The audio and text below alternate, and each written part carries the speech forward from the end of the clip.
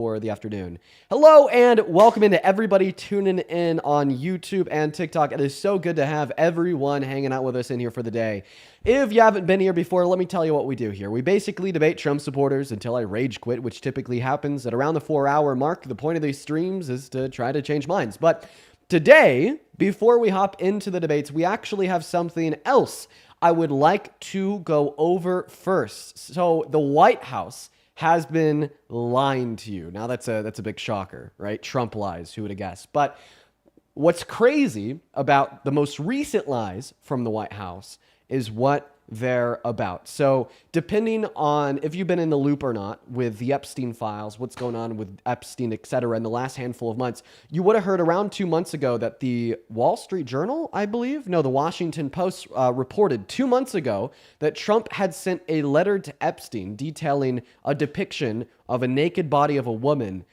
Some are saying it's not the naked body of a woman, but rather a girl. And immediately after, the Wall Street Journal reported this alongside the contents of the letter detailing how him and Donald Trump have something in common that they keep secret. And Donald Trump wants Jeffrey Epstein to have a great 50th birthday with new wonderful secrets every day. The response from the White House 2 months ago when this reporting came out was to deny it, was to say that it's fake. J.D. Vance, for instance, called it complete, total, and utter bullshit. Donald Trump said, well, he's never drawn before. He's not a big drawer, and he would have never sent this letter to Epstein. In fact, Donald Trump then turned around and sued the Wall Street Journal. I think that's who reported it. If I'm wrong, I'm wrong. Claiming that it was all fake and that it was defamatory. Now here is the zinger, okay? Because once again, here's where we're at. Wall Street Journal reports Trump sent a letter to Epstein detailing a depiction of a naked woman with a statement, "May every new day be another wonderful secret." Trump calls it fake. J.D. Vance blasts it as bullshit. Charlie Kirk and all of the other right-wing pundits call it fake too. Yesterday, the letter was released. The letter was released by Congress.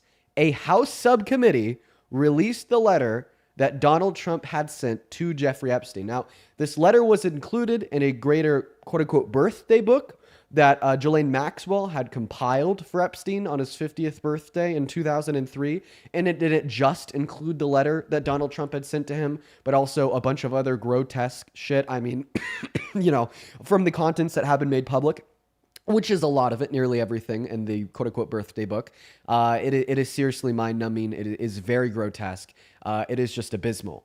So once Congress released the letter that Trump had sent to Epstein yesterday, the Trump administration once again turned around and said that it was fake because Donald Trump's signature on this letter in 2003 was different from the signature that he uses today. So they called it fake. In fact, I'm going to go ahead and throw that up on screen right now. I'm going to show you the letter that Trump sent to Epstein that was released by Congress yesterday. Let's go and get that one pulled up real quick. And you could see the depiction of the body of a woman or girl alongside Trump's signature on the bottom. Okay? But here is why that signature isn't fake. Okay? Because Donald Trump used the same signature on other letters from that same time period. I'm going to go ahead and show you that now. If you look at the screen, what you will see on top is the signature off of the document that I just showed you, Trump's letter to Epstein. And then right below that, you'll see a letter that he sent to a lady by the name of Lillian Volk in 1995 with the same signature. Then below that, once again, with a letter he sent to Larry King in 99. Now, you'll see the same signature in other documents that I don't have on screen, such as books that he signed that are up for auction today, so on and so forth. And real quick, before we hop into the debates, I'm actually going to go ahead and run you guys through why we know that this is a real letter that Trump sent to Epstein and why it is not just insane, but illogical and absurd to reject that that is a real letter that Trump had sent to Epstein. So first and foremost, the book itself has been released. Not just the letter that Trump sent to Epstein, But the book with the other 237 pages, not just Trump's letters. So the full 238-page birthday album is public. It contains letters from dozens of individuals that Maxwell had solicited from Epstein's friend, including one from Dr. Stephen Levy, dated December of 2002, which explicitly says, and I quote, "You can never imagine the surprise I felt when Jelaine first contacted me about writing something for your memory book," end quote. This shows that Maxwell is actively recruiting contributors for the project, not just Trump, and it is cross-verified against multiple people. So it's not just him. Now, point number two, why you should believe that this is real, is because the scale and the content make a forgery impossible. You know, this book isn't just a few loose pages. It's not just Trump's letter to Epstein.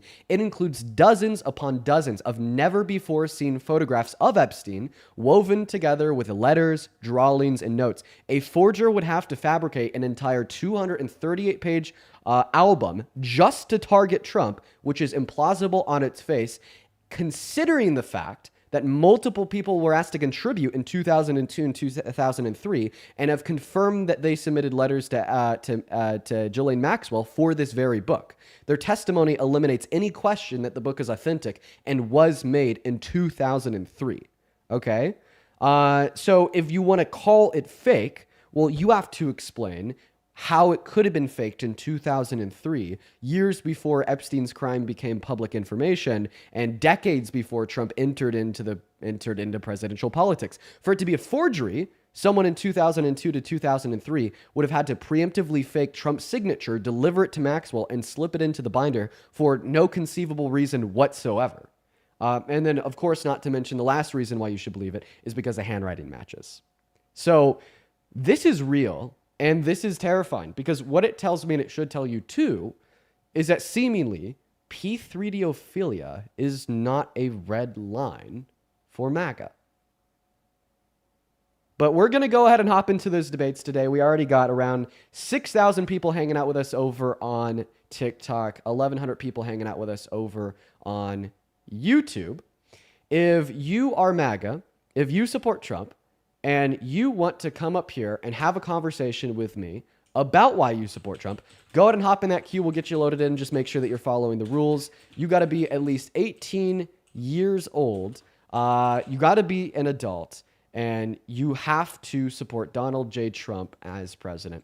And let me tell you, today we are going to be talking a lot about Epstein, a lot about Donald Trump's association with him, and a lot about this letter.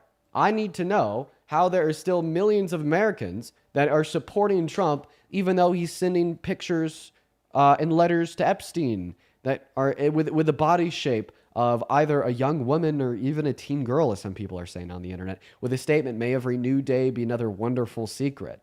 You know, how they still support him, not after just that, but also perving and boasting about perving on the bodies of teens at Miss Teen USA on Howard Stern's podcast. How can you still support him after these things? I mean, that is outrageous. But let's go and get that very first guest up in here. You know, these are the questions that we have today. Let's see if somebody can answer them. Just once again, make sure if you're in that queue that you're following the rules. I would really appreciate that from you guys. I'm already looking at the first guest in the queue. They're 15, TJ. Come on, get out of there. And let's load up Gage NPC right now. Hey, what's up, Gage? Do you support Trump? Yeah. Okay. All right. Gage. Come on, gotta be at least 18. You're maybe 13 max. Come on, guys. We're gonna get that next guest loaded up into the live right now. Hop in that queue if you are of age and you support Trump. Just make sure that you're following those rules. Obviously, we have some questions that we want the Trump supporters to answer, and if you get in that queue and you're not a Trump supporter, you're just kind of slowing the stream down, and I will ban you. What's up? Are you MAGA? And ban. No, they're not. We're going to ban them too. All right, moving on to the next guest. Once again, make sure that we're following those rules, guys. Just got to be an American adult that supports Trump. As well as Belly, thank you for the very first donation of this stream over on Super Chat, saying happy belated birthday, you brilliant star. Appreciate all your work. Thank you so much, Belly. That is very kind of you. Thank you so much for the $20, the kind message, and the very first donation of the stream. Huge shout out to Belly down below in those live chats while we're looking for the very first guest of the day. Once again, if you are in the queue over on TikTok, just make sure that you're an American adult that is pro-Trump, pro-MAGA, and supports him as president. We already have over 8,000 people tune into the live stream, but we don't have one Trump supporter that wants to come up here and talk to us. I think that MAGA is broken and very quiet after what came out yesterday. What's going on, Armand? Do you support Trump? Yeah, I do. Hello. Okay, and how old are you? I'm 27. Okay, and what time is it? In Germany right now. Is All right, I'm going to go to put the rules up on the screen, guys. Just keep in mind that you've got to be an American adult that supports Donald J. Trump as president. I am going to go and put the rules in the middle of the screen, though, just so everybody knows them. Once again, only join if you're an American MAGA and you are up here and ready to debate. Take a good look at the middle of your phone screen before you hop in that queue. Here we go, everyone. Emily, I appreciate you for the $1 over on PayPal. Thank you so much for the love, Emily. That is very Can you hear kind of me? you. Yeah, what's up, man? Do you support Trump? Oh my gosh, how's it going, my brother? I'm doing all right. Look, Do you support Trump, man? I support everybody. Okay, so you're not answering my question. Do you think Trump is a good president? I'll get the last shot. I think Trump has had some good policies. Now, that's just Um, overall. Do you think he's a good president? Like, if you could teleport back to November, would you vote for him? yes. Okay, all right, there we go. If All I right. if I could teleport back to November, yes, I would vote for You him. would still vote for him. Okay, all right, no, sounds good. Yes. You're in the right place. You're in the right place. Listen, I'm just gonna start off the stream by asking you a question, considering everything that we were just sitting here talking about. How can you support Trump knowing that he sent a letter to Epstein detailing the body of either a naked woman or naked girl with a statement, "May every new day be another wonderful secret," as well as the fact that they're talking very cryptically about something that is better than money, better than fame, and it's something that they both have an interest in, but they just don't say it explicitly. How could you still But support look, him after this letter? so you're asking me how I would support Trump back in November, right? Back in November, this was not common news. This was not general news. No, I'm asking you how you could support Trump today. The topic of the live stream is how do you still support Trump? How do I still support Trump? So how can you still support him even though he was best buddies with one of the most notable P3DOs and sex traffickers of our age, and he's sending him letters with pictures of naked women or even a naked girl talking about how he wants Epstein's days to be filled with wonderful secrets, quote unquote. How old were these women? They were teenagers? Is that confirmed? It's Epstein. Is it confirmed though that the pictures that Trump was sending were 13-year-olds, teenagers? So it was a depiction. It was a drawing. In fact, I'll show that to you right now. We got to find it. So he sent a letter with a drawing of the figure of an individual. We got it up on screen now. Okay, I've never seen this before. Let me take a look real quick. Right. And I'll go ahead and read it to you too. So Donald says, yes, there is. So it says, there must be more to life than having everything. Donald says, yes, there is, but I won't tell you what it is. Epstein says, nor will I, but I know what it is. Donald says, we have things in common, Jeffrey. Jeffrey says, yes, we do, come to think of it. Donald says, enigmas never age. Have you noticed that? Jeffrey says, as a matter of fact, that was clear to me the first time I saw you. Then Donald says, happy birthday, and may every day be another wonderful secret. And once again, this is outlined by the figure of a woman or a girl with a signature on the bottom, according to the New York Times, is mimicking their pubic hair. And this was sent to Okay. Epstein in 2003. Okay, yeah, that's a little disturbing, if you want to ask me. You know? And Um, how can you still support him? I think that some of the things that Donald Trump has done is very beneficial to this community. Number one, I think the border crisis was a big, fantastic movement towards securing this country because I think there needs to be a due process. I think there needs to be a lot more security behind people coming into this country. I think the way that people are getting deported is insane. I do think that there needs to be a little bit of regulation behind that, and that is not 100% appropriate. So you still support him, even though he was talking to Epstein, best buddies with him, sending him weird letters such as the one that we just showed on screen, which in my mind makes it clear that at the bare minimum, Trump knew exactly what Epstein was doing. And a more liberal interpretation would be that he was doing it with him. You still support him, even though he did Look, those I things. think Don't if cut me Epstein off. really- Don't cut me off. So you still support him, even though he's Whoa. done those things, because you like how Trump has handled the border? No, I think that So then if why? there was, So then I want you to be clear here. Why do you support him as president? I'm going to be clear on what you just asked me. Look, I think that if Epstein was really this huge child molester, this huge child rapist, I think that if Epstein was truly that person, I think there would be a lot more proof, a lot more pictures, videos. I don't think we would just. There is. I don't think we would be. I don't Wait, think wait, we would wait, be wait, sitting wait, here wait, wait, arguing wait. over it. You know what I'm saying? There is.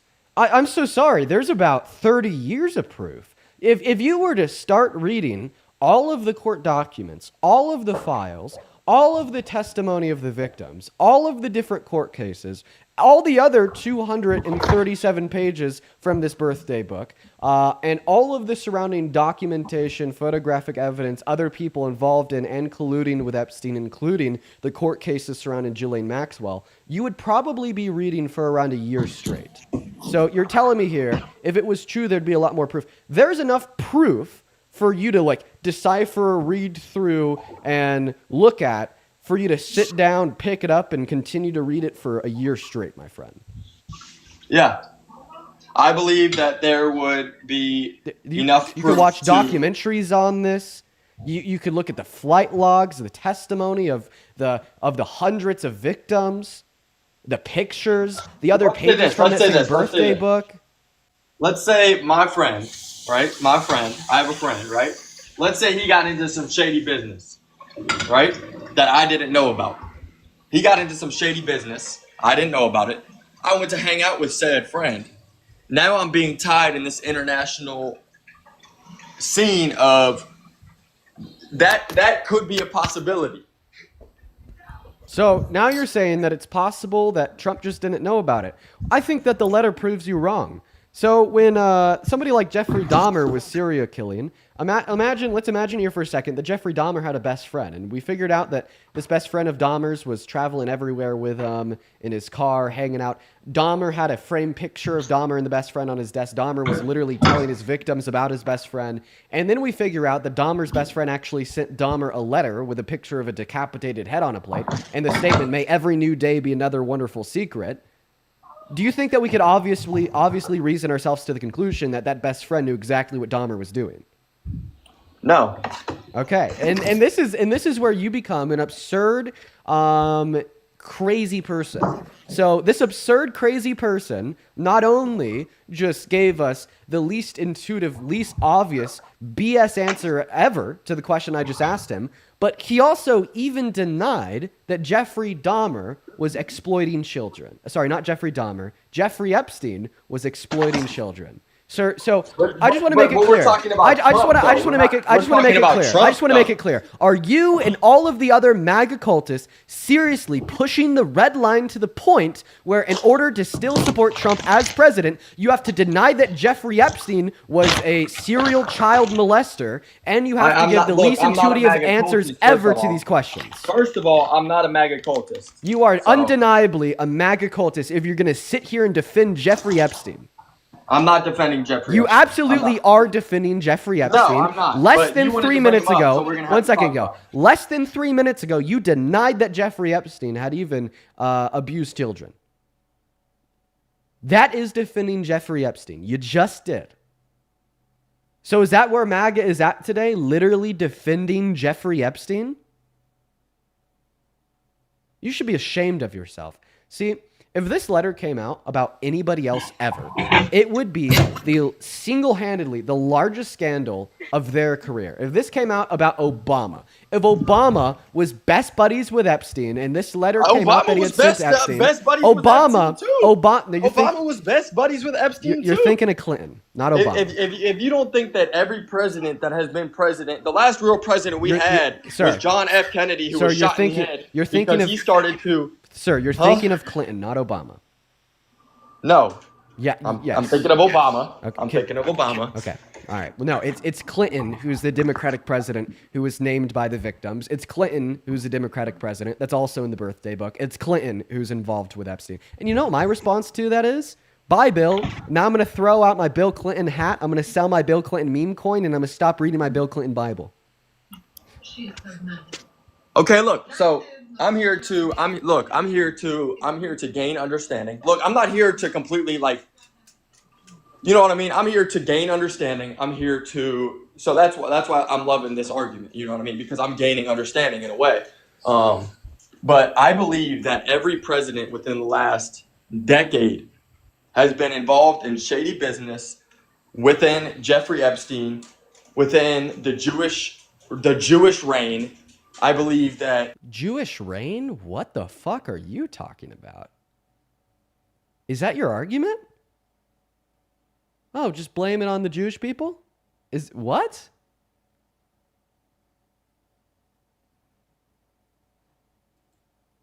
How do we get there?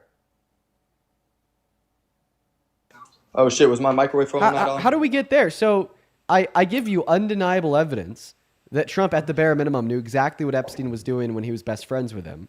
And your response is to say, well, but the Jewish people.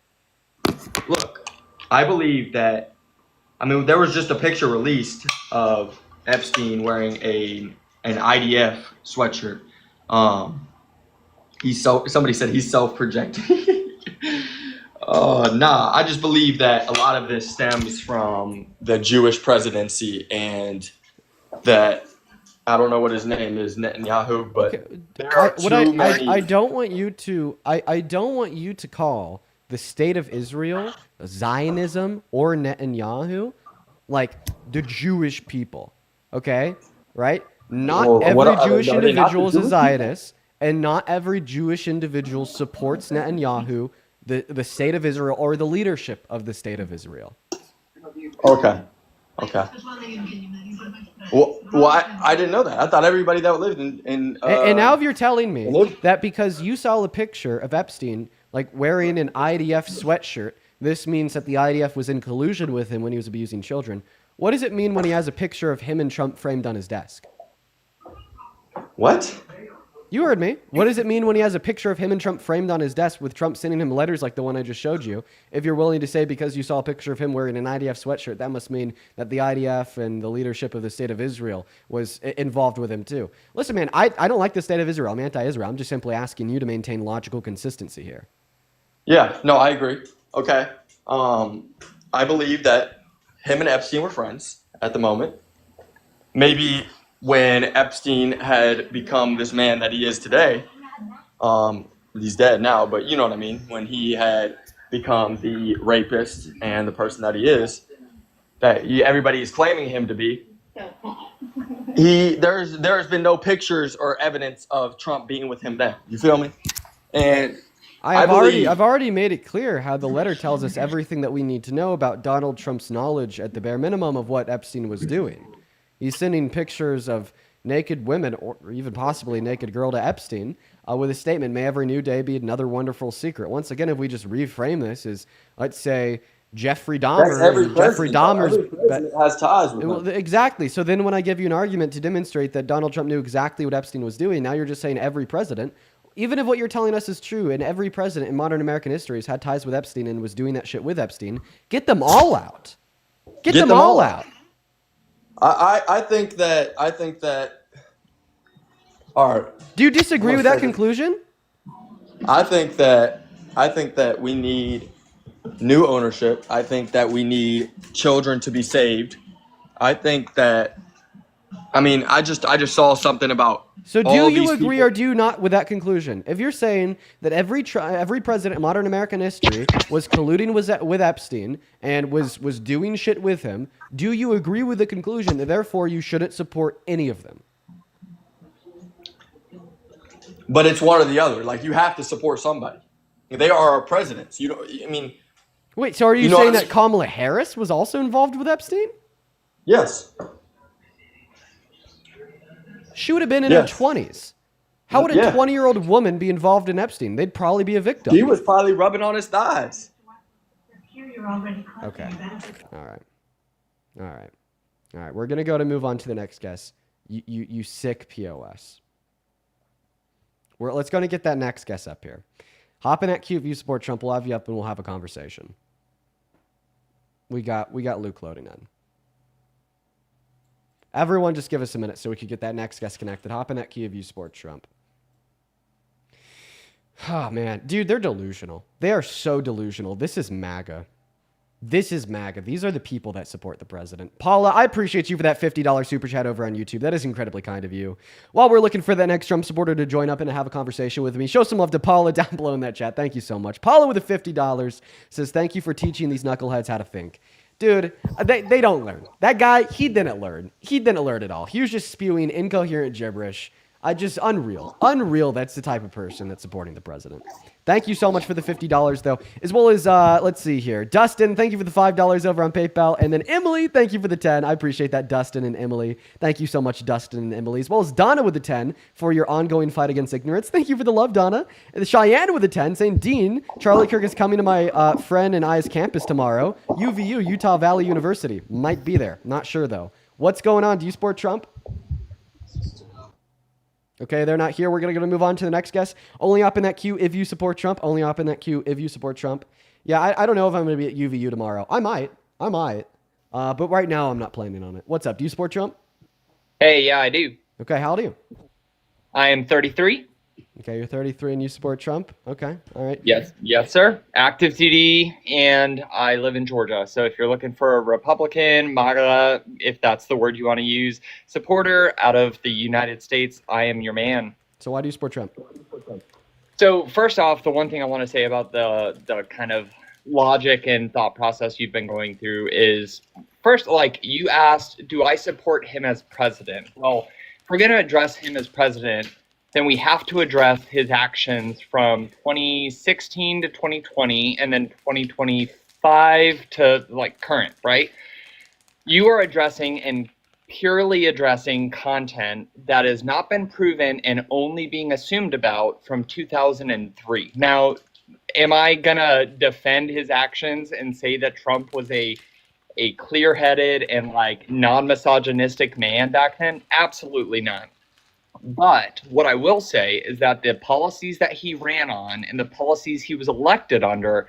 Did you just say that letter wasn't proven? I'm not saying it hasn't been proven. Now it has been proven. No, listen to me. It has been proven that he wrote the letter. Sure. I'm not saying he didn't. Now the assumption it's been proven.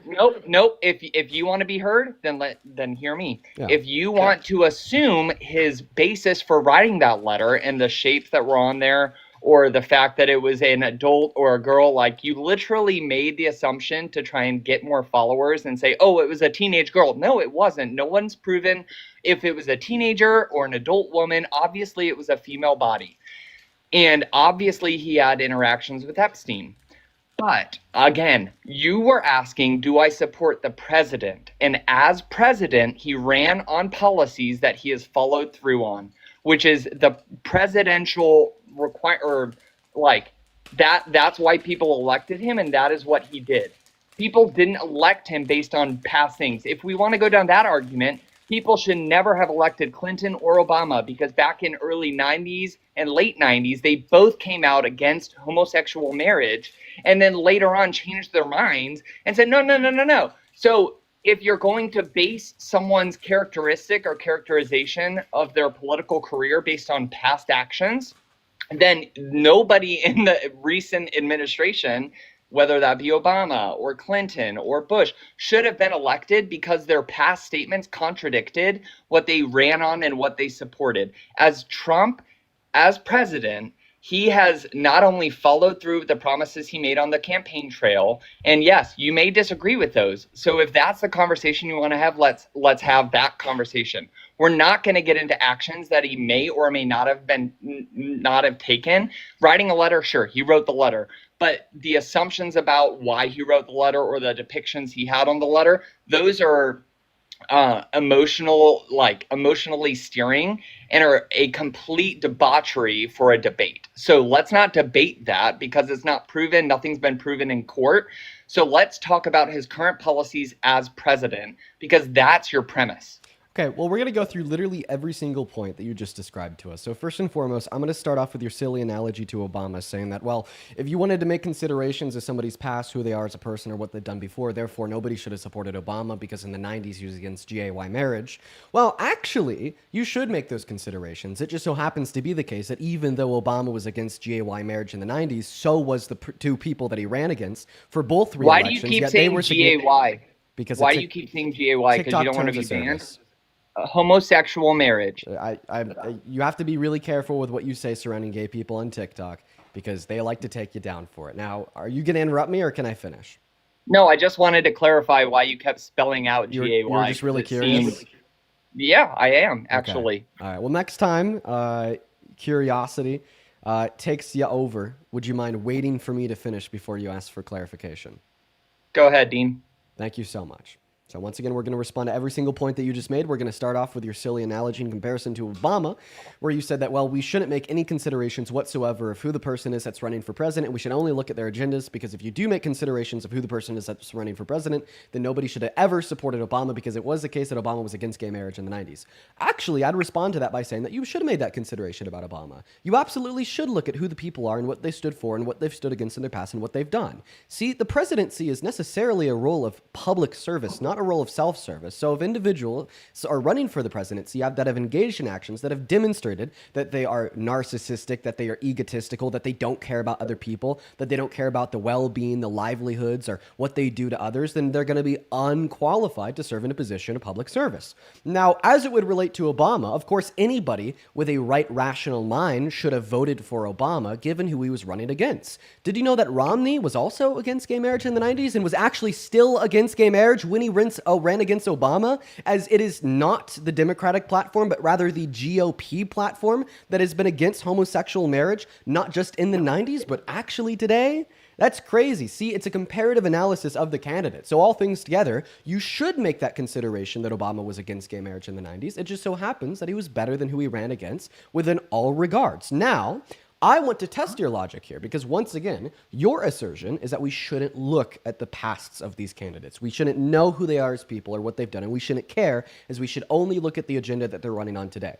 Well, I'm honestly going to see if you are going to be willing to debate yourself on this point by just simply asking you a very clear and easy to understand question. Are you ready? I don't need clear. You can give it to me as convoluted as you want to get more clicks. Sure, go ahead. I'll be clear.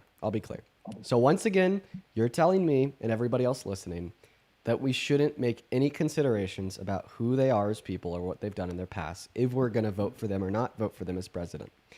That is not my assertion. What was your assertion? My assertion was we should vote for them based on the policies that they are projecting they will pursue as president. Now, if there is and not look at who they are as people or what they've done before. Can I answer your question or no? Yeah, it just seems that you're affirming that what I said was right. We should look I at their policies, not what they've done before, right? Dean, I'm trying to answer your question. Please allow me to do so. Clarify on it. Okay. I am not saying that nobody as a voter in our American Republic should not consider the past actions of a candidate. Wasn't that exactly what you were saying? Nope. To your point, okay. With Obama, if you disagreed with the fact that he changed his position on homosexual marriage and you didn't want to vote for him, then don't. Obviously, people didn't consider that a big enough reason not to vote for him. Yeah, because it seems your argument than the candidate that he ran against. It seems your argument, as far as Trump is concerned, is that people didn't know his past actions, therefore couldn't vote with that consideration. Now, people did, however. Nope. Can I finish your answer, or finish your question? If people did know, maybe they would have voted differently, but they didn't. They did know, however, what his policies were.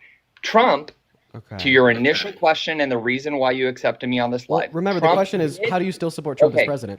I was in the middle of responding to your claims. Once again, it's not a claim. I hadn't even asked a question. I was just simply clarifying on one point. That point being that you told us that we shouldn't make considerations of who the people are running for the presidency or what they've done before, and we should just rather look at their policy and agenda.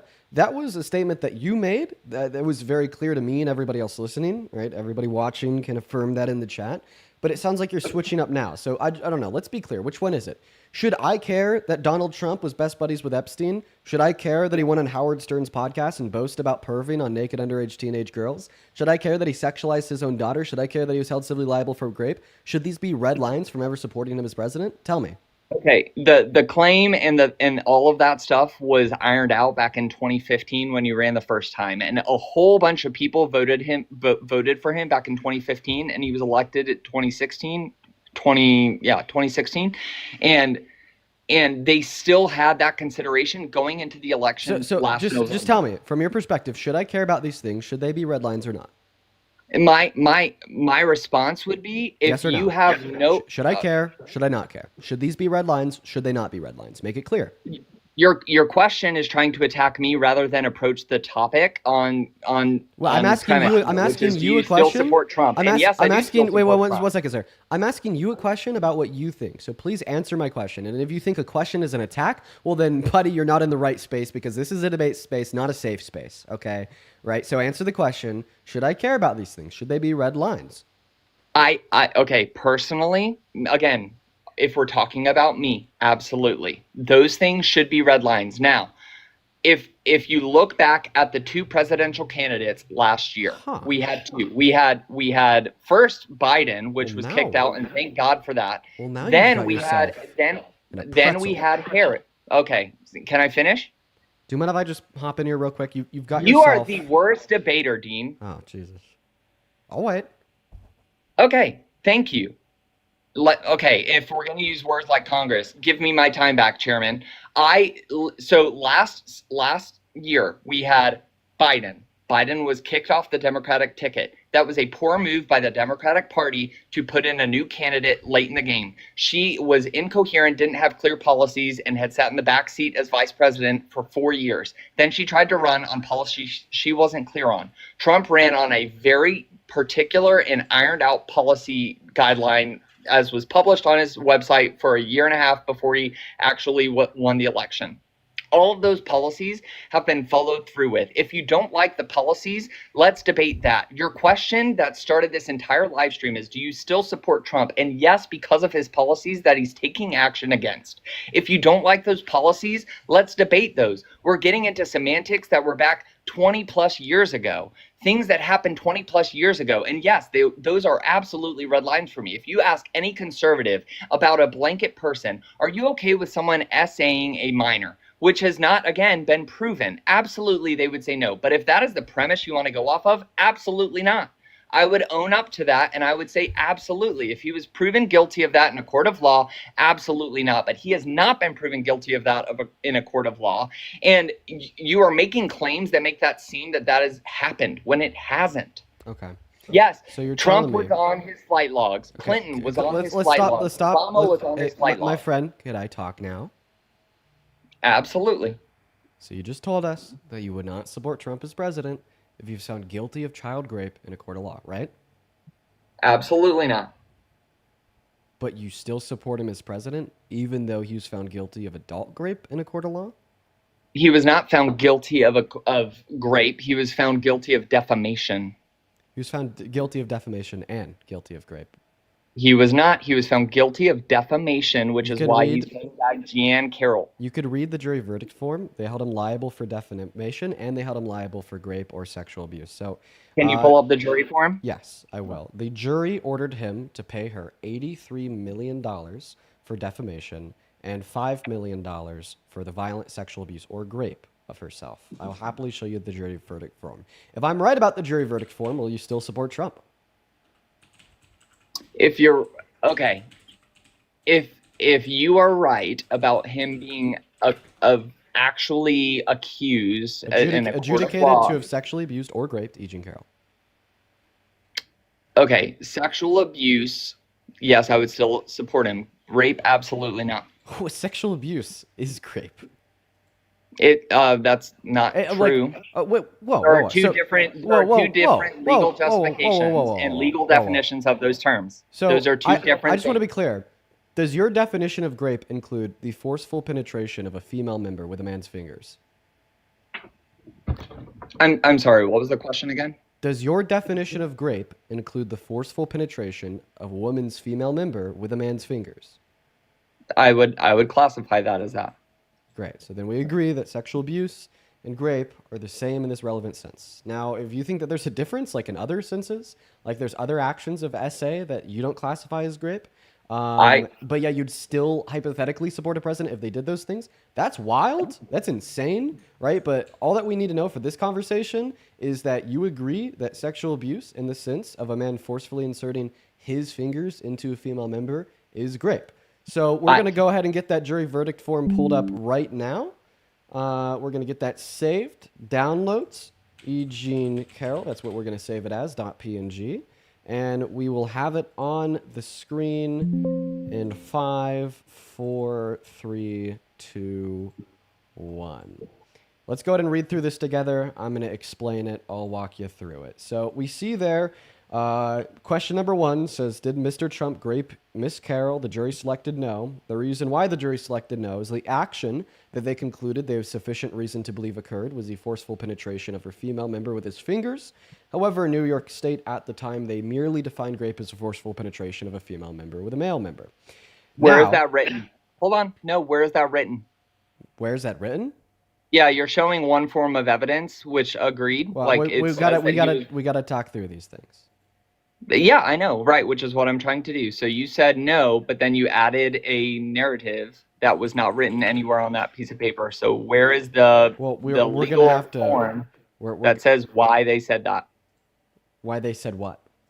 Why did they select no on the jury form for no rating? I just described that to you. Well, no, you described a narrative. Where is that narrative from? Or is that a personal opinion as to why they selected that? No, this is actually the opinion of the judge.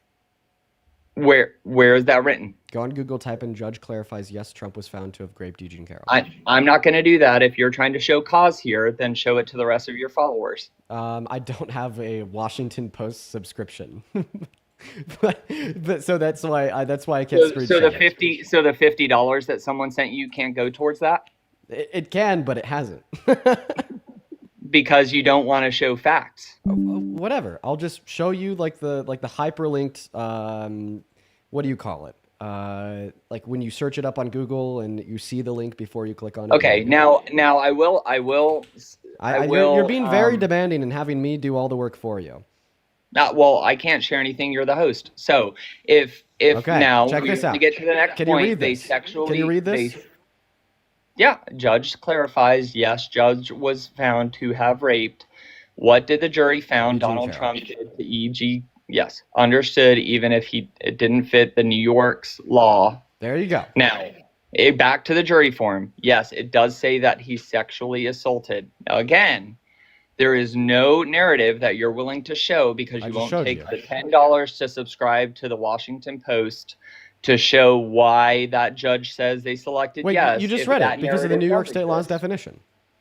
You didn't show New York's law's definition. What you showed was a clip I showed you what the judge said. What you showed was a short snippet from a Google search rather than the whole article because you can't take $10 from what people are sending you to show but we have all the sufficient reason that we need in order to make my claim clear based upon the short snippet from the your claim is a definitive claim based on evidence that is not fully inclusive. What evidence have I not provided to you? The full Wall Street Journal or Washington Times article, dude. Like, so why would the full article be required? You're great at debating. You're awful at being a lawyer. So why would the full article be required when like the sentence that it shows you, like before you click in on the link, demonstrates that the point is clear, right? Like once again, right, what you just saw from the article without me actually having to click on and in on it, it says, and I quote, the judge clarified, yes, Trump was found to have raped Eugene Carroll. What the jury found Donald Trump did to Eugene Carroll was in fact rape, as commonly understood, even though it didn't fit the New York State law. That was the information that I do have from the article without having to pay for the subscription that demonstrates that my point is clear.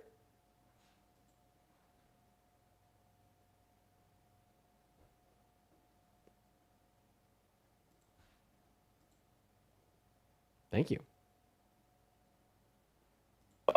Sorry, my microphone was turned off. Can we both agree that Google links and social media links pull emotional responses to get more clicks? This is just literally reporting on what the judge said. What you showed was not reporting on what the judge said. Yes, it is. It literally says, judge clarified, yes, Donald Trump raped Eugene Carroll. That is reporting on what the judge said. No, because you wouldn't click the link. Oh my God. That we didn't have to click the link to see that. That was the name of the article. Back to my initial question. Would you agree that social media and Google... Like, if we're going to debate on facts, let's pull the facts. We just did. We know you pulled a 2-sentence clip from an article that you wouldn't The open. 2 sentences were the facts of what the judge clarified on by arguing and saying that yes, Donald Trump was found guilty. I of raping Agent Carroll. remember this commercial from the early 2000s, and you may too, that said basically we should agree to, or we should believe everything we read on the internet. If you pull the article, So now and you're it saying that that's fake actually reporting? said- Wait, are you now arguing that the judge didn't actually say that? I'm not arguing what the judge says, but you're not showing what the judge said. I just did. Look at it. You Judge didn't- you clarifies. Yes, Trump was found to have raped Agent Judge Carroll. clarifies narrative, not judge clarifies quote. That's what he said. Nope. That is the quote. Judge clarifies, yes, Trump was found. No, that's Yes, not a, exactly. that- Yes, Trump was found to have raped Of Agent course, Carroll. the Washington Post is going to say this is what the judge actually meant, but that's not what the judge said, and you won't show what the judge actually said. That is what the judge actually said. Show That me is the what quote, then. That is the quote. That's not the quote. You Yes, won't it show the is. quote. That There- is the there are quote. no Why quotes. do you think that's not the quote? Because there are no quote. Did you learn English when you were going through school? I did. There's these things called quotation marks. There are no quotation marks around because there's that. a semicolon instead. Wow. No, that you cannot. I literally homeschool my kid, dude. Like, you cannot use an ellipses or a semicolon to substitute a quote. Okay. Washington. So the Washington. So wait, are Post you is a saying if I left-leaning could give journal. you a quote of him saying this with the quotation marks, then would you believe it? Yeah, I sure. So I'm sorry. I'm gonna make you spend $10 from all the money you're getting, but You seem very jealous about my income. This is the 4th time you've talked about it. I It's- haven't even thanked anybody the whole time I've That's- been talking. I've been talking to you. well, yeah, not to me, but two times. Are those quotation marks? Those indeed are quotation marks. Oh, Defining that- and what do do you they want me say to- inside do of you the want me to read quotation it? marks? Would you like me to read it Ah, so people yeah, I don't have to would. listen to you? Okay, the finding that Miss Carroll failed to prove that she was raped with is cut off.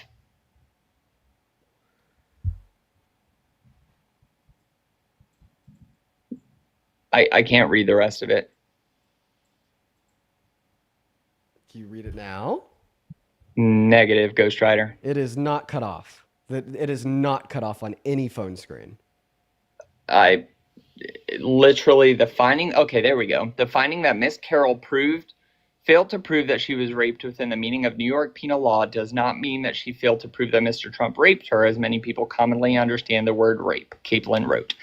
What Kaplan did not Kaplan. say. That is a judge. Okay, apologies for the mispronunciation. Kaplan did not say, in my opinion, as the judge, Trump raped Kaplan. Now, again, I am not justifying Trump's previous actions. I heard the like under-recorded audio of him talking about He just grappling a woman. Okay, I'm gonna go and continue to read this article for you. So, and I quote, Kaplan said New York's legal definition of grape is far narrower than the word is understood in quote-unquote common modern parlance. The former requires forcible, unconsented to penetration with one's pee-pee, but he said that the conduct the jury effectively found Trump liable for, which was forced digital penetration, penetration with fingers, meets a more common definition of grape. So, actually, what I just read is all that we need to know that according to your definition of grape, this is grape, right? Because the article, as well as the judge inside of the article, clarifies that he was held liable for the forced digital penetration of her female member. Forced digital penetration of a female member is forceful penetration with the fingers. So earlier in the conversation, I asked you if penetration of a female member with a man's fingers is grape under your definition, and now this article is clarifying that yes, that is what Donald Trump was held liable for. So, in other words, the conclusion of our conversation would be as follows. You do indeed believe that Donald Trump was found to have raped E. Jean Carroll, given your definition of the term grape. And earlier, the thing that started Okay. this conversation Sorry, is that you sorry, told us you- if he was found to have raped an adult woman, you no longer support him. So at this point, you have to either forcefully concede that you no longer support, because this article clarified that he was held liable for forceful digital penetration, which is penetration with fingers of a female member. And earlier, you told us that you do consider that as rape. So you are now forced into conceding that you no longer support Trump if you are going to be consistent. Okay, two things. One, thank you for muting me and not announcing to the audience that you mute your fellow debaters. Oh, someone sounds really butthurt. I actually have a few donations to thank real quick. I want you to sit on what I just said. Barbara, thank you so much for the $50 over on Super Chat, saying I'm sending you the $50 this a-hole keeps referencing just to piss him off and to let him know that women aren't differentiating between digital forced penetration and rape, you despicable POS. Thank you for the $50, Barbara. Let's get 500 Barbara W's down below, as well as Terrence with the $10 on Super Chat saying here's the $10 back for that subscription you had to pay for, as well as T with the $10 as well. Thank you so much, T. That is incredibly kind of you. And then Melissa with the $20 for my Washington Post subscription just because I want to piss this guy off. Thank you for the love, you guys. As well as Kelly with a $10 saying the mental gymnastics MAGA has to do in order to defend their leaders embarrassing. Love you, Dean. I love you too. Thank you so much for the $10. That is very, very kind of you. Then Jose with the $10 saying I need him to be quiet about the stupid Washington Post subscription. Continue doing what you're doing, Dean. You're spreading facts and I love it. As well as Bjorn. Thank you so much for the $11 over on PayPal. Selena with a Galaxy on TikTok. Flip with a Galaxy on TikTok. Haley with the $10 on Venmo for the Washington Post. Caitlin with a $10 saying, please let this guest know his misogyny is showing. Definitely. Jamie with a $10 saying, not for a sub to the Wall Street Journal. Sierra with a $5. Logan with a $10 for the Wall Street Journal subscription fund. Brian with a $25. Thank you so much for the love. Let's show some love to Brian down below, folks. And then Clarissa with a $5. Jared with a $5. And then 12 minutes ago, Michelle, thank you for the $20 on Venmo saying, you are a saint for dealing with this. This guy will not shut up. We're exhausted too. Well, I just cut his mic for a little bit. As well as Carson with a $5 saying, grape or not, this shit is messed up. I don't know why this is even an argument. Yeah, dude, I mean, I don't even know his argument right now. I'm pretty sure when we inevitably unmute him, as I am going to right now, he's not going to have an argument and he's going to like whine about some shit. But once again, I'm just going to catch you up on the facts because that's what I want to talk about. Earlier, you told me that you wouldn't support Donald Trump if he was adjudicated by a court to have raped a woman. We then went on to point out how in 2023, Donald Trump was held liable for the digital forceful penetration of E. Jean Carroll's female member per the article and jury verdict form that I just showed you on screen. Once again, the digital forceful penetration of a female member would be the forceful penetration of a female member with fingers. And I asked you if you would constitute rape as a forceful, non-consensual penetration of a woman's female member with a man's fingers, and you said yes, meaning that because of these facts, you are now logically forced into conceding that you no longer support Trump. What's your response? And please stay on topic. I have a feeling that you're going to whine, cry, or yap about something not related to anything I just said because you don't have a response to anything I just said. Okay, can I respond with an actual response? Yes, sir. Okay, thank you. So I concede, sure, that he in that definition graped E. Jean Carroll. Now, if that's what you want to go on, sure, fine, whatever. He's a horrible human being. If the debate, however, is do you support him as president? Do you support the policies he ran on and the policies he's enacted? 100%. And can I explain why, or would you rather focus on the past? I'm gonna hop in here real quick. Earlier, you told us you would no longer support him as president if he raped a woman. That's not what I said. We're gonna play back because the article, as well as the judge, it's gonna take a while to find it. In fact, if anybody over on YouTube has the timestamp, it would be incredibly kind if you could help me out by giving me the timestamp. Let's find it. Google links and social media links. From the Donald Trump did to E. Jean Carroll was in fact rape, as commonly penetration of her female member with his fingers. However, New York State at the time for the violent sexual abuse or rape of herself. I will happily show you the jury of rape. He was not. He was found guilty. We're almost there. Absolutely not. But he has not been proven guilty. Absolutely. If you Here we go. ask any conservative 20 plus years ago, and yes, those are absolutely red lines for me. If you ask any conservative about a blanket person, are you okay with someone essaying a minor, which has not, again, been proven? Absolutely, they would say no. But if that is the premise you want to go off of, absolutely not. I would own up to that, and I would say absolutely. If he was proven guilty of that in a court of law, absolutely not. But he has not been proven guilty of that in a court of law. And you are making claims that make that seem that has happened when it hasn't. Okay. Yes. So you're Trump telling was me- on what? And what did I say? Clinton was What on did I his say? flight Let's log. stop. Obama was on his flight My log. friend, could I talk now?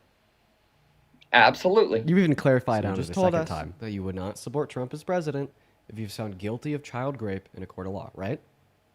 Absolutely not. But you still support him as president, even though he was found guilty of adult rape in a court of law? He was not found guilty of rape. He was found guilty of defamation. He was found guilty of defamation and guilty of rape. There you go, sir. Look at that. Why are you lying? You told us that you never said that. How come you lied? Why did you lie to close to 16,000 people on TikTok? 4,000 people on YT. 20,000 people you just lied to. And you got caught red fucking handed too. I mean, we just rolled back the stream. I bet you didn't think I could do that. Whoa, but I can. Unmute. We all want to hear from you. Unmute that mic. No, please. I sent you an invite. Well, why did okay, you lie? But I was also I was muted and that wasn't announced. So can I respond? Yeah. Respond. Why did you lie? Now that again we have, to your point, 16,000 people reviewing the evidence. What was said is that if he had been convicted of essaying a minor, then absolutely not. That is the quote from the clip you just played, and that still stands true. That has not occurred.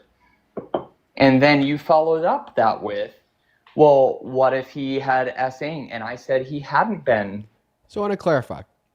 I muted you again. You want me to announce that to everybody watching? I just announced it. So you wouldn't support him if a court found him to have raped a minor, but you would support him if a court found him to have raped an adult woman. Is that what you're telling us?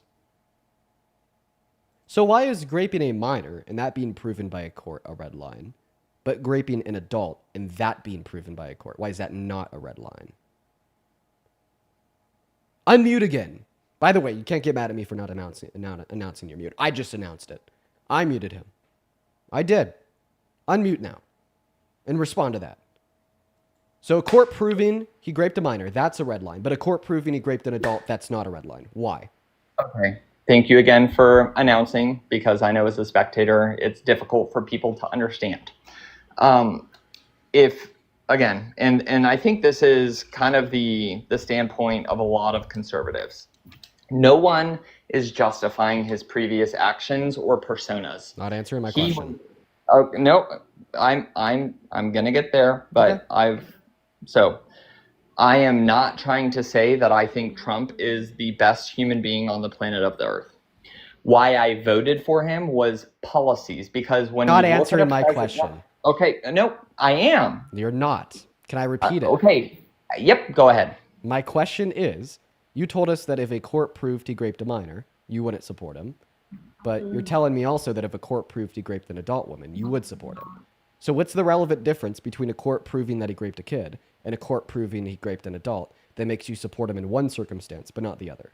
That makes you treat one circumstance as a red line, but the other's not a red line. Okay. The initial question and the initial topic of conversation was minor focused. I am not going to disconnect either or. I have a wife, I have daughters, like I'm not going to try and get into that, but I don't support anyone that rapes anyone. So you'd hold a red line against both. So in the same way you told us that you wouldn't support Trump if a court determined he raped a kid, you also wouldn't support Trump if a court determined he raped an adult. Yes or no? Yes I will or answer, no? I will answer, and then can I add a tag on, if you will? No, don't add any tag on. Just give us a yes or no. So you won't allow me to add a tag on because until we get clarity on what your answer to your question is? I don't think so.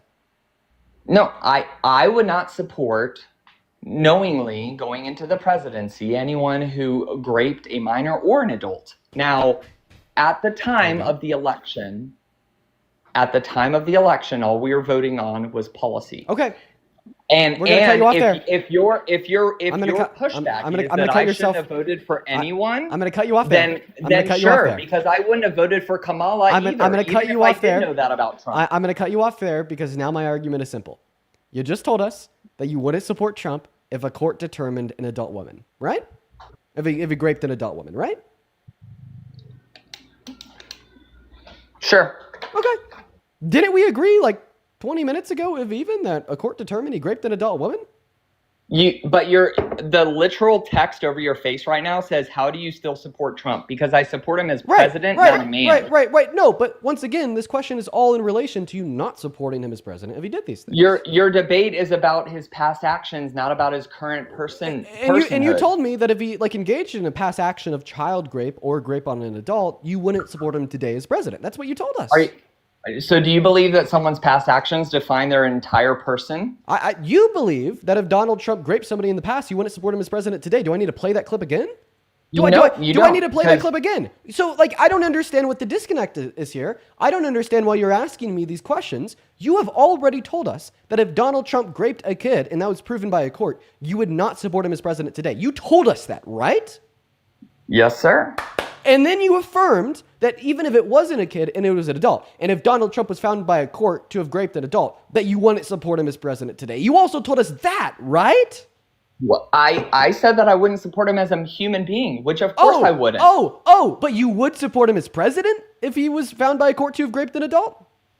How are you willing to support Biden and Harris then? No, Let's have that conversation. Now you're fighting to try to get yourself out of this corner.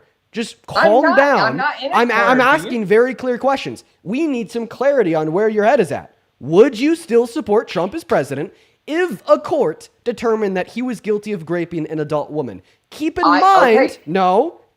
mind that you've already told us that you would not support Trump as president if a court determined that he was guilty of raping a kid. So all I'm asking you right now is if similarly, would you still not support Donald Trump as president if he was found by a court to have raped an adult woman? It is a yes or no. Don't pivot. Don't deflect. No Biden, no Kamala Harris. Answer the question. Would you still support Donald Trump as president if he was found by a court to have raped an adult woman the same way you told us you would not support Donald Trump as president anymore if he was found by a court to have raped a minor?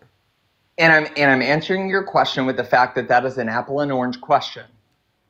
You were asking two separate questions. Here's my response, if you will hear me. I'm asking one question. The question is, okay, would you still support Trump as president if a no? court found him to have raped an adult woman? It is one simple question. Okay, and can I answer your question or no, or do you want to continue to push your leftist extremist ideology? Asking questions is extreme and left. Yes, no, that's not what I'm saying, because you're adding a narrative to all of your questions. Can I answer your question, or do you want to continue to provide a narrative to fit your persona? Yeah, give us a yes or no. That I'm trying to answer your question. Can I answer your question? Yeah. Or are you going to continue to push a narrative to fit your following? Yeah, you know what? Actually, do you mind if I do something real quick before you answer the question? I'm actually just going to put the question. So I still can't answer the question. I'm just going to put the question in text on screen. Would you still support Trump as pres if a court found him to have raped an adult? Let's see. Bada boom, bada bang. We need to put some lines in there. 1 second. There we go. It's super messy, but this is going to get the job done. Do you know what the term logical fallacy is? I do know what the term logical fallacy is, yes. Okay, can you define it for the listeners who may not understand? A logical fallacy is going to be maybe like a common error used when trying to make an argument, and these common errors, if common enough, are then defined as logical fallacies. Typically, logical fallacies would be like on the propositional level, like invalid inferences. You know, like if you can't infer y from x and you attempt to infer y from x, then that would be a logical fallacy if done common enough. But please answer the question. Thank you for answering that, if you would allow me to speak. I believe what you are trying to do is implicate a logical fallacy, and here is how. That can't be the case, because I'm not making any propositional inference. I'm asking a question. Can I define how I believe that? Dude, it's a question. It's like questions can't be fallacious. So without being willing to concede that maybe I believe there is a logical fallacy being pushed here, you would rather say, nope, here's the question. I'm trying to elaborate why I believe that. Okay, actually give me a second, because you know what I'm going to do? What's that, Dean? I am I'll, holding on with my breath. I'll tell you. So what I'm going to do is I'm actually just going to pull up a timer. I'm going to put it on screen, and we're going to see how long you can yap without answering the question that is like clearly on the screen in front of you. Okay? Yep. How much time do I have? If we're going, this sounds like a proper debate, so I appreciate it. Well, so actually, you're going to have infinite time. We're just going to see like how long it takes until you answer the question. Okay, deal.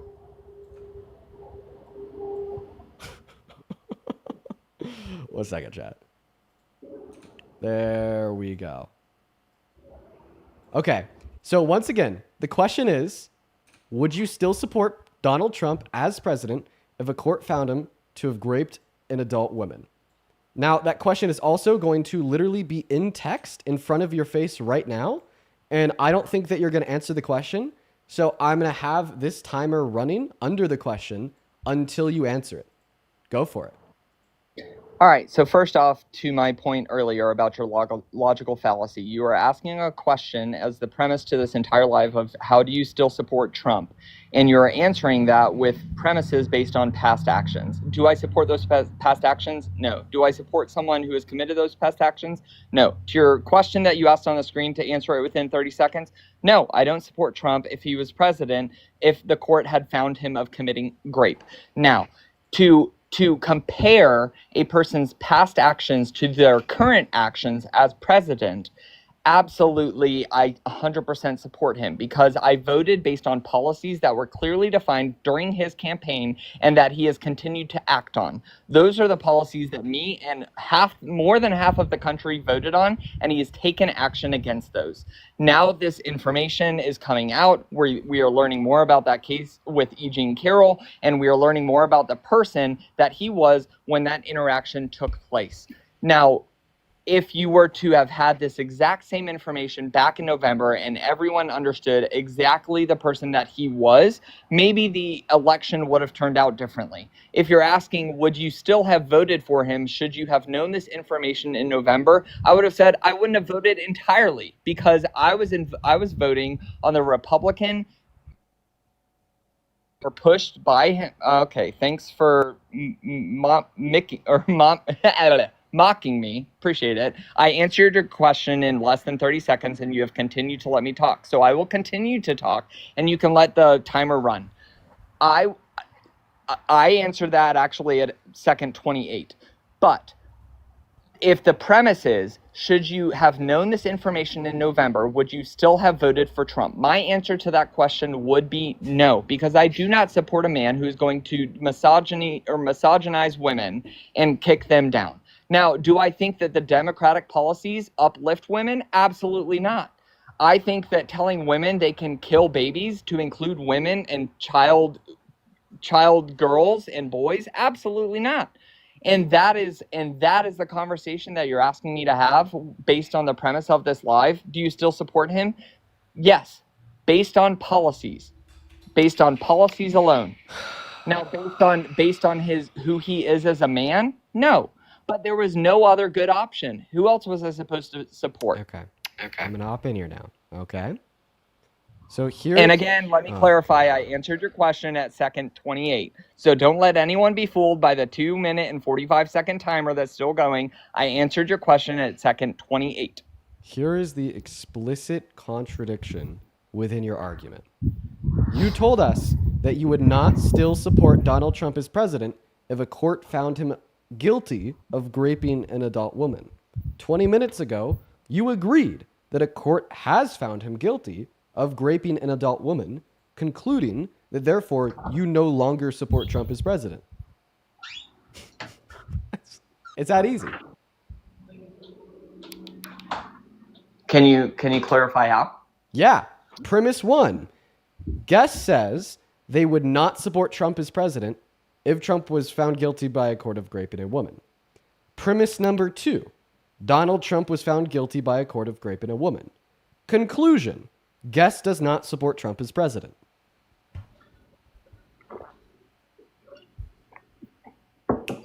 Your premise 2 is false. You agreed to premise 2 earlier. When? 20 minutes ago when we went through the court case between E. Jean Carroll and Donald Trump, I showed you the jury verdict form to indicate that Donald Trump was held liable for the violent sexual abuse of E. Jean Carroll. And then I clarified that the judge clarified that this was virtually rape. And then I also went on to give you the same explanation that article from the judge provided, demonstrating that the specific action he was held liable for was penetrating her female member with his fingers, in which you affirmed under your definition of grape is grape.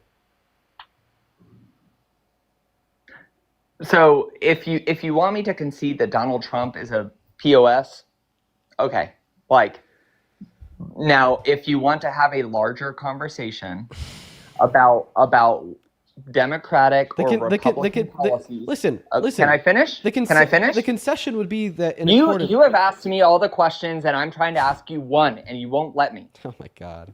Yeah, so the conclusion from the argument wouldn't be that Donald Trump is a huge POS. Thank you for agreeing with me. I'm bye. I'm gone. Bye. The conclusion from the argument would be that you no longer support Trump. And of course he ran away. And of course he ran away like a man baby.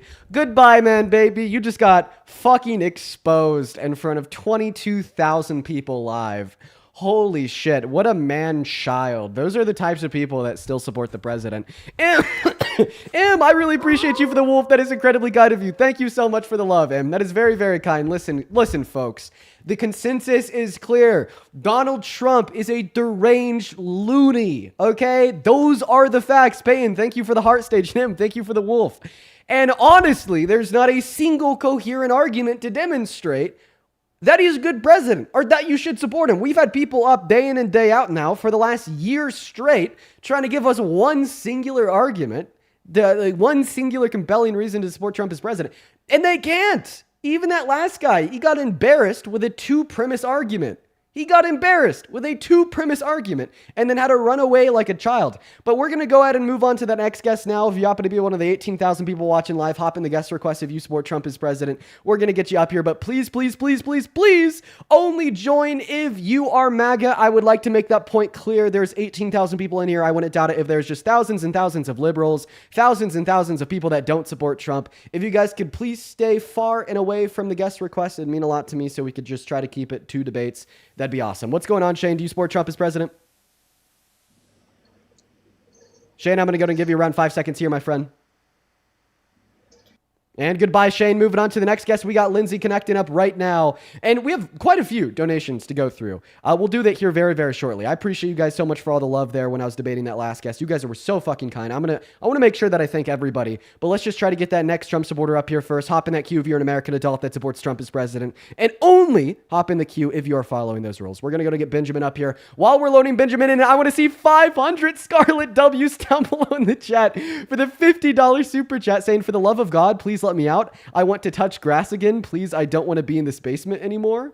Yo, what up? I think Scarlett was having a hard time listening to that last guest. Dude. Thank you for the $50, Scarlett. That's very kind of you. What's going on, Tristan? How old are you?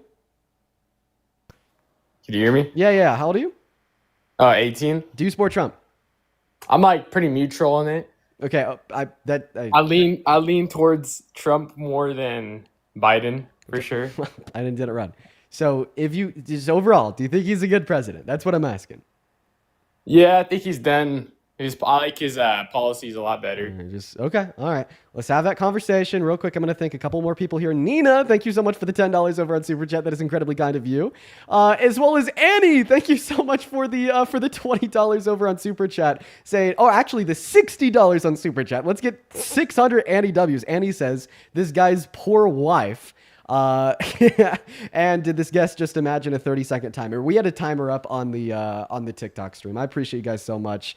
There's a handful of other people I got to get around to here on Venmo and PayPal. I'm going to go and let this guy start his argument. Take it away.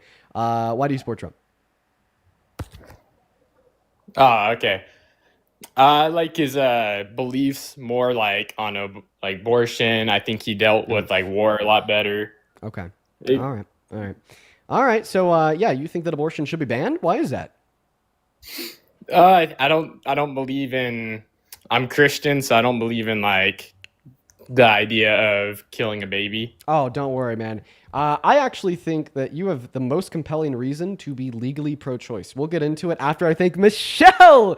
Dude, Michelle, this came in 20 minutes ago. Thank you so much for the $150 donation over on Venmo, Michelle. That is absolutely insane. Let's get 1,000 Michelle W's. That is seriously so incredibly kind of you. Thank you so much. That is so kind of you. Holy shit, that is so much money. Thank you for the $150. Michelle says you're inspiring. Well, I appreciate you for the love. Thank you for being here, and thank you so much for all the love. As well as Ben with the $20. Show some love to Ben down below saying, watching you all this time has made my MAGA family terrified to talk politics with me. Love you, man. Ben, I bet you're a killer. Dude, go fuck him up. Go fuck him up, Ben. Beat him in that debate. Hell yes, bro. As well as Janelle, thank you for the $10 on Venmo, calling the last guest insufferable. And Garrett sending me $20 on Venmo, saying sending you $20 for coffee and Tylenol since you'll clearly be needing it after talking to that last guest. And Jacob with a $25, saying $15 for the paper and $10 for the crayons to draw it out from. As well as Julie and Condra, I appreciate you both for the $10 over on Venmo. That's very kind of you. Then, of course, McLaren with the $10. Thank you so much for the love, McLaren, over on PayPal. Amanda with the $10, saying, since when don't we hold the leader of our country to a higher standard? Dead ass. Then E with the $20 on PayPal. Thank you, E, saying, used to be MAGA and you completely allowed me to be more educated. Thank you. Let's fucking go, E. You're literally why I do what I do. You're fucking awesome. As well as Lindsay with the $10 as well. We are all cut up there, guys. Thank you so much for the love. And I apologize if it took me a little bit to get around to your donations. I was hyper-focused on that last guest. But anyways, back to, so you're telling us that you think that abortion should be banned because you think it's wrong because you are a Christian. Let me ask you a question. Yeah. Let's hear it. So in a nutshell is your argument, abortion should be illegal because it's a sin. Yeah, I think so. Okay. Does lying violate the 10 Commandments? Can you repeat that? What? Does lying violate the 10 Commandments? Yeah. So it's a sin for me to tell my child that Santa Claus exists. So here's the issue with Christian theology. First, I should ask you, what denomination are you? Denomination? Yeah. You don't even know what that is. So you just read the Bible. Okay. You're non-denominational. That's fine. So here's the issue with being... I feel we're getting off track of like the abortion. Oh, That's what, like... don't worry. We're not, man. I'm about to wrap it in. So you're a non-denominational Christian. Your relationship with Jesus is purely consequential from the text of the gospel and the text of the Bible as a whole. But here is the issue. You cannot effectively run a criminal justice system and enforce legislation on the basis of sins given non-denominational Christianity because the Bible doesn't tell us that any one sin is worse than any other sin outside of blasphemy. So in according with your depiction of your perfect moral standard, that being God, the sin of getting an abortion is just as morally wrong as the sin of lying to your child telling them that Santa Claus exists. So if you'd argue that the sin of abortion should be illegal for that reason, would you therefore also say that the sin of lying to your children and telling them that Santa Claus exists be illegal for that reason? I think there needs to be like more context in it because it's two different things. I get the point that you're trying to make, but it really is two whole different things. Are you saying that one sin is worse than the other? I mean, like in the Bible, every sin is equally as bad, but like, okay. Well, so if they're equally as wrong, and you're saying because of how wrong abortion is, it should be illegal, it actually is the same thing to say because of how wrong lying to your child and telling them that Santa Claus exists is, it should be illegal. It's the same thing. Okay, and here's another point. Religious or not, I think murder is wrong, and anybody can agree with that. Right, because murder is defined as wrong. Murder is the unjust termination of a human life. And anybody religious or not could agree with. Right, but this isn't a response to the argument. But I mean, answer this: is murder is bad, right? Yeah, because it's defined as bad. Right? Now please respond to the argument that I gave exactly. you. You told us that abortion should be illegal because it's a sin. Abortion should be illegal because of how wrong it is. But within your conception of Christianity, like I said, all sins are just as wrong as one another. Everybody has different beliefs. Okay, so everybody has different beliefs, but this is going past So you're telling us that you have a non-religious argument for why abortion should be illegal? Is wrong. So are you telling us that you have a non-religious argument for why abortion should be illegal? Yeah, murder is wrong. Okay. Like, regardless, anybody can agree. Okay, and you think that abortion is murder? Oh, absolutely. Define murder. When you kill a living being. Okay, that's a very bad definition of murder because you would kill a living being in self-defense. Is self-defense wrong? No, absolutely not. But So then you're either not so killing either the baby so in self-defense. so then You're listen. not. So because you just told us that self-defense is not wrong, even though self-defense is killing How somebody. is abortion Can- self-defense? Hey, can you pipe the fuck down, my friend? Whoa, no, hey, don't be cussing. You can't even say you say GAY, but you over here cussing on your stream. Right. You could Calm say down. fuck on my stream. I want to be able to get a point But out. you can't say gay. All right, That makes can't. no sense. Right, it does make no sense. You are. That's the you are problem with the right. left, is that y'all are soft. It's actually not the problem with the left. That's a problem with TikTok's terms of service that even the left, and myself included, disagree with. Now, pipe down. If anybody is soft here, it's you, because you are getting so hot and heavy because I literally said fuck. Now, I'm going to go back to what I was saying.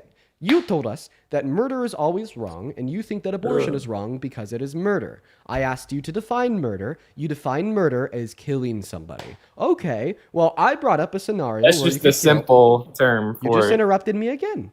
Can you stop that? Seriously, do you possess Alright. the self-control capable to hold a discussion that beyond a level of a third grader talking to their best friend during recess? All right, go on with your argument. Perfect. So you told us that murder is always wrong. I asked you to define murder. You define murder as killing someone. I disagree with that definition of murder. So I gave you an instance where killing somebody isn't murder and isn't wrong, such as self-defense. You agreed that self-defense is not murder, and you agreed that that it's not wrong. So this either means that you were wrong earlier when you told us that murder is always wrong, or you were wrong earlier when you defined murder as killing someone. Abortion's not self-defense. So that wasn't what I was attacking. I was attacking your statement that either murder is always wrong, or I was attacking your definition of murder. Okay, so I didn't have the best definition of murder, but we could all agree abortion is not self-defense. Okay. Yeah, but the point wasn't the point wasn't to demonstrate that abortion is self-defense. The point was to demonstrate that you gave an insufficient account of what the definition of murder is. So now that you've conceded that you gave an insufficient account of what murder is, I'll just simply ask you again, define murder.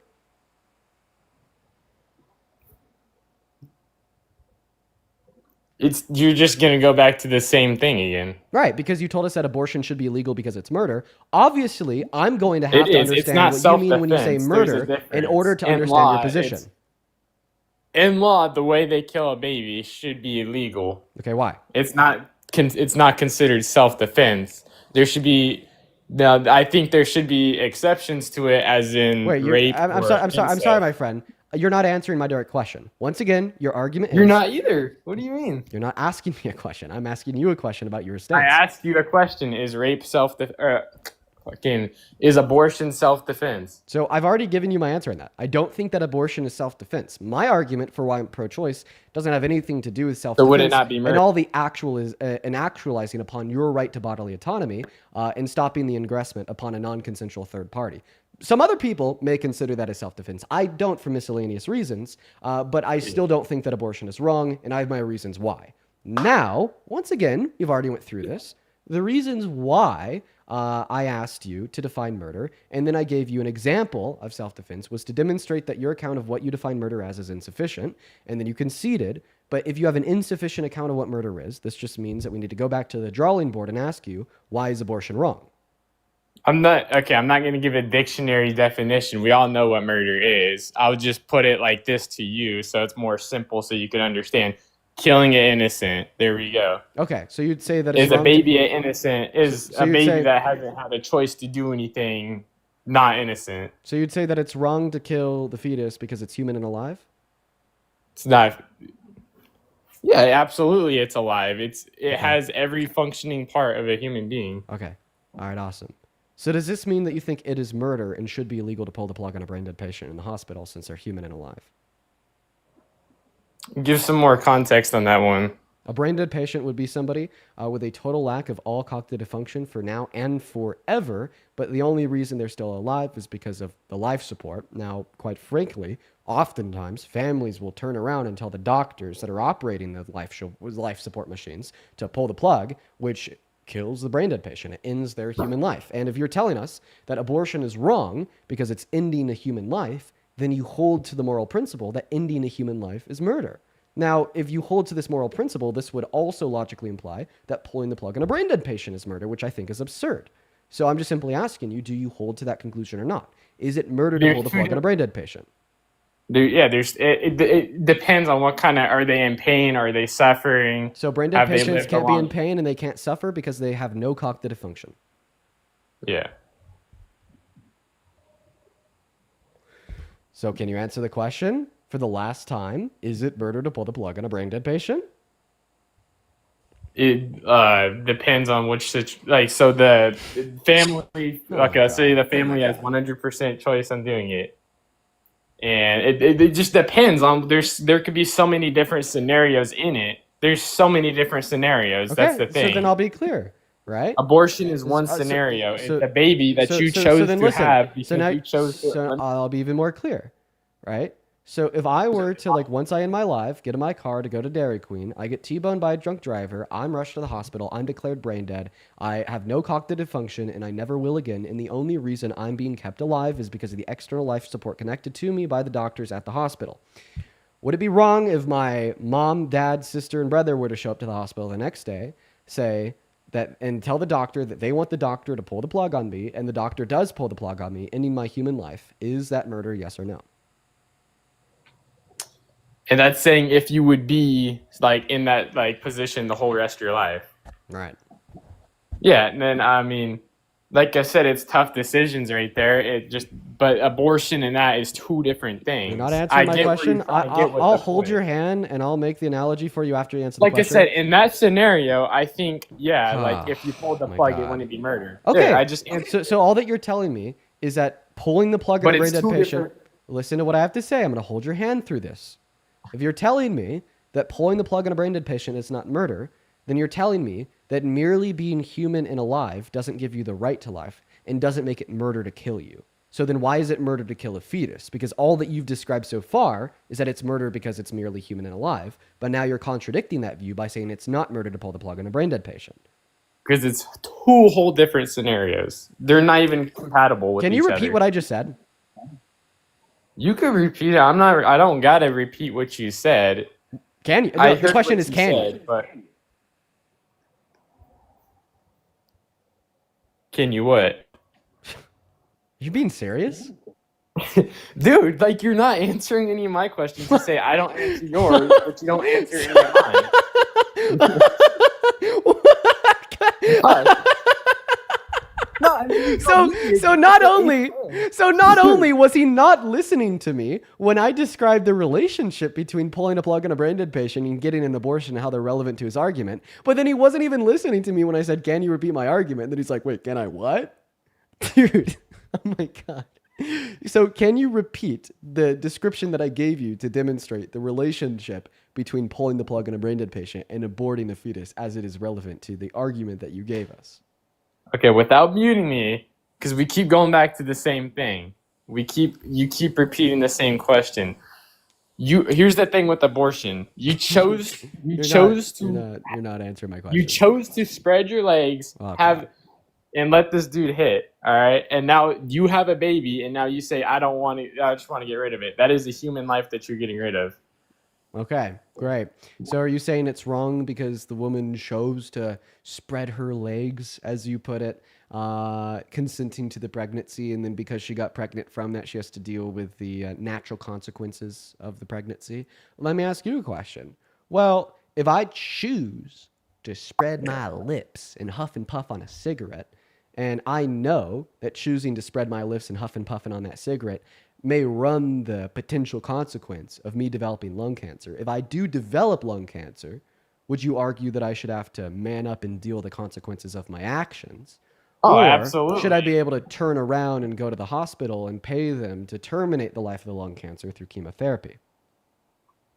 Once again, you're not involving another life in that. That has nothing to do with them. Oh, okay. So the argument has nothing to do with apparently choosing to engage in intercourse. You just wanted to be misogynistic and blame the women. So all that you're telling me here is, once again, the only relevant aspect of your argument would be killing the human life, but I've already sufficiently refuted that via the analogy to the brain dead patient, where I demonstrated that you don't think killing somebody that is human alive would be murder on its own, because you don't think it's murder to pull the plug on a brain dead patient. So why would you say it's murder to abort a fetus?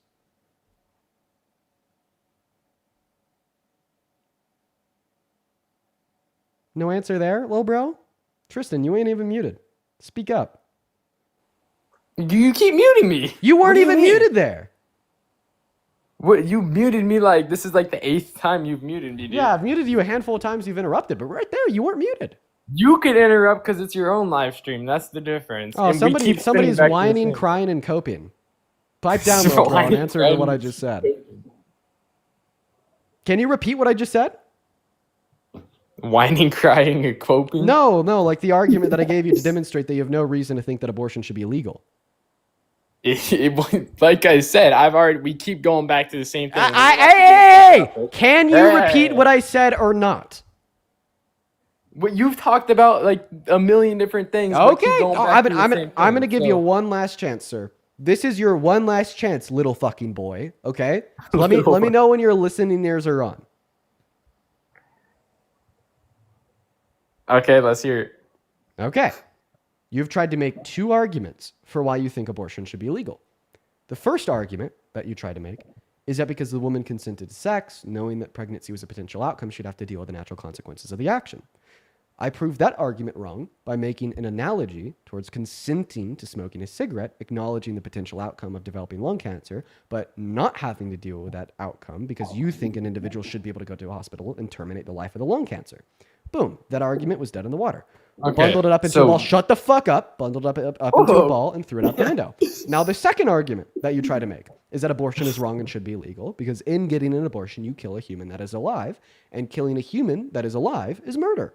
So the way that we disputed that second argument was by drawing an analogy to a brain dead patient that is also human and alive, and the fact that you don't think it is murder to kill them, meaning that you don't think that merely killing a human that is alive is murder, meaning that this would be a non-starter in the conversation about why you think it is murder to kill a fetus.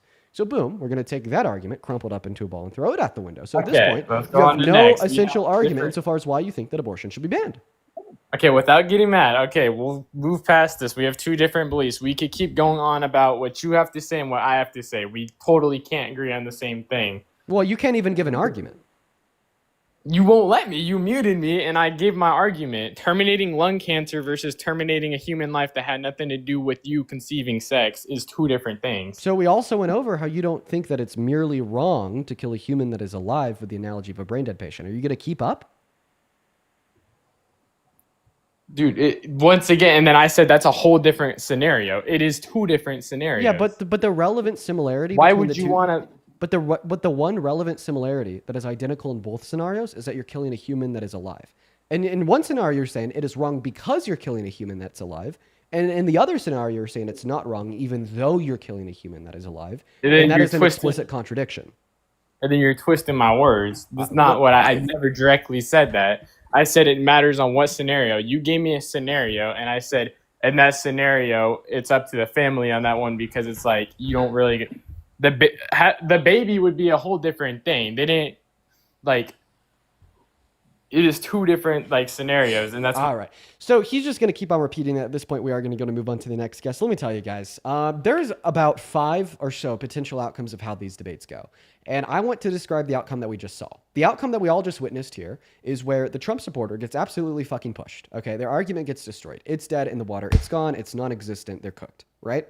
And what that guest did, and I mean, hey, a lot of guests do this. This is a very frequent reaction, is just to repeat yourself, okay? It's when you cannot come to terms with the fact that you're wrong. In a lot of scenarios, they don't even understand why they're wrong, even though I'll describe it so many times, because they're too caught up in the heat of the moment, thinking about what they're going to say next, instead of actively listening to the words coming out of my mouth. So then they'll just repeat themselves. And the phrase that we heard that guy repeat around 1 billion times, even though I continue to re-explain again and again and again and again why my argument is valid, is that it's quote unquote 2 different scenarios. It doesn't matter if I were to explain that they both had the one relevant identical similarity of killing a human that is alive, and in one scenario you're using that fact to say that it's wrong, and in the other scenario you're saying that it's not wrong regardless of the fact and how that's a contradiction. He doesn't care. He's not going to hear that. He's not going to listen to that, and he's just going to repeat while they're 2 different scenarios. So that's one of the very common responses that we hear from Trump supporters. They get broken, they get stuck, and they just can't move forward. And at that point, we just have to move on to the next guest. So welcome in. What's going on? Do you support Trump? Yeah, I do. Okay, how old are you? Yeah, how old are you?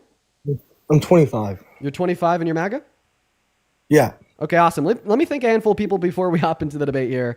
First and Go ahead. foremost, Derek, thank you for the $5 on PayPal. That is very, very kind of you. As well as Lily, thank you for the $15 on PayPal. Lily says, I just wanted to say thank you for your message yesterday. It genuinely made my day. Lily, I really hope that you're still doing all right.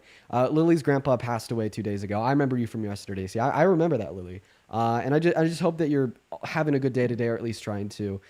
You're still in my thoughts. As well as Christina, thank you so much for the $20 on PayPal, pointing out that apparently that last guest was also on Parker's live earlier, and he was so insufferable, Parker had to kick him too. Makes sense. Show some love to Lily and Christina down below in that chat, as well as Jeremy for the $10 on Venmo, saying kudos to you, Dean, for being able to consistently engage with the plateaued minds. I had no idea that people were this ignorant. Before I started debating, me fucking either, Jeremy, but I appreciate you for the 10, as well as Claudia. Thank you so much for the $50 on Venmo.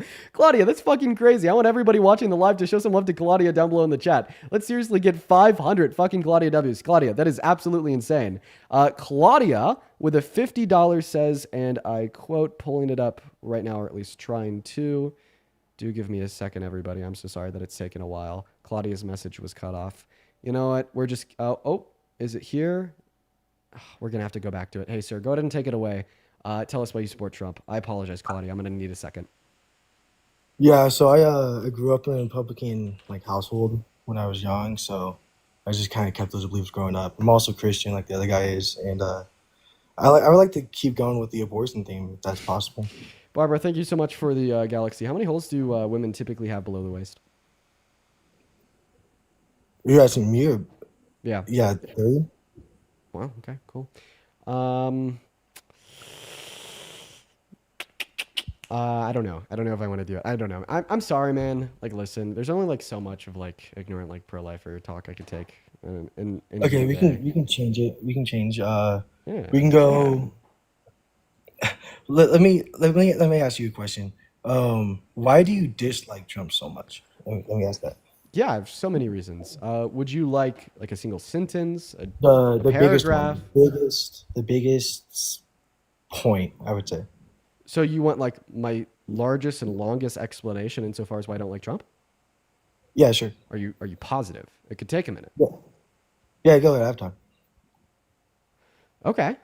Well, I don't like Trump. I typically break it down into 3 categories. You have character, you have domestic policy, and you have foreign policy. So we're going to start off with that first category. That's going to be character.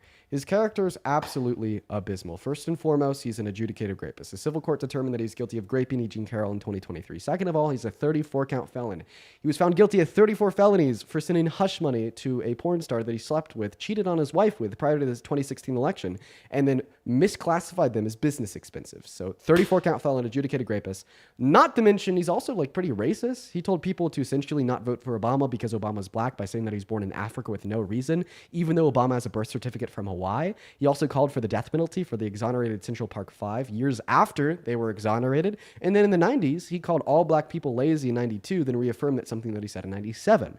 On top of that, he's also incredibly misogynistic. I mean, he's made weird comments about how you could just grab a woman by the P word without asking first. He boasted about perving on the naked bodies of teenage girls and grown adult women at Miss Teen USA and Miss USA, as well as he said the best thing that could ever happen to a woman is pregnancy. He's sexualized his own daughter, saying he'd date her if he wasn't his daughter. Apparently on the Howard Stern podcast, he made his daughter a promise when she was 17, saying that he would never date anybody younger than her, implying that he would date a 17-year-old when he was 40, as well as he sexualized a 10-year-old girl. In 1995, he was caught on a hot mic on an escalator telling a 10-year-old girl that he'd be dating her in 10 years. Not to mention all of his involvement with Epstein. I mean, he was best buddies from Epstein when Epstein was bringing children to his billionaire island and sexually abusing them. Epstein would even tell his victims that he was best friends with Donald Trump, and he had a framed picture of the two together on his desk. Not to mention that in 2003, Donald Trump sent Epstein a letter depicting the body of a naked woman, or in my mind, a girl, with a statement, "May every new day be another wonderful secret." And that's just the beginning about his character. He's a chronic liar. In his first term, he told over 30,000 lies. He's told the largest lie that any sitting president has ever told when he denied the outcome of the 2020 election and convinced 72% of all Republicans in the country to also deny it, instilling virtues of distrust in our civil electoral processes. He's also a raging narcissist, Once again, he baby raged in 2020 when he lost the election to the point that he literally tried to rig and steal it back. Third of all, he's just an egotistical power maniac. He doesn't care about any check nor balance. That's why he called for the termination of the Constitution in December of 2022. That's why he's been firing and replacing judges with no experience to further his agenda. And that's why he's explicitly violated the Constitution like 7 times in the last 250 days in office, ranging from attempting to take our 14th Amendment rights from us with Executive Order number 14160, calling for a termination of the 22nd Amendment when he said he wanted to run for a 3rd term, or violating the First Amendment 3 weeks ago when he tried to ban burning of the American flag, even though the Supreme Court ruled that was expressly protected under the First Amendment in 1989. Now, those are some facts about his character. Of course, there's more. Let's go ahead and move on to domestic policy. The domestic policy is just absolutely atrocious. We'll start off with economic policy. So in July of this year, he passed a $4.5 trillion bill, the largest spending bill ever passed in the American Congress, by the way. So say goodbye to conservatism in relation to our nation's spending or debt. And this $4.5 trillion bill literally redirects and takes money from the poor and gives it to the rich. According to the Center on Budget and Policy Priorities, 51% of income earners in this country are going to be losing money because of the cuts to Medicaid, kicking 10 million people off, the cuts to food stamps, kicking 3 million people off, the cuts to the DOE, kicking 400,000 school children off of free school student lunches and free school student breakfasts, just to further fund tax cuts for the ultra wealthy. Now, in America, if you make over $1 million per year, you're going to be getting an additional 4% back per year. And that's just his economic policy. He has other very terrible domestic policy, ranging from directing SCOTUS to overturn Roe v. Wade, which has now led to the consequence of 60 pregnant great victims per day being denied access to abortion in 10 of our states, or 66 million American women in all 50 states having their human rights infringed upon, as well as we have other terrible domestic policy, like renaming the Department of Defense to the Department of War, then declaring war on American citizens in Chicago and American citizens in D.C. But of course, he doesn't care about violent crime as he suggests he does, which is the reason he says he's doing this, because he pardoned 72 violent offenders that tried to beat up and kill cops on January 6th at our country's capital, such as DJ Rodriguez, who gave Officer Fanone a goddamn heart attack by driving a stun gun into his neck. Donald Trump let him out 8 years early and gave him a full and complete presidential pardon. Not to mention his terrible immigration policy, the mass deportation. He wants to remove every single undocumented immigrant from this country. That's going to destroy us. According to the American Immigration Council, if we do that, our GDP will fall by a projected $1.1 through $1.7 trillion per year, which is going to destabilize American industries. It's going to increase joblessness claims. It's going to slow GDP growth. It's going to increase poverty, increase crime. Everybody's fucked. We're all fucked. Not to mention, it costs $2 trillion to do it in the next 10 years because we'd be removing 8.3 million of our workers and 11 million of our consumers that pay close to $100 billion per year in taxes. And so there's a little bit about his domestic policy. But his foreign policy is even worse. I mean, he's just bending the knee to Israel. He's saying, what do you need from us so you could continue to genocide more innocent Palestinians? Or, I don't know, he's signing very terrible agreements with the Congo just to exploit them for more of their minerals, so on and so forth, while not ending their conflict with the Rwandan M23 insurgents, but claiming he did. Or imposing tariffs on every single one of our allies, which has now led 23 countries globally to stop all parcel shipments into this country. And is now leading to an increase in power held by other countries like China, Russia, and so on. So we'll stop there. That was about 10 minutes. Yeah, that was a little bit going on there. It's hard to focus on one thing that you said there. I'll start with the first part with his character. That's something we can agree on. I think Trump is low-key a shitty guy. But to be honest, I think most politicians are shitty people. I think the higher government is pretty much all corrupt. We'll go to his policies. You talked a lot about immigration. That's something I agree on. I kind of like the idea of kicking out illegal immigrants. I know you like to jump into questions, so you're probably going to ask me, why do I like that, if I'm guessing? Well, I actually have something I'd like to present to you first. So your second repost says, DEAD, pedos don't reoffend, right? Yeah. So you don't really like sexual exploitation of our youth, right? I hate that. I think If Donald Trump had sexually exploited naked teens and naked adult women by perving on them when they were in a woman's only changing space and naked, would you still support him as president? again, I said this earlier. I really think that Donald Trump's character is dog shit. I really do. I think he's a horrible person. Answer my question, though. Are you saying that you wouldn't support him as president if you knew he did these things? Or are you saying, well, if you sexually exploit a kid and you're not Trump, you need to DIE, but if you sexually exploit a kid and you are Trump, you need to run the country? I'm definitely not saying that. So I don't know for sure if he did anything like that. I see there was It's allegations. a hypothetical question. If you knew for sure that he did this, would you still support him as president? No, I would not. Okay. Audience, All right, we're going to go to roll the clip. This is Donald Trump on Howard Stern's podcast in 2005. Okay.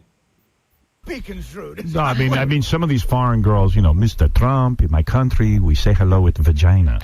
And Well, you could also say, as the owner of the pageant, it's your obligation to do that. So you have done that. Now, tell Well, me I'll what tell you the funniest is that I'll go backstage before a show. Yes. And everyone's getting dressed and ready and everything else. And, no men are anywhere.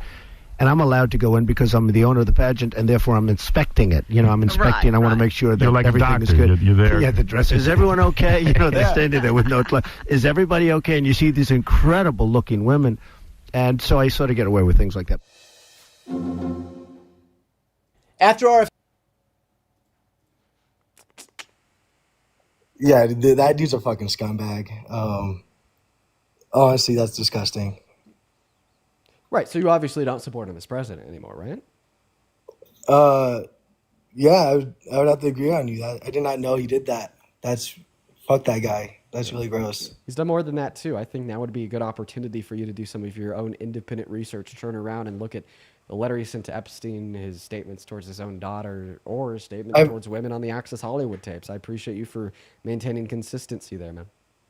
Yeah, I've actually seen that letter you're talking about with like the girl or whatever. Yeah. I didn't know if it was real or not, so I didn't look it up or anything like that. I'm just a normal guy that watches football and stuff. I get it, man. It was released by Congress, so it is real. It is verified, and it is a copy of a page of the birthday book compiled by Ghislaine Maxwell, including that letter from Donald Trump to him for his 50th. But listen, man, I appreciate you so much for coming up here, and I think that it's super awesome that you were able to be consistent there, and I appreciate you for having common sense. You have a good rest of your day.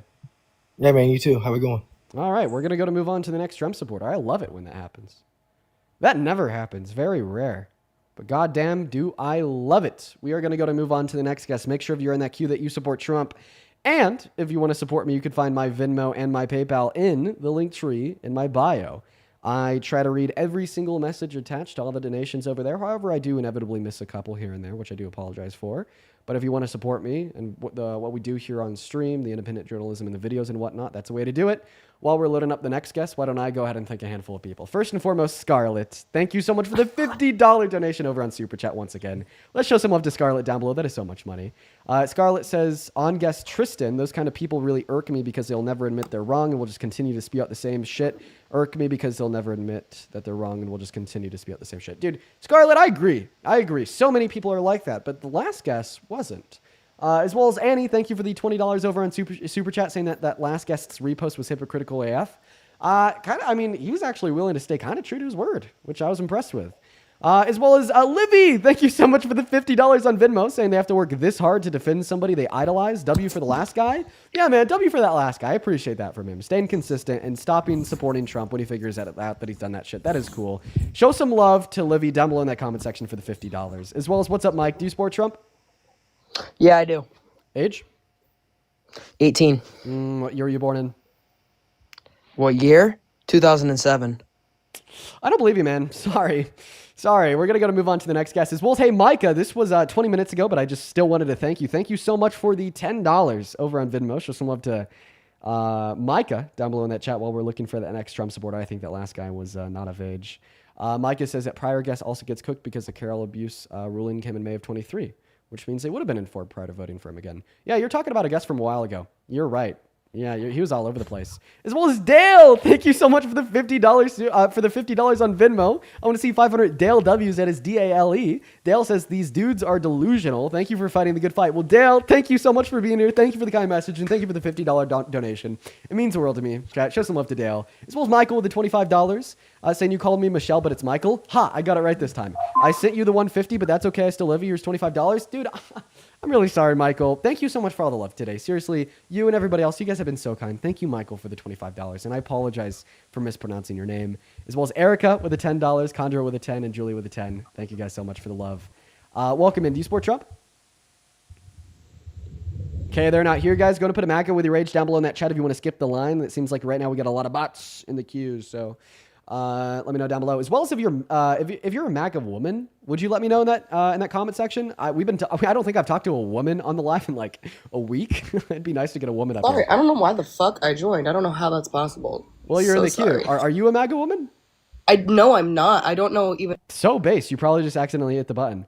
But we're going to specifically look for a MAGA woman. Would you go ahead and put Trump woman with your age in the chat if you want to come up here? We have not talked to a woman in a week, as I said. I want to try to find a woman. Right now we have over 14,000 people in here. There has to be at least like one woman that supports Trump, right? One? I don't know. Solar eclipse. I'd love to chat. James says he's a MAGA woman, and his profile picture is some white dude flexing 20s. He also says that he's 47. You were like 16. Moving on to the next guy right now, or I guess I should say hopefully the next gal, because we are looking specifically for one MAGA woman to join up. Okay. All right. Let's go to get that next guest connected right now. Sophie, your account is unprivate. I'd happily have you up, though, if you just want to unprivate it. Dude. Zico in the chat says MAGA woman 25, and then their bio is he/him. Dude, come on. Come on. Dude, there's literally no MAGA women that are watching the live. Actually, we might have found one. We might have found one. Let's try to get him up. What's up? How old are you?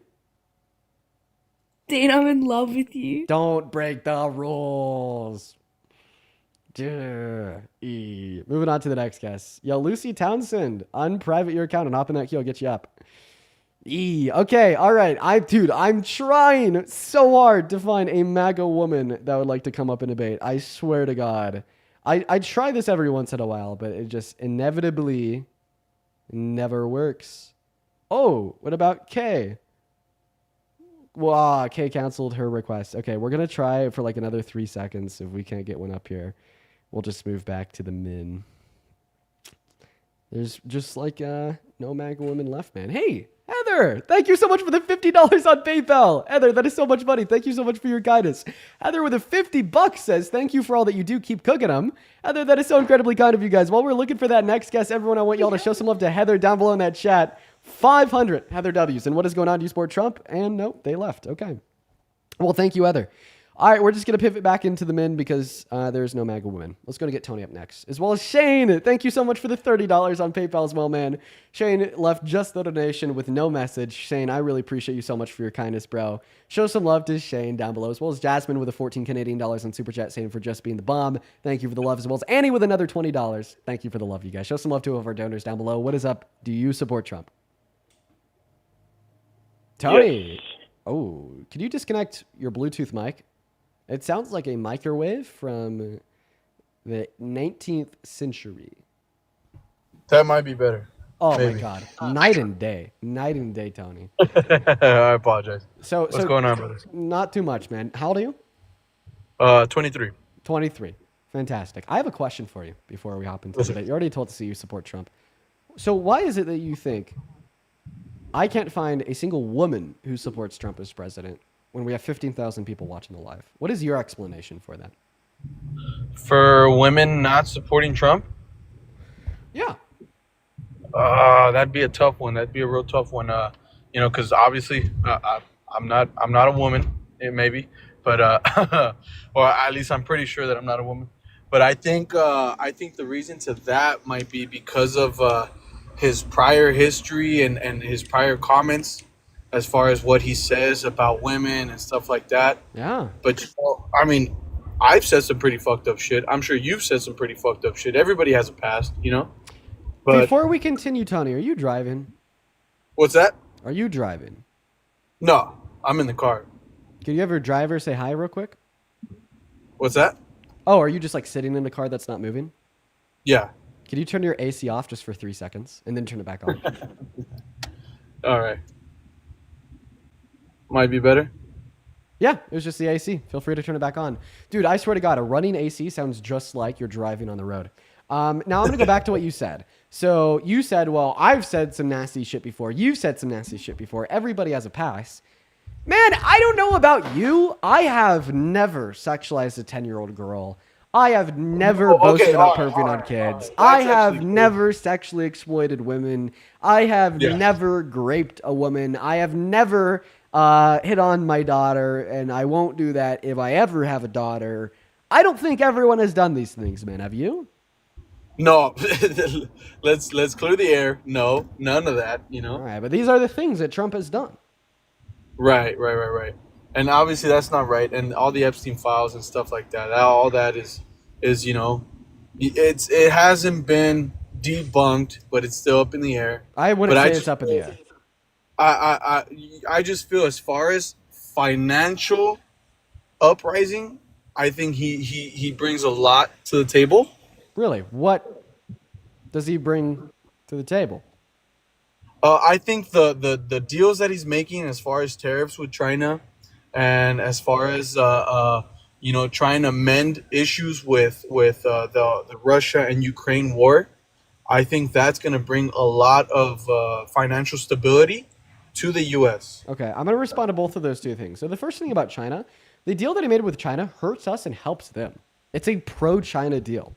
And why I say that is because the deal inevitably led to us having higher tariffs on them and them having lower tariffs on us, which means we'll have less Chinese goods in the American market and they'll have more American goods in the Chinese market. But guess what? Okay. Less Chinese goods in our market means less competition in our market. More American goods in their market means more competition in their market. And sir, if you've taken a single economic course in high school or college, you would know that competition drives innovation. So in other words, because we'll have less competition, we'll have less innovation. And because they'll have more competition, they'll have more innovation. So how come you think it's a good thing for us to have less innovation and for China to have more? Okay, that's a good point, and I see your point. But don't you think if we have less goods coming from a different country, it would drive us to produce more? And obviously, in order to produce, you have to get more manpower. Well, not necessarily. I think that our manufacturers are also going to be significantly hurt by his policy. For the most part, mass deportation. We're going to forcefully lay off 8.3 million of our workers. Think about the reciprocal effects that that's going to have on American manufacturers. According to the American Immigration Council, it's going to reduce our GDP by $1.1 trillion through $1.7 trillion per year. And I mean, like, we're already starting to see some of the effects of this. You know, right now is the first time in 10 years where we have more unemployed Americans than open job opportunities. GDP growth is down by 1% compared to last year. Unemployment is up. We just had the largest job revision in American history of a miscalculation of over 900,000 jobs in the last year. In the first quarter of this year, the GDP went down. In the second quarter of this year, 52% of companies in the S&P 500 reported lower profit margins. Like, these things are like very damaging to the American economy. Right. I think slowly but surely your influence is definitely working. Like I said, I mean, as far as I go as an individual, you know, I definitely feel, because of the whole I don't know, like I feel like there's a lot of backlash to it, and how he runs his, and how he words and what he does. As there should be. If it wasn't Trump, if it was any other president, a normal Monday for Trump would be their largest scandal. Right. Definitely. Now, about the other thing about settling, you said you were going to talk about the Russia and Ukraine war. Ah, yes. So the Democrats were right all along. We should have continued to send money to Ukraine. That put more international pressure on Russia to end the war and to stop the killing of the innocent Ukrainians. You can't disagree, because the Trump administration conceded to everything I just said when they resumed all funding to Ukraine after canceling it for 3 months in July.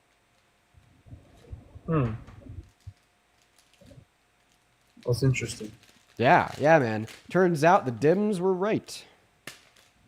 Yeah. It was a great debate. Yeah, Tony. Anything else you want to go over, or should I move on to the next guest? You know what? I'll go ahead and send the spotlight to someone who might be a little bit more educated. Tony, I appreciate you for being kind. Have a good rest of your day. Hey, it's no worries. There's no worry. Hey, you know, I think peaceful conversations like this really do help get both sides across. You know what I mean? And hopefully you'll be on our side pretty soon. But Let's go and move on to the next guest. Donnie, you have a good rest of your day. Hop in that queue if and only if you support Trump as president. Hop in that queue if and only if you support Trump as president. I think I just sent an invitation to somebody on accident. If that was you, I think his name was like Josh. My apologies. Didn't mean to do that. We are going to move on to the next guest at this point. While we're moving on real quick, Tracy, thank you for the $20 over on Venmo. Tracy, that is incredibly kind of you. Tracy with the 20 says, thank you for always keeping them informed. Tracy, you're an icon. Thank you so much for the $20 and the kind message. I want everybody watching to show some love to Tracy down below. As well as Kimber with the $5, and your stream is genuinely good for my mental health. You have a loyal fan of me, Dean. Kimber, it's good to see you again. And I agree, these streams actually help my own mental health too, surprisingly enough. What's going on, Ghost? Do you support Trump? Ghost, we're going to give you around 5 seconds. All right, Ghost is not here. Goodbye, Ghost Cat 3. Moving on to the next guest. Let's try to get that next Trump supporter loaded in. We got Jordan Fitch, 13, connecting. All right. As well as, dude, oh my goodness. Greg, thank you so much for the $70 donation on PayPal, Greg. Holy shit. You're the man. That is so much money. I don't deserve that. That is way too much. But thank you, Greg. Let's get 700 Greg W's down below in the chat. Greg, that is nuts. So Greg with the $70 donation, holy fuck, says, please clip your 10-minute explanation of why Trump is bad so people can download it and share it with their MAGA friends and family. Oh, shit. I'm guessing I'm that so means sorry, you're not supposed to Dean. be up here. No worries. You have a good rest of your day. Greg, so you could actually find that on the VOD of the YouTube stream. But I will go ahead and clip that myself, and I'll maybe syndicate it a little bit. Thank you for the good idea, Greg, and seriously, thank you for the $70 donation. That is very, very kind of you, man. I'm very thankful, and thank you so much for your support, bro. Show some love to Greg and to Greg's great idea of clipping that up.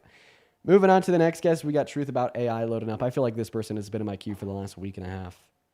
Let's finally get him up here. What's going on, man? You support Trump? They're not even here. Damn, they missed their shot. They have been in the queue every day for the last week. I finally bring them up, and they're not here. Man, I would hate to be them. I'd hate to be them. All right, we're going to move on to the next guest. We got Mike Wojak connecting to the stream. While I'm eating my chocolate. I got some Irish chocolate, everybody. It's okay. What's up, Mike? Do you support Trump?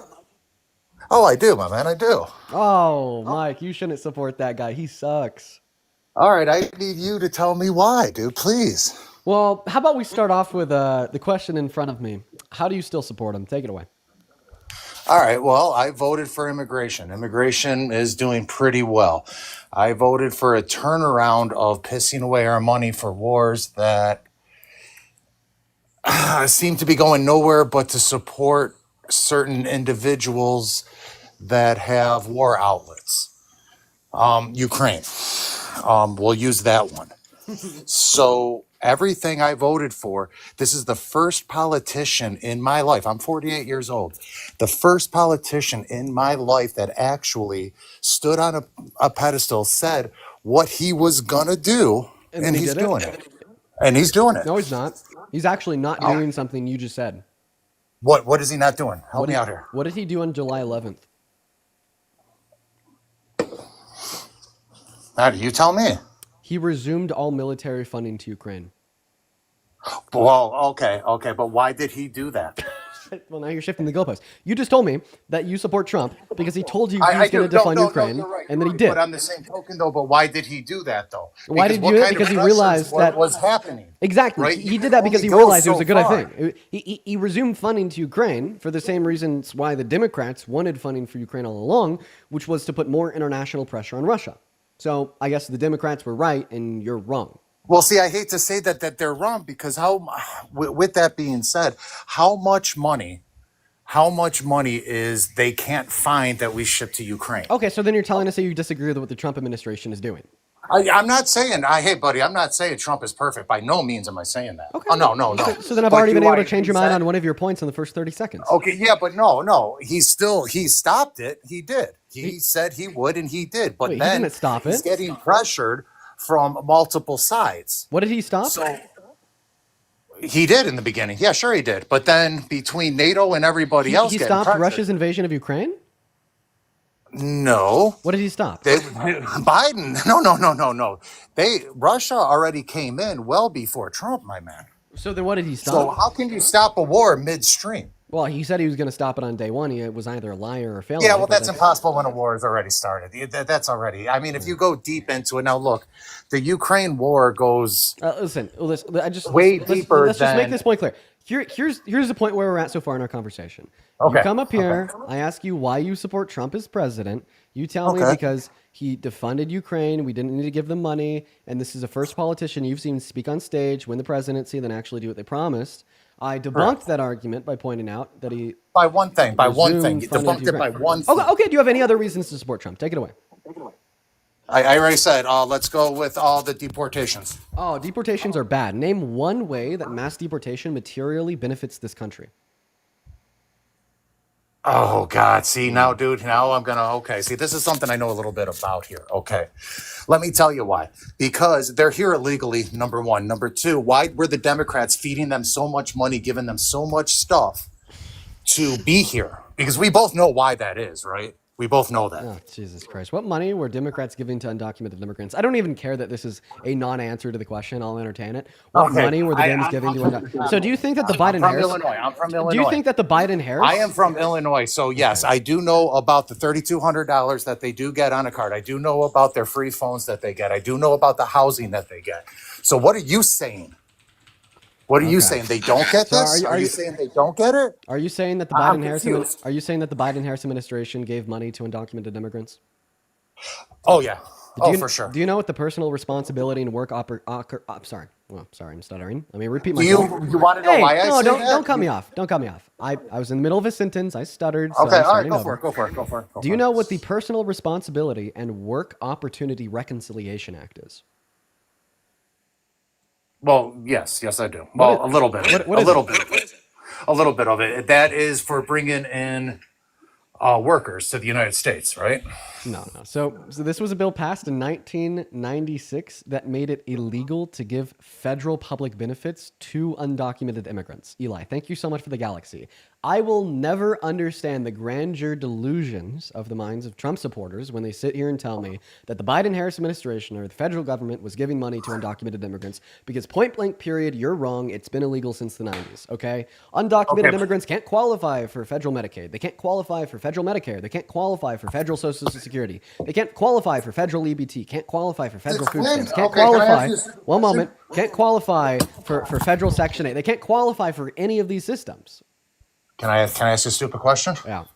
Since when is it federal? It's state. Oh, okay. Well, then if it was the states that are giving them the benefits, which they do receive in some states, then it wasn't the Biden-Harris administration, like you suggested. No, that's not true. Because when the Biden administration decided to give packages to Chicago, to California, to New York, and hid it under a different disguise, sure they did. Okay. Well, actually, you're just describing something else that is literally made illegal under the Personal Responsibility and Work Opportunity Reconciliation Act. States cannot use federal funding to create programs to fund benefits for undocumented immigrants. Oh, really? They can only use state funding. So don't say they're not. They are. Okay, can you give me evidence of that, Mr. Mack?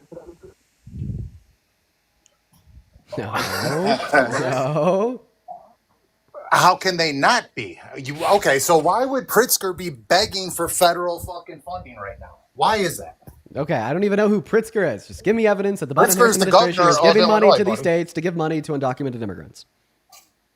Yeah, because Illinois has given a crap ton to them to change the seats in Congress, for sure. That's paid for by your tax dollars. That's paid for by your tax dollars, not the federal government's. Yours, because you're an Illinois resident. See, here's the thing, though, dude. Here's something that you might be blind to. The Illinois governor. Oh, yeah, I'm not saying that. I mean, again, everyone's corrupt. I get that. Well, but everyone's corrupt. When you use the state's money to fund an agenda, and then you use the federal government to fill in the Did you know that undocumented immigrants pay taxes? Come again? Did you know that undocumented immigrants pay taxes? Depending on if they have a social security card or not, or if they're getting paid cash. No, undocumented immigrants can pay taxes and ITINs through work permits. So according to the IRS, they pay about $100 billion. If they have a work permit. Wait, time out. According to the IRS, if you're going to be jumping over the fucking fence working for cash, you're not paying for fucking taxes. One moment, sir. Undocumented immigrants pay $100 billion per year in taxes on the federal, state, and local level. Now, it sounds like you responded to that by suggesting that there are some undocumented immigrants that don't pay taxes as they work under the table for cash. There is, just like there's some citizens that also do it. I would actually suggest, now listen to me here, Mike, more undocumented immigrants disproportionately work under the table than citizens. Why would I suggest that? Well, if they work over the table on a work permit and they pay taxes, they can't claim any federal benefits. So they'd be less incentivized to do it. They're not reaping the benefit from the money they'd be paying in taxes. So in other words, if we were to offer them a pathway to residency or citizenship and position them where they can claim those federal benefits and claim a tax return, then more of them would pay taxes without any material change without any material change in their employment. So are you telling me that you'd actually support a plan to give mass amnesty to undocumented immigrants, naturalize them, give them residency or citizenship, so more of them pay taxes and economically contribute to our country to a higher degree? Woo. Simple solution. Look at that, Mike.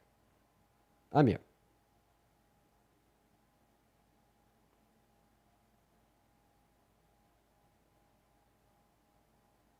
Mike.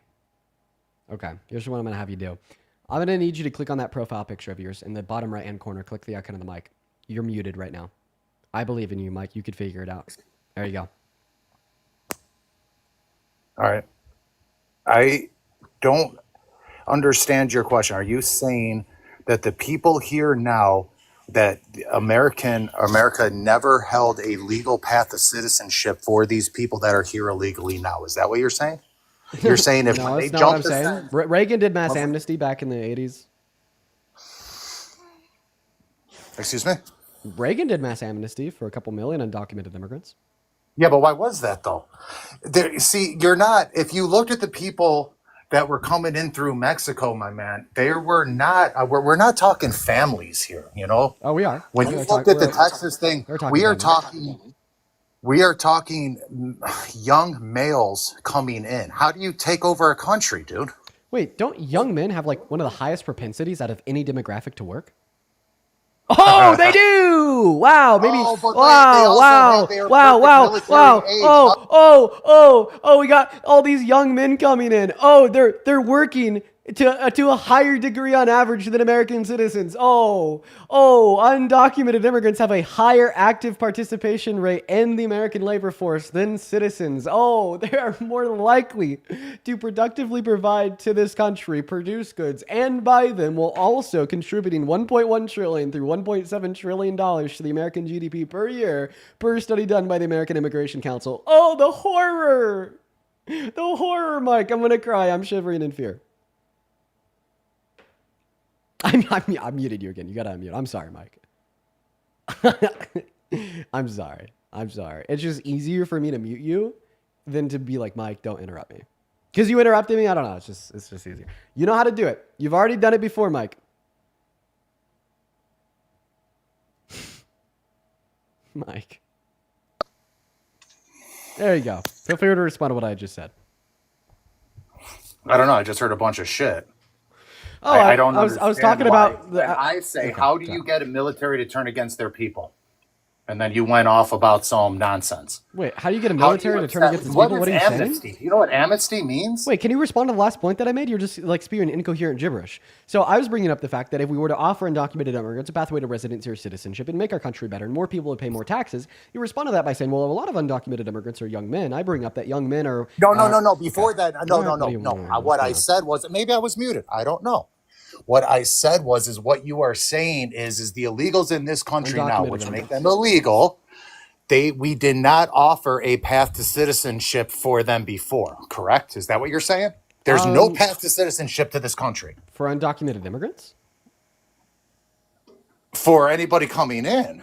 Well, you're saying undocumented immigrants, I'm saying illegal. I'm saying if you come there's here... There's legal ways to get citizenship, yes? Correct, there is. There is. And then there's illegal ways as well. So, okay, so you tell me. Well, there's not a single illegal way to get citizenship. Citizenship is necessarily a legal process. So how are these people that you're saying are, like if you give them a path, We have a path. Why can't they just follow it? Why do we have to be the exception good of question. the world? Good question. So you're saying we have a path. Why can't they just do the one that we already have? It's because the one that we already have is really inefficient. So if you're like in Mexico and you want to become an American citizen and you don't already have a family in the country, you know, you want to be shocked if it would take you 7 to 12 years, right? The main driving cause of undocumented immigration into this country is the fact that the legal means of entry are slow, neglected, and depraved. And I feel that Congress has done that intentionally to create the problem of undocumented entry. So people like Trump could run every 4 years on trying to fix it, then doing nothing to fix it in the long term. I mean, Bear, thank you for the Cooper picnic. Like, think about it, my friend. Stop interrupting me, you little shit. Think about it, my friend. I ain't that little boy. Careful. Yeah. So listen. You know, everyone's a fucking keyboard warrior. Let's say something fucking while we're on the subject. How many people did Obama ship up out of here? You continue to pivot, deflect, and change the topic of conversation, and it's annoying the shit out of me. Like, think about it, Mike. You just made a point. Stop interrupting me. This is why I've muted you. Mike, I'm going to need you to calm down. You're getting too emotional. You're getting way too emotional, Mike. I need you to calm down and hear me out. If you interrupt me again, I'm going to have to throw you back on mute, and then you're going to have to do that thing where you're trying to find the unmute button for like a minute, and I'm over here just sitting tinkering and with my fingers, right? So just calm the fuck down, bro. Okay? We're going to go point by point. Just because you're losing on the individual points because you don't know what the hell you're saying doesn't mean that you get to interrupt me when I'm responding to what you said and then bring up a whole new point. So we're going to go point by point, Mr. Mike. The last point that you made was, don't we already have a legal way of entering into the country? Then I brought up how it is slow, neglected, and forgotten by Congress. And the fact that it is so slow, takes so long, and is so expensive is what actually causes so much undocumented entry into the country. And if we want to fix the issue of undocumented entry into America, all we need to do is eradicate the incentive by making the legal means of entry into this country as broadly available to as many people as possible at any given point in time. Why do you want to open up the borders like that? That doesn't make sense. Now, here's the deal. Because immigration is good for the country. Illegally, and they're fucking citizens now. So don't tell me there's not a path. And who cares if it takes long? Go to another country. Why do we have to be the opening door for the world to be like, hey, everyone, come on in. Take everything we built. Because we believe in American excellence, and immigration makes us excellent. No, it did. See, that's the thing. It did. Now we are excellent. Really? Now we need to stop. Name one way that immigration materially hurts this country today. I'm going to tell you how, like I was explaining before. Name how one do you get specific a military way to turn against their people? You're not answering my question. Name one specific way immigration materially hurts this How country. do you get a military to turn against their people? Yeah, vote for a fascist like Trump, then have him command them to be deployed in cities like Chicago. Oh, shit. He left. He left. Oh, Mike left. Oh. Brutal. Okay. All right. We're going to move on to the next guest. Shit. I was really hoping he was going to start yapping there. I just broke off another piece of chocolate to eat while he was yapping, but I gagged him with that one. I gagged him with that one. We're going to move on to the next guest. Hop in that queue, if and only if you support Trump as president. We'll get you loaded into the live. Sorry, Mike. Dude got pushed. But let's move on to that next guest now. Hop in that queue if you support Trump. We'll get you loaded up in here.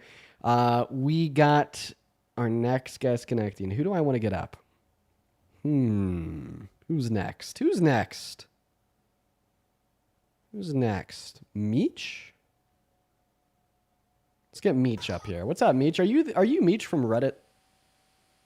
I don't know who that is. No worries that you're not Meech. Very niche reference. There's maybe 10 people watching the live who know who I'm talking about. Do you support Trump? Yeah. Okay, how old are you? 19. 19? What year were you born in? 2006. Okay, all right. There's a couple people I want to thank here. James, thank you so much for the $20 over on Venmo, saying, thank you, Mr. Dean, for reeling these idiots for our entertainment and education. James, I love what I do. Thank you for being here, and thank you for enjoying it. Thank you so much. Show some love to James down below in that comment section, everyone. I want to see 200 James W's, as well as 500 Christy W's. Thank you so much, Christy. Christy says, I also think you need to save the quote-unquote war moment clips on your page, where they concede kindly, like they have today. His supporters need to know why other people are leaving MAGA, but that it's also okay to leave graciously. It's hard for people to leave a cult. They need examples. Christy, you are actually smart as fuck. That makes perfect sense.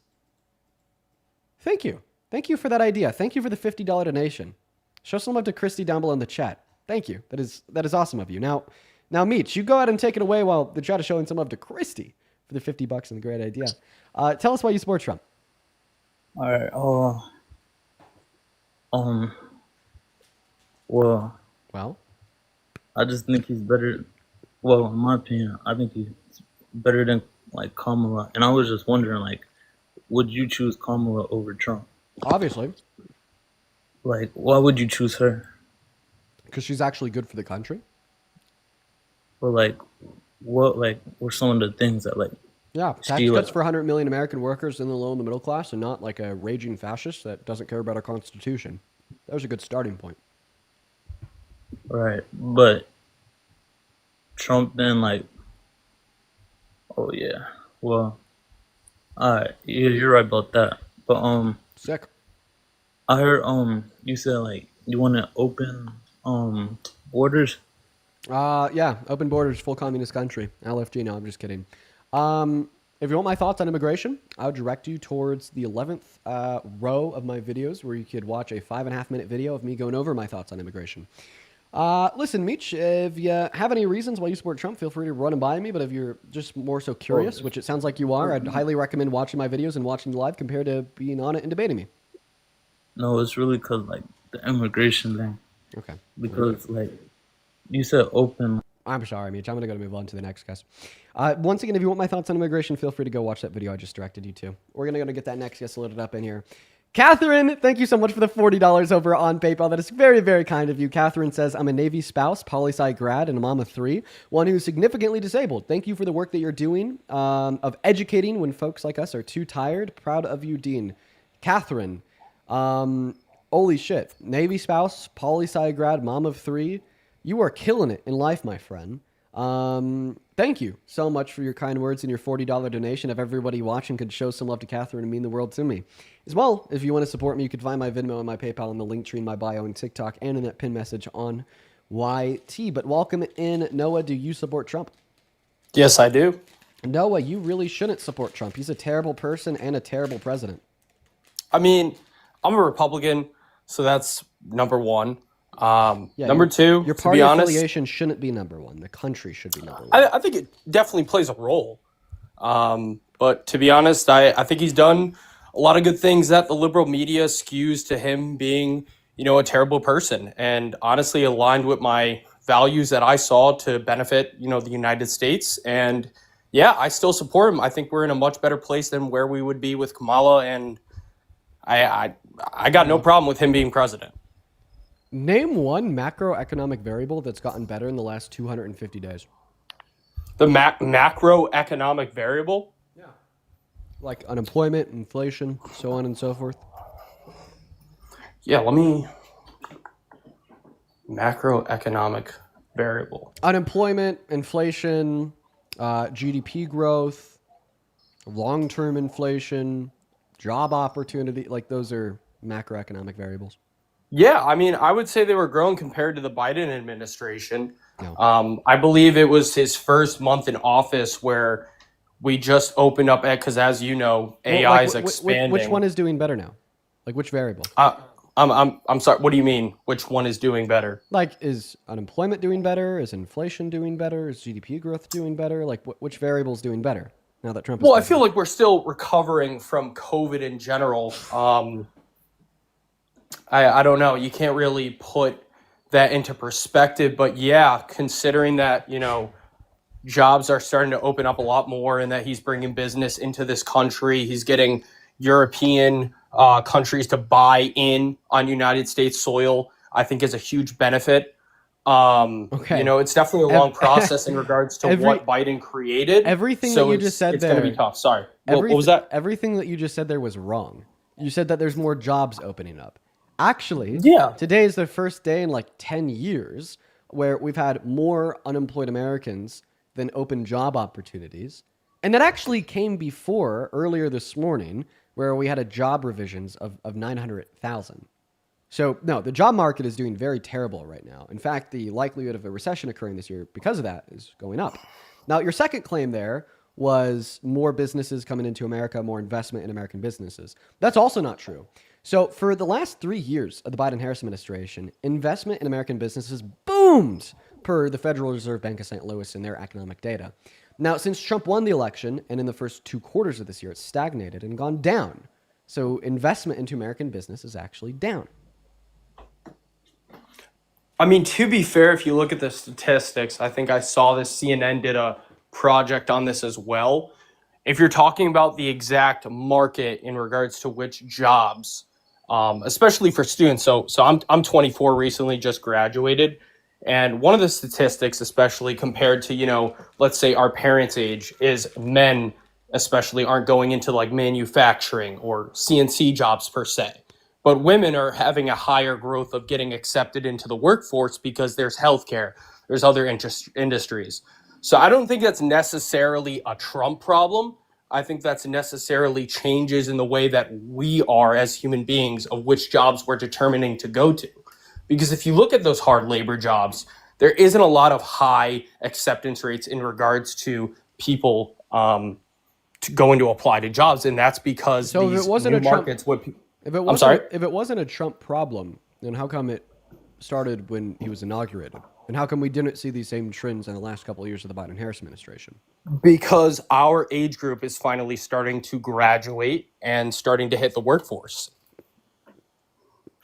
And that's, you know, that's a fact. That's like, I'm not in it. I wouldn't think to be a CNC workshopper. Like, that's just how we are. You know, a lot of people are high on college educations now. So when you take that and every single instead year, of going to trade per se. Every single year, there's millions of Americans that graduate and go into the workforce. What is so special about the millions of Americans that have graduated and gone into the workforce in the last 9 months that has just suddenly changed everything? I guess we'll never know because he just left. Moving on to the next guest. Go ahead and hop in that QView Support Trump. We'll get you pulled up here. If you want to support me, you can find my Venmo, my PayPal, and the link tree in my bio. We got Jacob loading up. Yeah, people are always hitting the workforce every year. Gare Bear, appreciate you for the Cooper Flies. It's very kind of you. As well as Jamie, thank you so much for the $5 over on Venmo. Appreciate you for that love, Jamie. Show some love to Jamie down low. And then Casey with the $2 saying mic drop.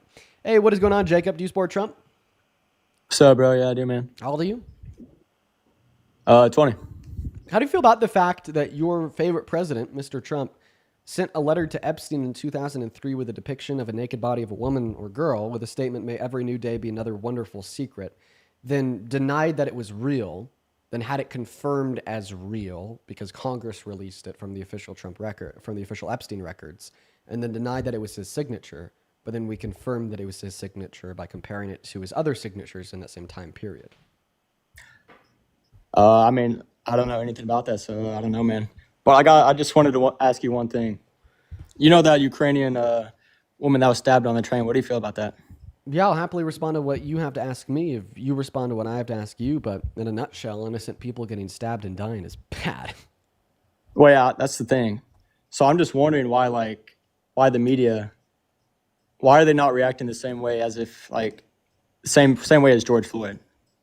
Probably. Why is there no uprising Probably about that? because a law enforcement officer killed George Floyd.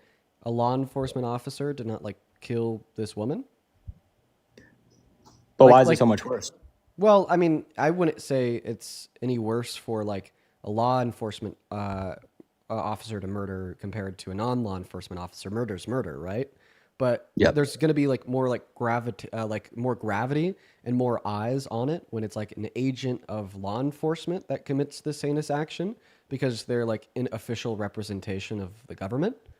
Right. And that also sparked a larger conversation about where we've gone wrong as a society with how we govern our law enforcement agencies and police abuse and misconduct towards people of color, not just in modern American history, but in American history as a whole.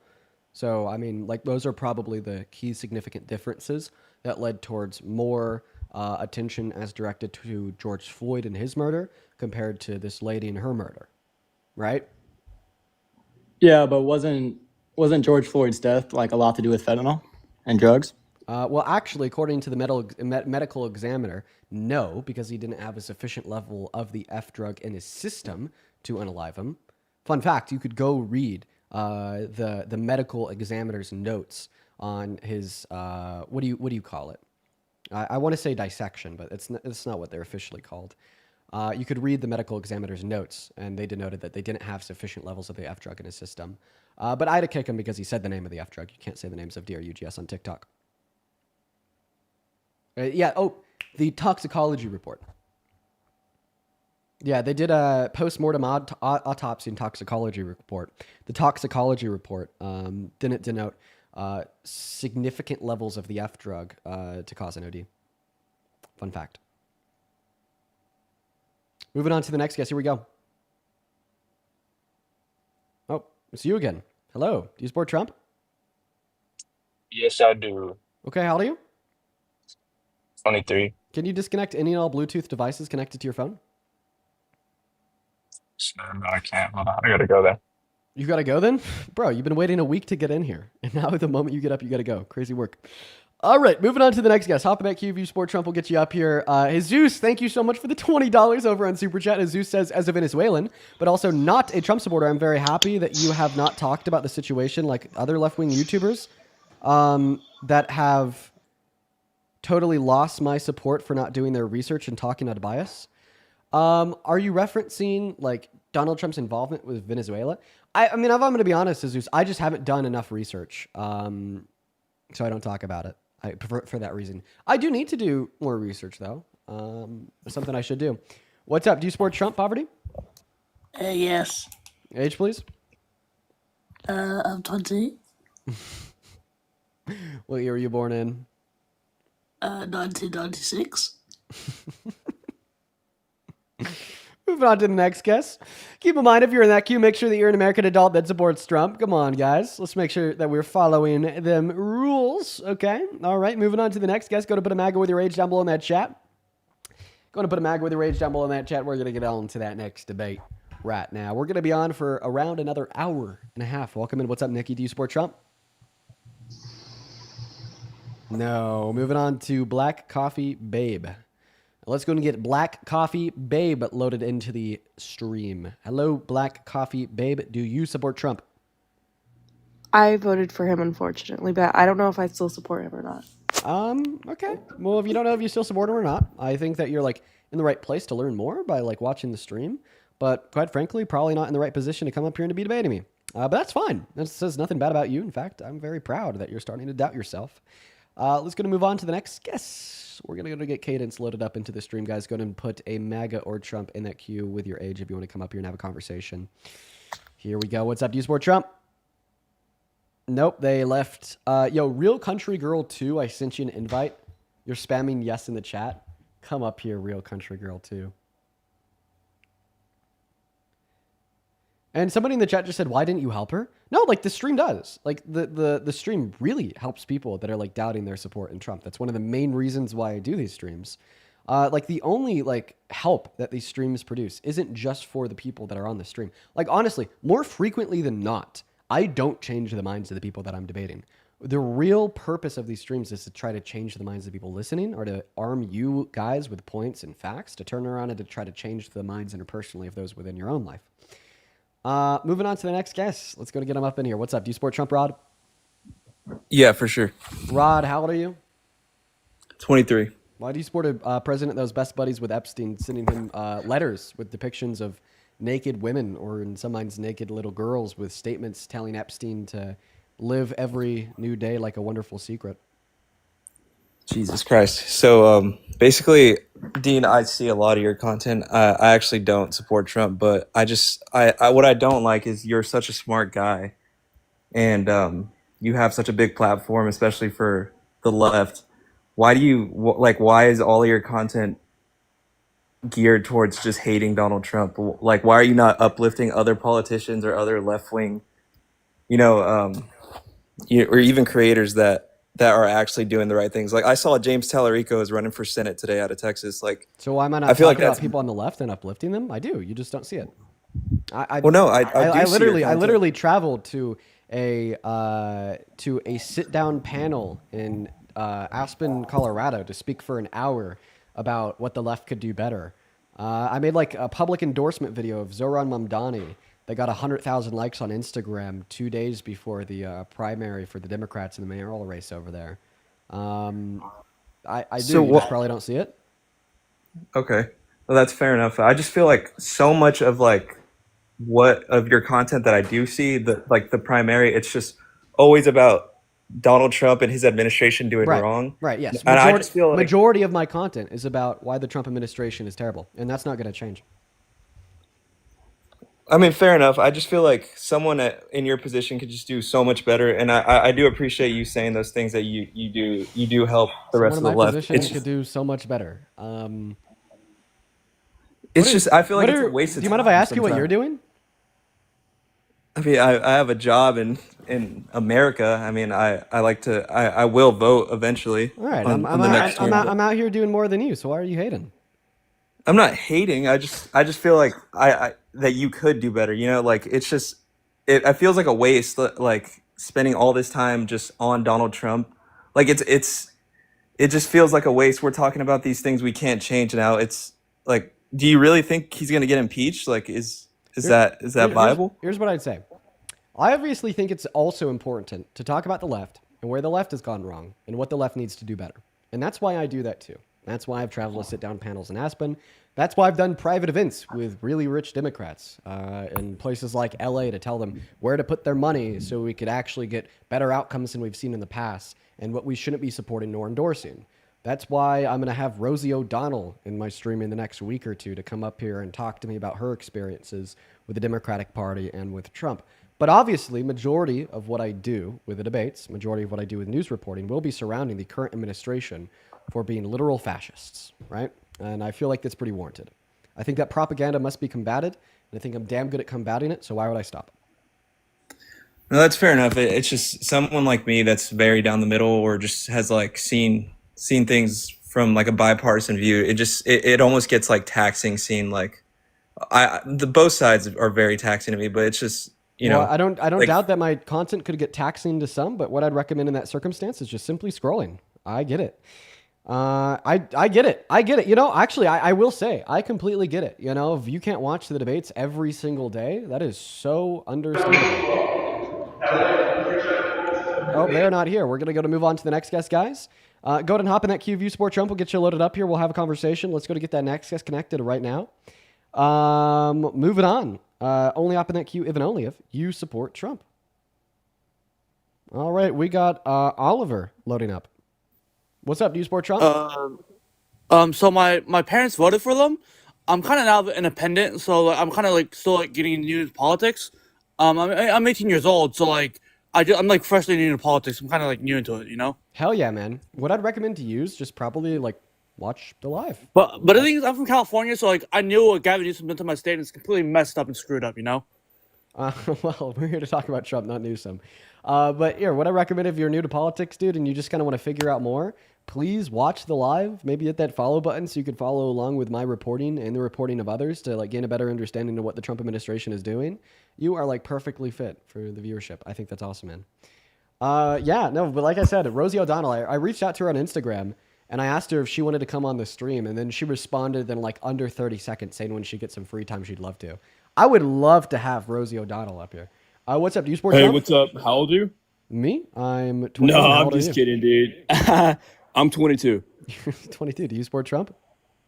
I do. You really shouldn't do that. He's a terrible president. No, I really like his stance on abortion Oh, you should not. Why do you think that abortion should be left up to the states? because I think it is the unjustification killing of human life. Okay. And why do you think it's unjustified? Because it is the murder of human life. Okay, well, murder is defined as unjustified. So in other words, you're saying it's wrong because it's wrong, or more specifically, it's unjustified because it's unjustified. That's a circular position. If you would like to mirror this argument to the pro-choice side of things, I could just say that it's not unjustified because it's not unjustified, and my argument would be just as valid as yours. Uh-huh. Yeah. Are you saying I'm circling? Yes. No, I'm not. Yes, you are. How so? You said it's unjustified because it's murder, when murder is just defined as unjustified.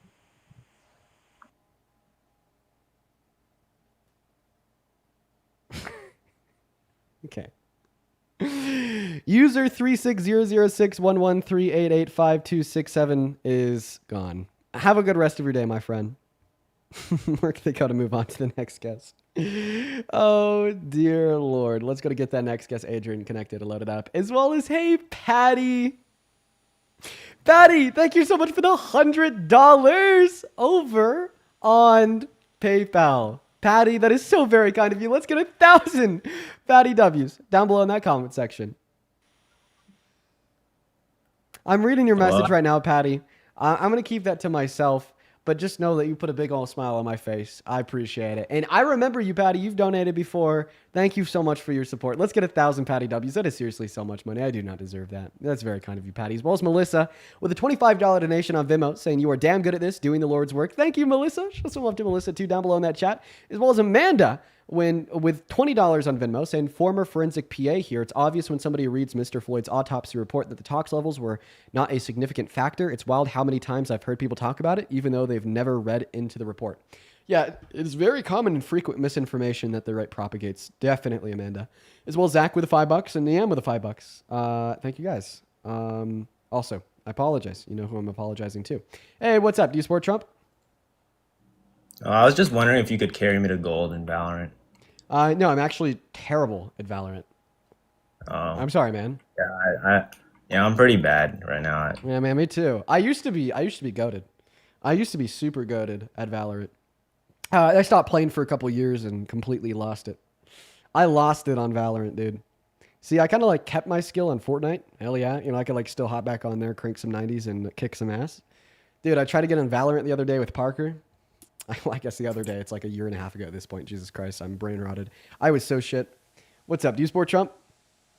I do. Okay, how do you? 41. Okay, all right, man. Real quick before we hop into the debate, City, thank you for the $10 over on YouTube Super Chat. Thank you for the love, City. Mr. 41-year-old Brett, why the hell do you support the worst president of your 41 years of life? So you know how you come on here and you drop bombs of truth, you come back it up with nukes. Truth I just have a nukes. quick question. I'd be dropping truth That's what they're nukes. called. What? I know your mom's MAGA. Truth nuke. She hears the truth nuke. Why is she still MAGA? Because, yeah, when it comes to politics, she's. I got the same thing with my parents too. I just want to know. Are you actually a Trump supporter? No. Okay, I'm gonna move on. Well, it's because she's a little bit stuck in her ways over there. I will say I've been working on her. When I first started doing what I'm doing, she loved Charlie Kirk. Now she hates him. I'm working my magic slowly but surely. It's just that I'm gonna be real. She's stuck in her ways. What's up? Do you support Trump? Okay. Everyone's dead. I had to disconnect you there. We're going to move on to the next guest, guys. Only hop in that queue if you support Trump and you want to come up here and have a debate with me. Please follow the rules, guys. There's been a lot of people breaking the rules. So please follow them. Only join if and only if you support Trump as president and you want to come up here and have a debate with me about why. Let's go to get that next guest connected right now, everyone. Also, guys, if you haven't already, consider hitting that follow button in the top left-hand corner. We go live and we debate Trump supporters every single day, 7 days a week for 4 hours. We have a lot of fun in doing it, too. What is going on? Do you support Trump? Nope, they do not. So we're going to move on to the next guest, guys. Keep in mind, just looking for some Trump supporters. Here we go. What's up, Dylan? You support Trump? Give or take. Depends on the policy, but for the most part. How old are you? I'm 18. I'm a freshman in college. What year were you born in? I was born in 2007. Could you mute the thing in the background? Yeah, sorry, I'm turning it down. No worries. Okay. We're going to get 2 people up here. Let's do 2v1. What's up, AJ? Do you support Trump? AJ, are you here? No, AJ's not here. I still think that we should do 2v1. Dylan, I'm going to give you somebody to debate with. Let's go to get him up here. Guys, hop in that queue. If you support Trump, we'll get you loaded in. What's going on? New guest, TK. Do you support Trump? Yes, sir, I do. How old are you? Just turned 20 back in August. Okay, let's do 3v1. Why not? Let's do 3v1. Let's get Dally up here. Let's see if Dally supports Trump. Go ahead and put a MAGA with your age down below in that chat. Put a Trump with your age down below in that chat if you want to join. We're looking for some more Trump supporters here. We're going to go ahead and fucking load the panel. So let's do that now. What's going on, Dally? You MAGA? Dally, I'm going to go ahead and give you around 5 seconds here. No, Dally's not even here. We're gonna Hello. Oh, shit. She spoke at like the last second. Dally, hop back in that queue for me if you're MAGA. What's going on, Cecil? You support Trump? Yes, I do, but I've been watching your streams a lot lately, and I don't know anything about politics, to be honest with you, but I supported him, but after all that I've learned from you, then I'm starting to think he's a piece of shit. W Cecil! W Cecil! Because I did not know anything about him sending naked pictures or anything like that, or nothing. Preach. And everything else. I never seen a man so evil in my life. So I just want to hop up here and say thank you for teaching me for everything that man's not done. I do not support him no more. Cecil. Wait, Dean, how old are you? Thank you, Cecil. Pipe down, Dylan. I'm having a moment here. Cecil, thank you, sir. You are a goddamn American patriot, and I hope you have the best rest of your day.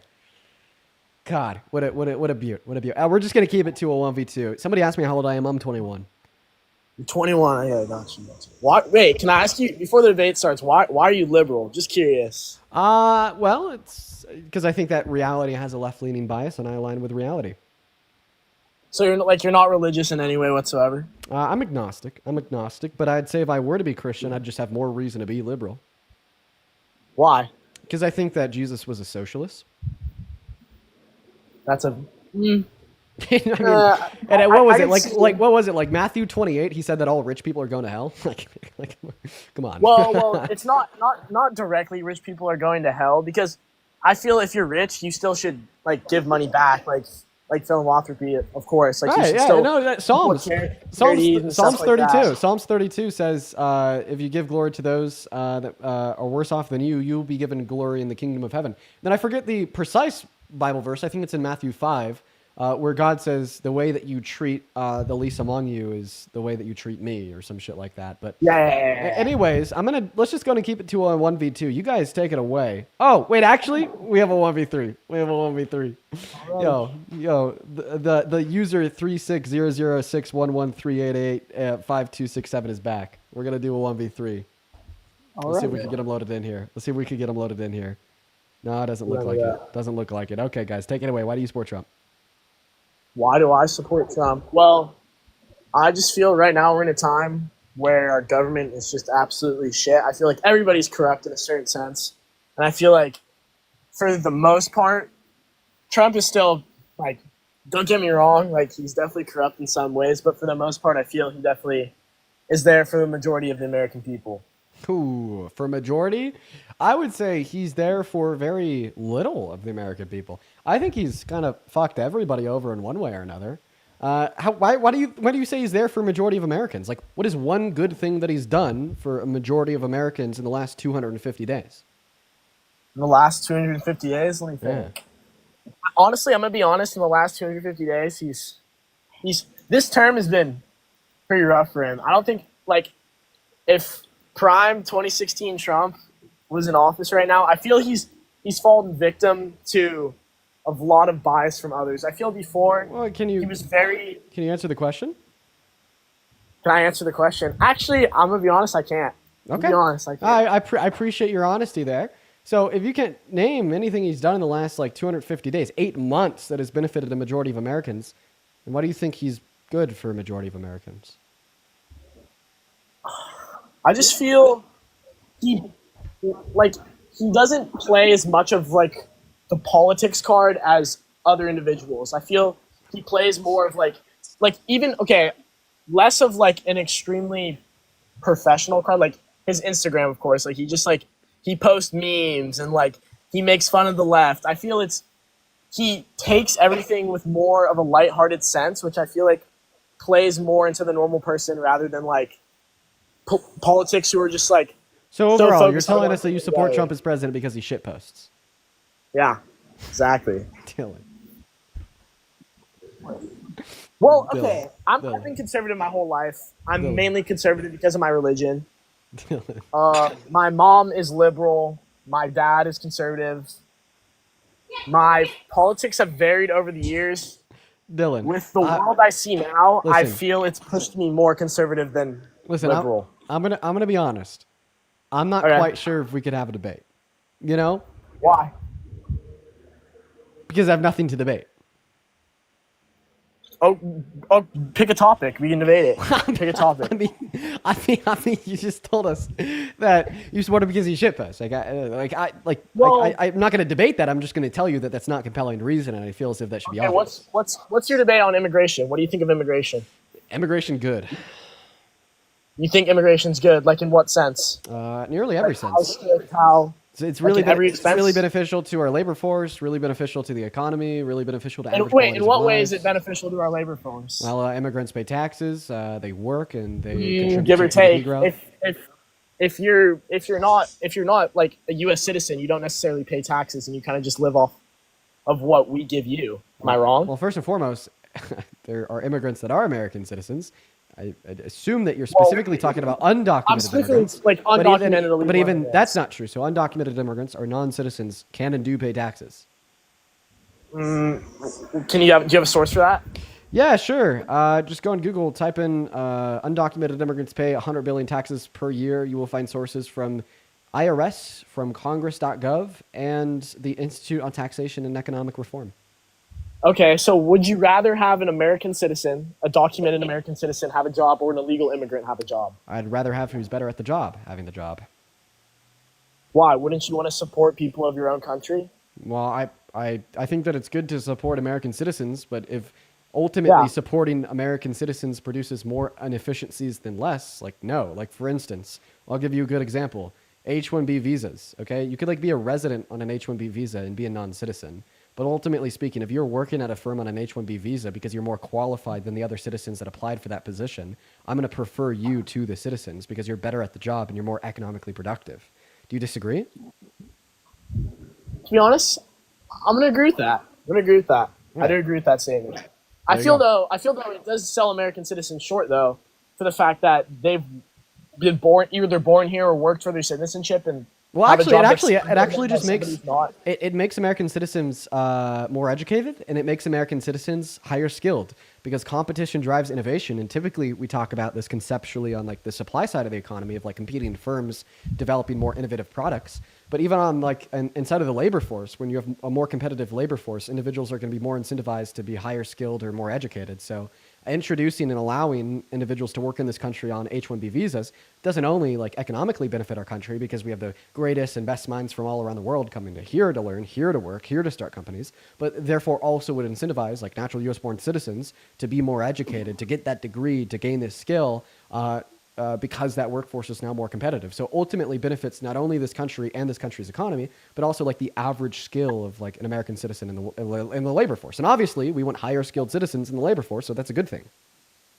Yeah, but I feel in the end you should still prioritize American citizens because they're the people that built and are working for this country. And wait, isn't this Well, Charlie, listen, hear me out. Hear me out. Charlie Kirk, Ben Shapiro, Donald Trump, No, all I of hate y'all. Charlie Kirk and Ben Shapiro. I hate both of them. Okay, listen. Anyways, hasn't the They're right bigots. been the one launching an attack on black people by saying that black people could just get jobs because they're black and for nothing else, and how that's just DEI? Isn't that conceptually literally what you're describing, but to be true of citizens and immigrants?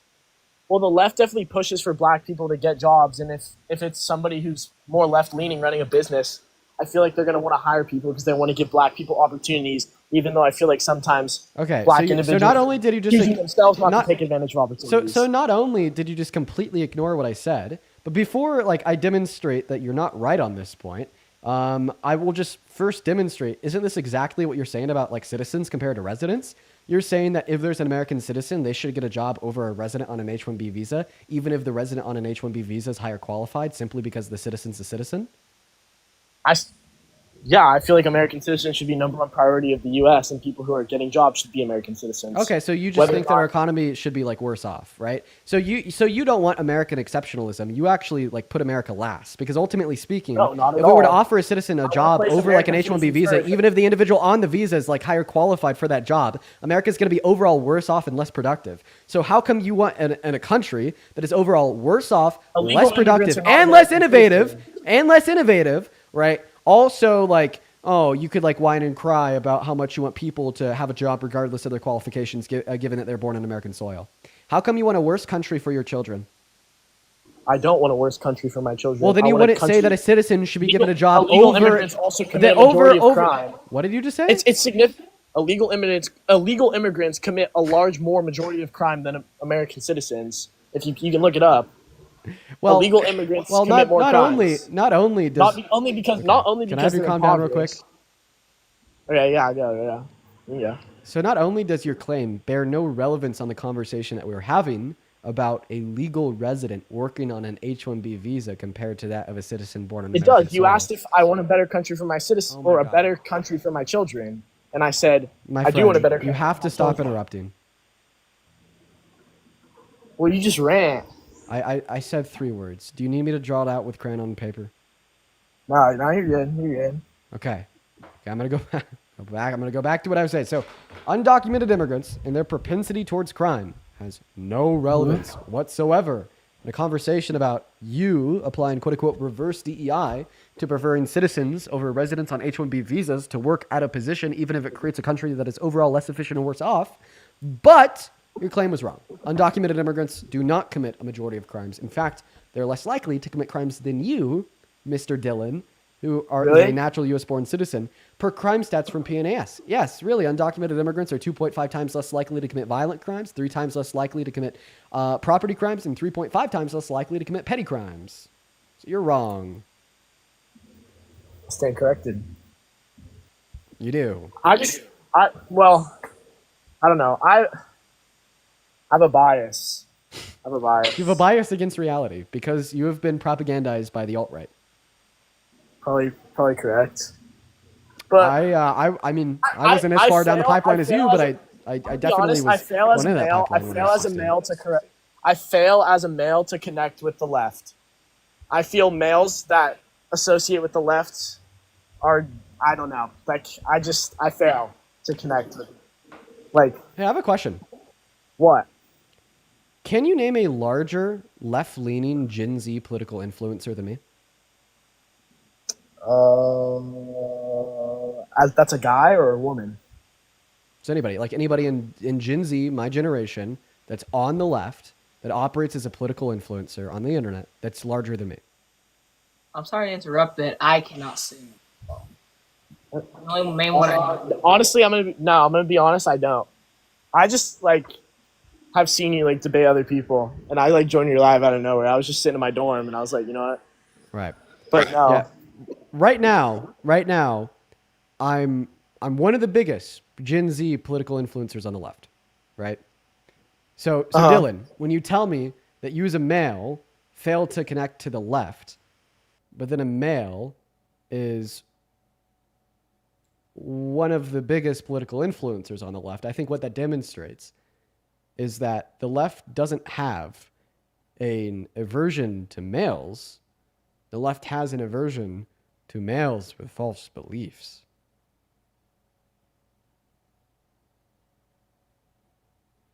But he got the stream a flag, so I had to drop him.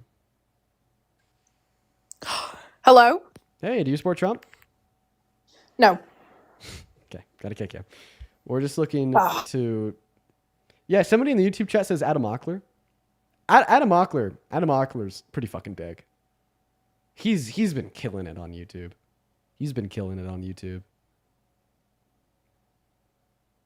Then other people in the chat are like saying like Hassan. Hassan's not Gen Z, he's a millennial. Destiny's not Gen Z, he's a millennial. What's up? Do you support Trump? No, I had a question about e-bike laws. Okay. E-bike laws are very, very tricky and gray. So do you have any thoughts on like e-bike laws, like just in general? I actually do. I do. I think that cities need to crack down on them a little bit harder than they already do. Because technically, because they don't have a combustion engine in many counties, they are considered identical to that of like a pedal bike, right? So that means that you could drive like an e-bike at 55 miles an hour through a public park or even on a roadway, and it kind of functions synonymous to that of a motorcycle, but you don't need to be licensed. I think that, local governments need to crack down a little bit harder on that. And I know because I have rode an e-bike at like 50 miles an hour through a park. It was fun, but probably shouldn't be legal. What's up? Do you support Trump? No, but I had a question about the Epstein files. I'm sorry. I removed you as soon as you said no. Feel free to put your question in the chat, the Discord, or my DMs though. And if I see it, I'll happily respond. We're going to move on to the next guest right now. What is up, Eastern Libertarian? Do you support Trump? Nope. Moving on to the next guest. Everyone give us a minute.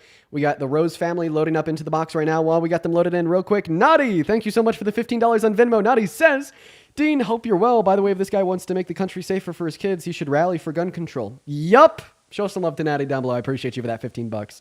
As well as Marie with the $5.55. Thank you so much. As well as Charles with the $21. Charles, it is so kind of you. Charles says, happy belated birthday. My fiance wasn't interested in politics 6 months ago. You and Parker changed that. He is addicted now, Lilith. Love you and thank you. Well, thank you so much for the love, and I'm happy I got them politically involved. Let's fucking go. Thank you guys for the love over on Venmo. You guys are awesome. I'd also like to quickly show some love to those over on PayPal. Yo, Patty! Thank you so much for another $100 over on PayPal. Patty, holy shit, you have been so kind. Thank you so much for another $100. Everybody watching, show some love to Patty down below in that comment section while we're looking for that next guest. Holy fuck, show some love to Patty. Let's go. Patty says, you rock my world because you just don't stop.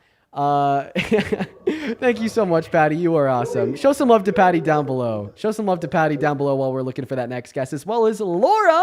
Thank you so much for the $50 over on PayPal. Shout out to Patty and Laura. Laura with a $50 donation says, Dean, whenever you talk about socialism and Jesus, the Holy Spirit compels me to donate. Dude. Holy Spirit's compelling you to do some wealth redistribution. Laura, I hope you're well. It's been a while. Thank you so much for your kindness. Show some love to Laura and Patty down below in that chat. Very kind of you both. As well as what's going on. Do you support Trump? Fuck you, bitch. Why are you so upset, Jordan? It's got you emotional today. Oh, Jordan left. Somebody play a very small and sad violin for Jordan while we're moving on to the next guest. Here we go. Only join the queue if you support Trump. Let's go and get that next guest connected right now. Quite frankly, we're going to move on to the next Trump supporter. We got Kimber joining. Only join if you support Trump. Marie with the $10 says, have you seen Trump's quote-unquote, they were born to be criminals comment about Baltimore and Westmore's response yet? I haven't seen Westmore's response yet, but I did watch Donald Trump say that live. What's up, Kimber? Do you support Trump? You're watching a horrible person. No, Donald Trump is a horrible person. Okay, well, it sounds like she's like talking to her kid and she's kind of cooking. She probably didn't even mean to request. We're going to move on to the next guest, guys. Once again, only join if you support Trump. Let's go. Let's go. Moving on to the next guest. Oh. Hey, what's up, man? You support Trump? Yeah, sort of. How old are you? 20. 20, what year are you born in? 25. Or 05. 05, what month? March. Okay, March 30th. of 05, perfect. I'm an Aries. Yeah. Oh. Oh. Okay, give me a second here. Bex, thank you so much for the $20 super chat. Thank you so much, Bex. That is very kind of you. Bex says, for changing minds every day, it's not +3 today. Now it's +4. Oh, I haven't even been keeping track. That's awesome.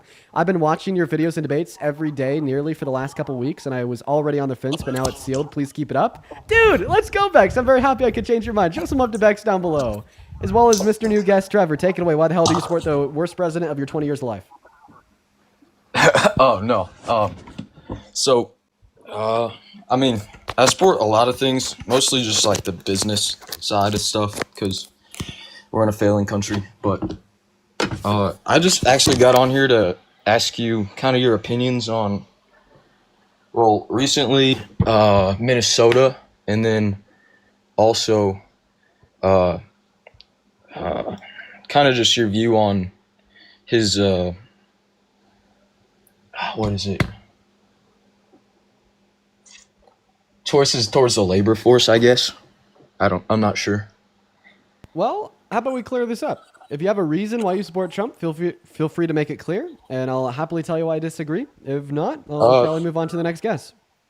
Well, in complete utter honesty, definitely indoctrination, but it's very honest, Trevor. There's other things, you know. Well, that feel I free to mean, name one. The other guys were saying stuff about like how he doesn't act the same as other politics, you know, for better or for worse. I think that's something that I lean towards because it just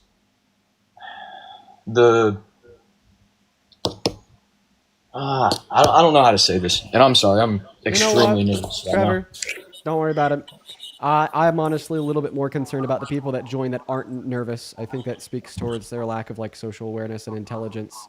More so intelligence. That's what I meant to say. And the reason I would say that is because any reasonable, rational mind should be nervous speaking in front of over 17,000 people the first time you're doing it. But honestly, Trevor, it doesn't really sound like you have many reasons to support Trump. And it kind of sounds like you're coming to terms with the fact that maybe it's just because of indoctrination. I appreciate you for being here, and I hope that you stay here, maybe to hear me out for what I have to say. And I bet you'll be on the other side of the fence come next election. Let's go to move on to that next guest, though. We're going to go to get Arturo Gomez loaded up into the stream. Also, apparently, Russian drones entered into Poland airspace. Bro. Oh my god, dude. If I was Polish, man, dude, Polish people just, like, they can't catch a break, dude. Poland can't catch a break, man. What's up? Do you support Trump? Hey, Dean, man, this is great. I'm a big-time fan. I see you all the time, and I love what you do here. One of the biggest things that I wanted to bring up, I do support that he's showing the bad things that he's brought into the government as far as wealthy individuals bringing in every bit of their money to put in everything they can. He's a continuous felon, breaking rules and continuing to. Arturo, I had to kick you, man, because we're only looking to debate Trump supporters. I appreciate you for your support. And FDT, gotta love it. Gotta love it. We're going to move on to the next guest, guys. Please follow those rules. We got Adrian loading up.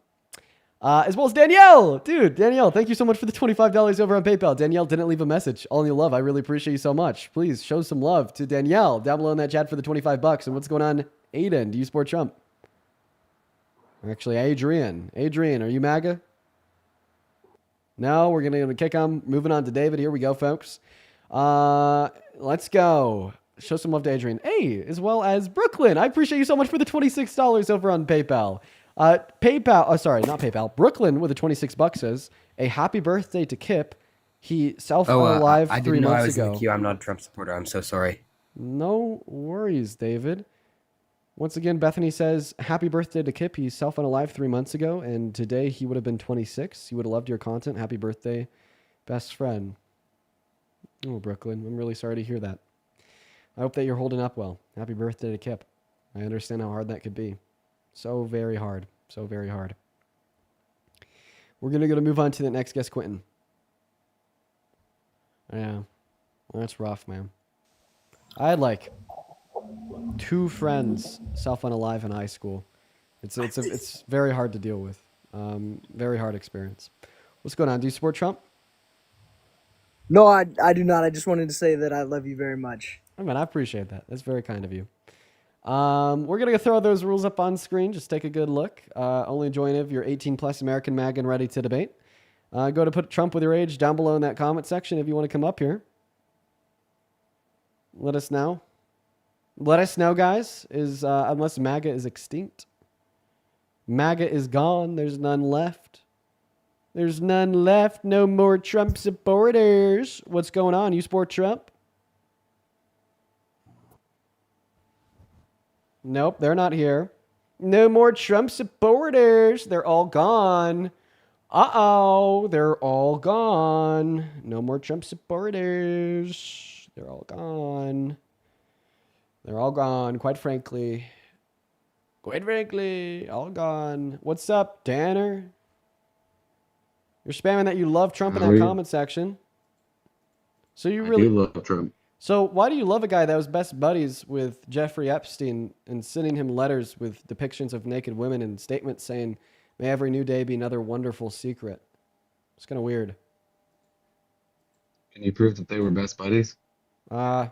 I mean, didn't we just hear Epstein, or a victim of Epstein's the other day, talk about how Epstein was always talking about Trump and even had a framed picture of them together on his desk? And I mean, isn't that just kind of what we know about the 80s and 90s and the relationship between Epstein and Trump? They're always together, hosting parties together. He's always at Mar-a-Lago, etc. I feel like that's pretty common sense in American politics today. No.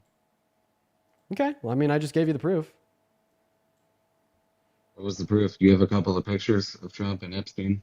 Well, it's what Is that your proof they were best buds? Literally 3 days ago, a survivor of Epstein spoke out in front of the Capitol saying Epstein was always talking about Trump and even had a framed picture of the two together on his desk. So anecdotal evidence? I'd say that is One very person? strong evidence considering it is the anecdotal evidence of a survivor of Epstein. One person? One person would be the source that I'm referencing right now. Yeah, I'd say that's sufficient. So should we reference Ashley Biden's journal for Joe Biden? Well, we could talk about Ashley Biden's journal as soon as you respond to my question, but I don't think that we're quite done with the line of conversation yet. You know, maybe other evidence. Did you know he sniffed little girls on camera? Joe Biden? Once again, we could talk about Joe Biden as soon as we're done talking about Trump. The what about Biden definitely isn't going to work on me, especially when I'm asking you questions about Epstein. You know, I think honestly, you're asking for evidence that they were best buddies. Maybe even like the letter in of itself is very telling. How about we just read it together real quick? So this is the letter that Trump sent to Epstein for his 50th birthday in 2003. Let's go to read it together. First line, there must be more to life than having everything. Donald says, yes, there is, but I won't tell you what it is. Jeffrey says, nor will I. I also know what it is. Donald says, we have certain things in common, Jeffrey. Jeffrey says, yes, we do come to think of it. Donald says, enigmas never age. Have you noticed that? Jeffrey says, as a matter of fact, it was clear to me. The last time I saw you, Donald says, a pal is a wonderful thing. Happy birthday, and may every day be another wonderful secret. All outlined with a depiction of a naked woman, and even some may be saying a naked teen. So just a bunch of vague statements that don't have any other information behind them? Yeah, I would definitely say the statements talking about how they have certain things in common that are better than having everything, and how Donald wants Epstein to have wonderful secrets every day, and this is all outlined by the figure of a naked woman or teen, is definitely very obviously telling that at the bare minimum, Trump knew what Epstein was doing. And we know what Biden was doing with that video of him sniffing little girls, right? Right, you're just going back to Biden. We'll talk about We Biden know next. what he was doing. We need to be able to finish out You the have conversation hearsay on on Trump. Trump. We have video of Biden. Once again, you keep on doing the but Biden thing. We'll happily talk about Biden when we're done having a conversation about Trump. This is simple. Yeah, we have hearsay on Trump. We have video evidence of Joe Biden, your hero, sniffing little girls. Okay, Can you explain that? Dude, okay, do I need to repeat myself? Like, I'm genuinely confused. I just told you that we could talk about Biden once we're done talking about Trump. Is that hard for you to understand? like, dude, this is like such a simple concept. We're talking about you and your support for President Trump. Now, if you want to talk about me and my support for Biden when he was president, that's fine. I'll happily have that conversation with you. That's kind of why I'm here, one of the reasons. But we got to go one subject at a time. We can't go, Dean makes a point about Trump, and then you deflect to Biden because there's no productivity gained, right? Like for instance, I could just do the same thing, right? You're asking, but Biden. I could say, no, you don't have evidence of that. But Trump, so that's why we need to go one topic at a time. Do you get that concept? I do get that concept. Okay, so now that you understand that on the conceptual level, let's finish out our conversation about Trump. So Trump, we know he sent this letter to Epstein, and we know that he denied the letter was even real before it was released by Congress 2 days ago. If it was a nothing burger, why would he deny that it's real? What does any of this have to do with why I support Trump as president? I guess you're not answering my question. You're really playing the deflection game hard, my friend. I You can't came on answer here anything. to address the prompt in the background. What does any of this have to do with why I support Trump as president. Well, actually, it would be how can you still support him as president even though he's done these things? That's how it's relevant. Yeah, prove he's done any of these things. Prove it. Oh, well, happily offer you more proof for more of my claims after you answer the question I just asked you. Why would Donald Trump say the letter was fake you can't if the do it? letter was a nothing burger? So you can't do it? I can't let you pivot. Yes. You can't provide evidence for anything you say. So if me, like, providing evidence for something I said would be a pivot away from the question I'm asking you, like, right now I am unwilling to do that? I guess, like, actually, yeah, like, sure, after you answer my question, I'd be, like, very, like, graceful and willing to be good faith and give you, like, more evidence for anything I've said, but, you know, first I'd like you to answer my question. How about this? I will demonstrate. I will demonstrate a token of good faith to you, sir. What have I said that you'd like evidence for? Anything at all. Anything at all? Well, that's too vague. That Trump is a sexual abuser. Give some evidence. Oh, easy. Because you say it every day. Easy. Give some evidence. Easy. He sexually exploited teen girls and women at Miss Teen USA and Miss USA. And my evidence of this would be him boasting about it on Howard Stern's radio show in 2005.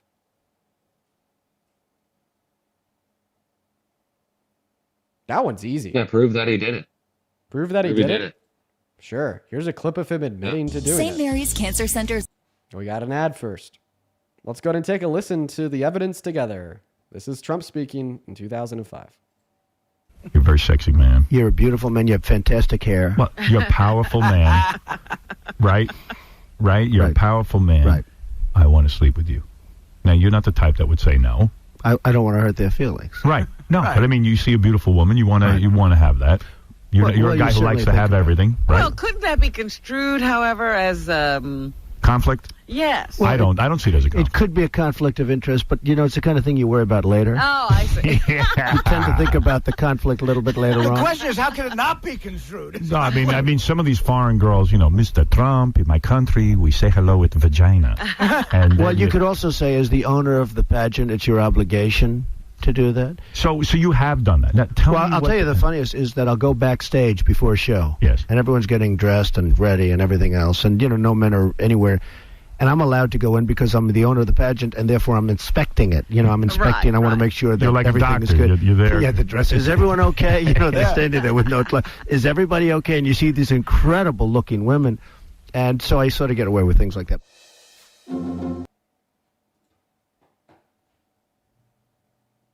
Yeah, where does he admit to anything? Yeah, he admitted to walking into their changing rooms and looking at them when they had no clothes on, even though they were in a women's only space with no men around. It's definitionally speaking sexual exploitation. No, he said that because he's the owner, he goes in and inspects the property. Okay, well, point number one, just because you own a women's dressing room doesn't mean that you could walk into it if there's women in there. That would still be sexual exploitation. Like, imagine if you were a business owner and you had women or girls working for you, and there was a bathroom in this business, that was on your property. And do you think this would give you the right to walk into the women's restroom simply because the women's restroom is technically on your property and open up the stall doors and look at the naked women and girls while they are using the restroom? Well, I've been in gyms where women workers walk in the male's restroom. Is that okay to you? No, it's actually not. Okay, so it happens all the time. Okay, it happens frequently. So you're just saying that sexual exploitation happens frequently, right? Or is it just an employee doing their job? So now you're just saying it's an employee doing their job. So if you had a little girl that was using the restroom at Walmart, for instance, and a man with a Walmart name tag on his chest pushed by you, walked into the woman's restroom, and peeked his head under the stall that your little girl was using. See, now you're reaching. Would you say that Now that you're is reaching. just an And you're employee doing reaching their on job, hypotheticals. or that is somebody sexually exploiting your daughter? So now you have to go to extremes and reach with hypotheticals. Well, that's because you just lost as this extreme argument. as what Donald Trump admitted to, because that's exactly what he did. He walked backstage into the women's only space. He said there were no men around, meaning it was a women and girls dressing room. And he specifically went in there to look at them when they were naked with no clothes on, as he said. He And didn't even say that. Where is that? How much do you want to bet? He said. How much do you want to bet that he? Where he said, how- "I how- saw them naked. I saw them with no clothes," Yeah, for sure. How much do you want to bet that he said they had no clothes on? and that's why he went in there. How much do you want to bet? How much Didn't you money do just you want to pull- bet that he didn't say that they had no clothes on? Didn't you just pull up a clip? I want to bet money. Come on, man. Are you confident in your convictions? You just tried to pull up a clip, and I debunked you. Well, I don't think that you're debunking shit, especially if you're not So willing bring to put another money one on it. up. I'll debunk you on another one. I don't think you've debunked me on anything. I'm just simply asking you to put some money on it. How You much haven't money do you said want to put one on? correct thing this I- entire time. Tanner, how much money do you want to put on your claim that he did Bring not whatever say you that have. no clothes on? Really? Do you want to bet $1,000? Are you You willing don't to have bet $1,000. $1,000? You don't have $1,000 to bet. I do. I don't think you do. Okay. What's more believable to you? 100? Probably $10. 10? Okay. You want to bet $10, You have Tanner? $10? Yeah, I got $10. You want to bet $10, Tanner? Are you gonna send me $10? I'll send you $10 if you're right. Once again, your claim that you'd have to be right about is that he didn't say they had no clothes on. Will you send me $10 if I'm right? Yeah, I want Donald Trump to say literally That they had no clothes on. clothes on. I want those exact words to be in the clip. All right, my friend, you're about to owe me $10. Obligation to do that. So you have done that. Now, tell Well, me I'll what tell you the funniest is that I'll go backstage before a show. Yes. And everyone's getting dressed and ready and everything else. And, no men are anywhere. And I'm allowed to go in because I'm the owner of the pageant, and therefore I'm inspecting it. I'm inspecting. I want to make sure that You're like a everything is doctor. good. You're there. Yeah, the dress. Is everyone okay? They're standing there with no clothes. Is everybody okay? Like a Everything is doctor. good. You're there. Yeah, the dress. Is everyone okay? They're standing there with no clothes. I want to make sure that You're like a everything is doctor. good. You're there. Yeah, the dress. Where Is does he everyone say what I asked okay? for? They're standing there with no clothes. You owe me $10, Tanner. No, I don't. Where does he say the exact words I asked for? You just said it right there. And I quote, they're standing there with no clothes. That's not what I asked for. Yeah, that is what you asked for. No, it's not. Yeah, you asked where he said that they have no clothes on, right? I asked you to show me a clip of him saying exactly what I said. He did. He said that they're standing there with no clothes. It's saying exactly what you said, that they had no clothes on. No, we can run this clip back. Right. Okay, let's run it back. You said, show me exactly where he said that they have no clothes on. And I did. He said that they're standing there with no clothes. I don't see it as a It could be a conflict of interest. One would stand. Together. Cancer centers. Prove that he We did did it. it. That one's easy. Yeah, Prove run it that he back did it. further. Prove that he We did did it. it. Sure. Here's a clip of him admitting to doing St. it. Mary's Cancer Centers. Stop muting me. At an ad radio show in 2005. Stop muting. I'm playing you That the one's clip. easy. Yeah, prove that he did it. Prove that he Prove he did did it. Sure. Here's a clip of him admitting to doing St. it. Mary's Cancer Centers. Support for Biden when he was president. That's fine. We need to go back I'll to the have got it, an Tanner. instant Trump concept level. We know that Burger What does any of this have? Any of this president thing? question. Evidence for something very graceful and for a token of good faith to you, sir. Girls and women at Miss Teen USA and Miss USA. And my evidence of this would be him boasting about it on Howard Stern's radio show in 2005. Oh, wait, actually, you said that after I played the clip the first time. I'm lost.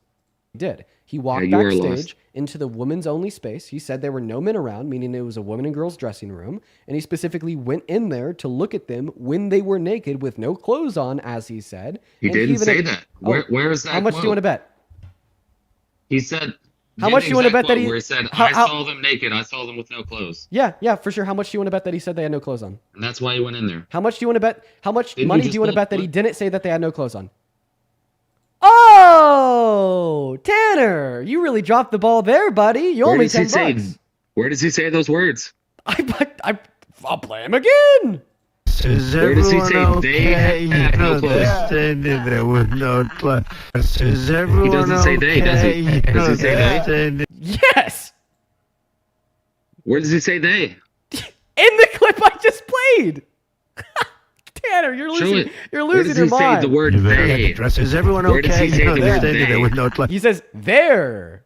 And I want to make sure that You're like a everything is doctor. good. You're there. So that's not Is they. everyone okay? That's not they're they. standing there with no clothes. Is everybody okay? It's not says, they. He says they're standing there with no clothes. Is there the same as they? Tanner!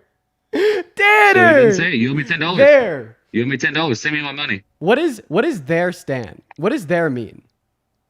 It means they are. Yeah! Yeah, they are. They are standing there with So no he didn't clothes. say they. Where's my money? You are rage baiting me, Tanner. You Where's are my rage money? baiting me so hard. You owe me $10. Where's my money? Send my $10. Oh, okay. So I just want to make it clear that your argument is he never said they were standing there with no clothes.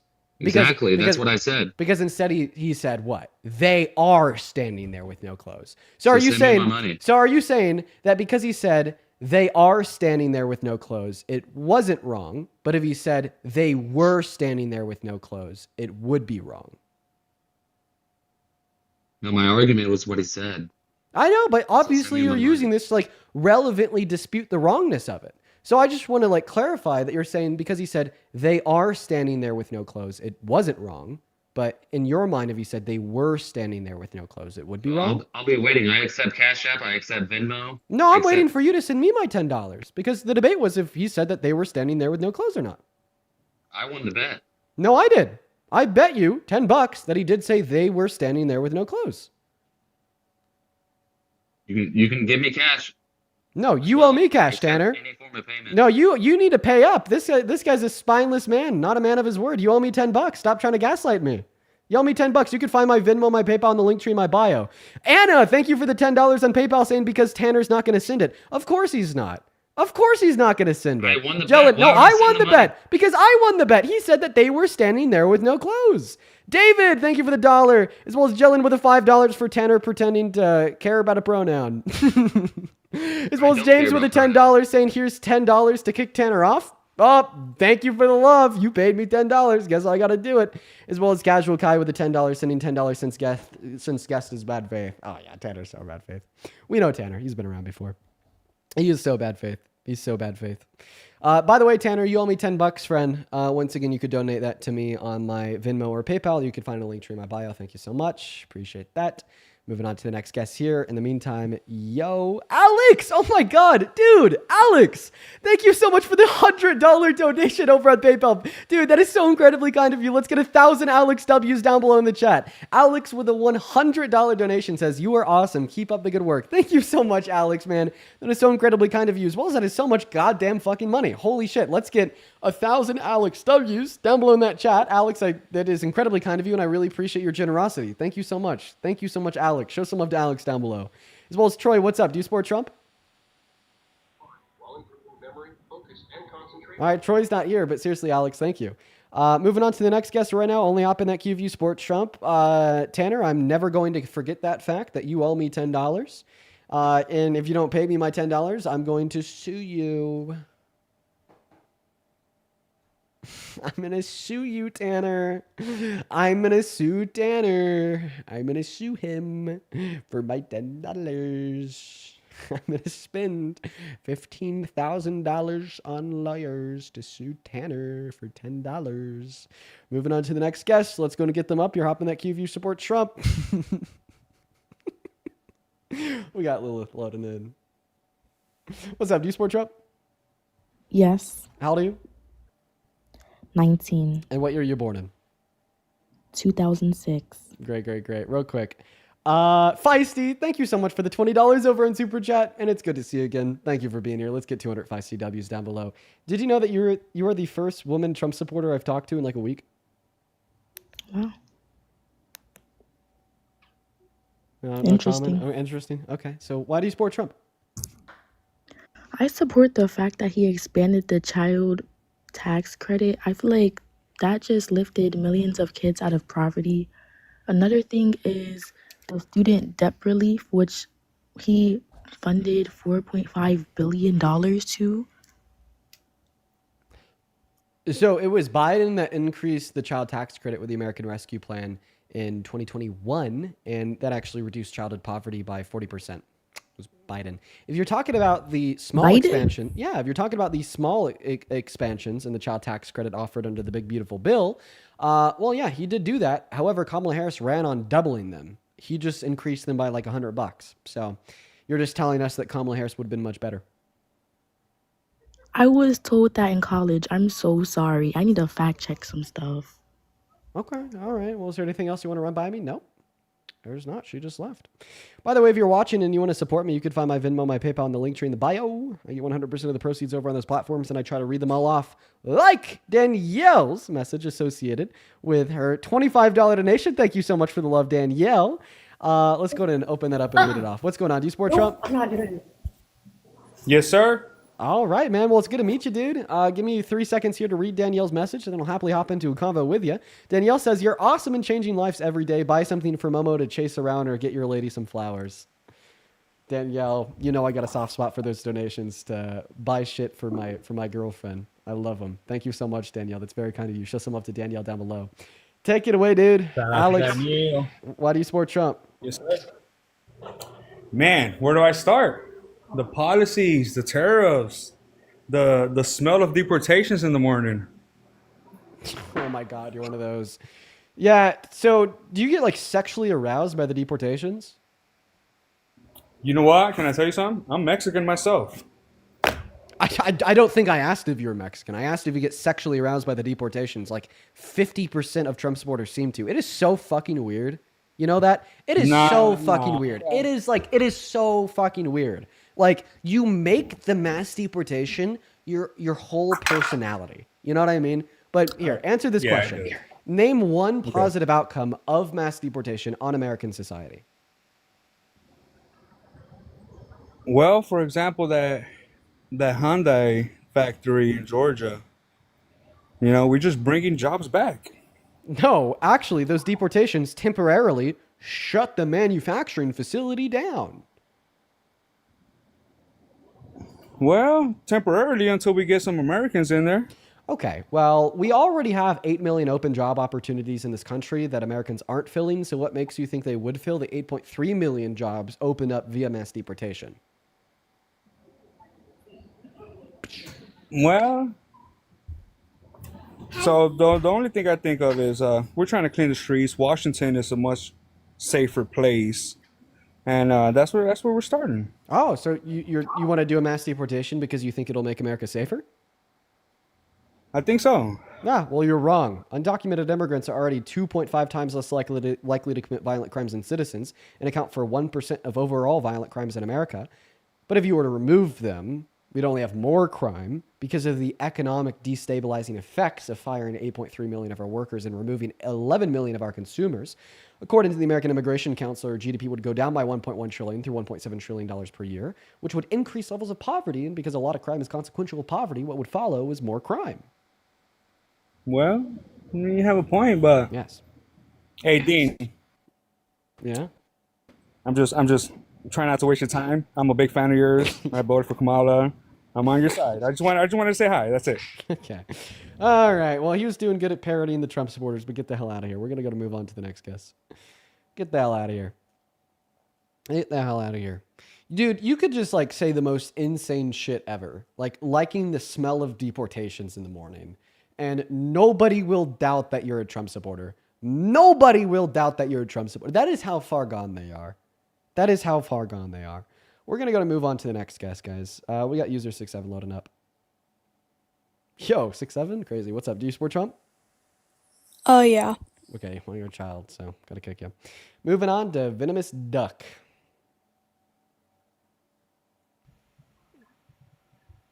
Steven, thank you for the $10 on PayPal. Saying the Fey Council does not approve of Tanner's use of semantics. Yo, he was a nut. As well as Michelle with the $10 on PayPal to sue Tanner. Yo, let's fucking go. Let's go, dude. Hell yeah. What's up? Do you support Trump?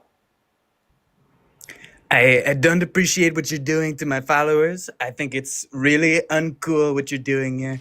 Quite frankly, shut the hell up. Quite frankly, shut the hell up. Quite frankly, shut the hell up. Moving on to the next guest, we got Parker loading up. P-Dog connecting. Sandra, thank you for the $10 over on Venmo. Amelia, thank you for the $10 on Venmo. Sydney, thank you for the $10 on Venmo. Sydney says, Dean, check into this. Reuters and Aaron Parnas just said Russian drones have been spotted entering into Poland. Yeah, I heard that. I am going to talk a lot more about that if anything comes of it. I really hope that nothing comes of it.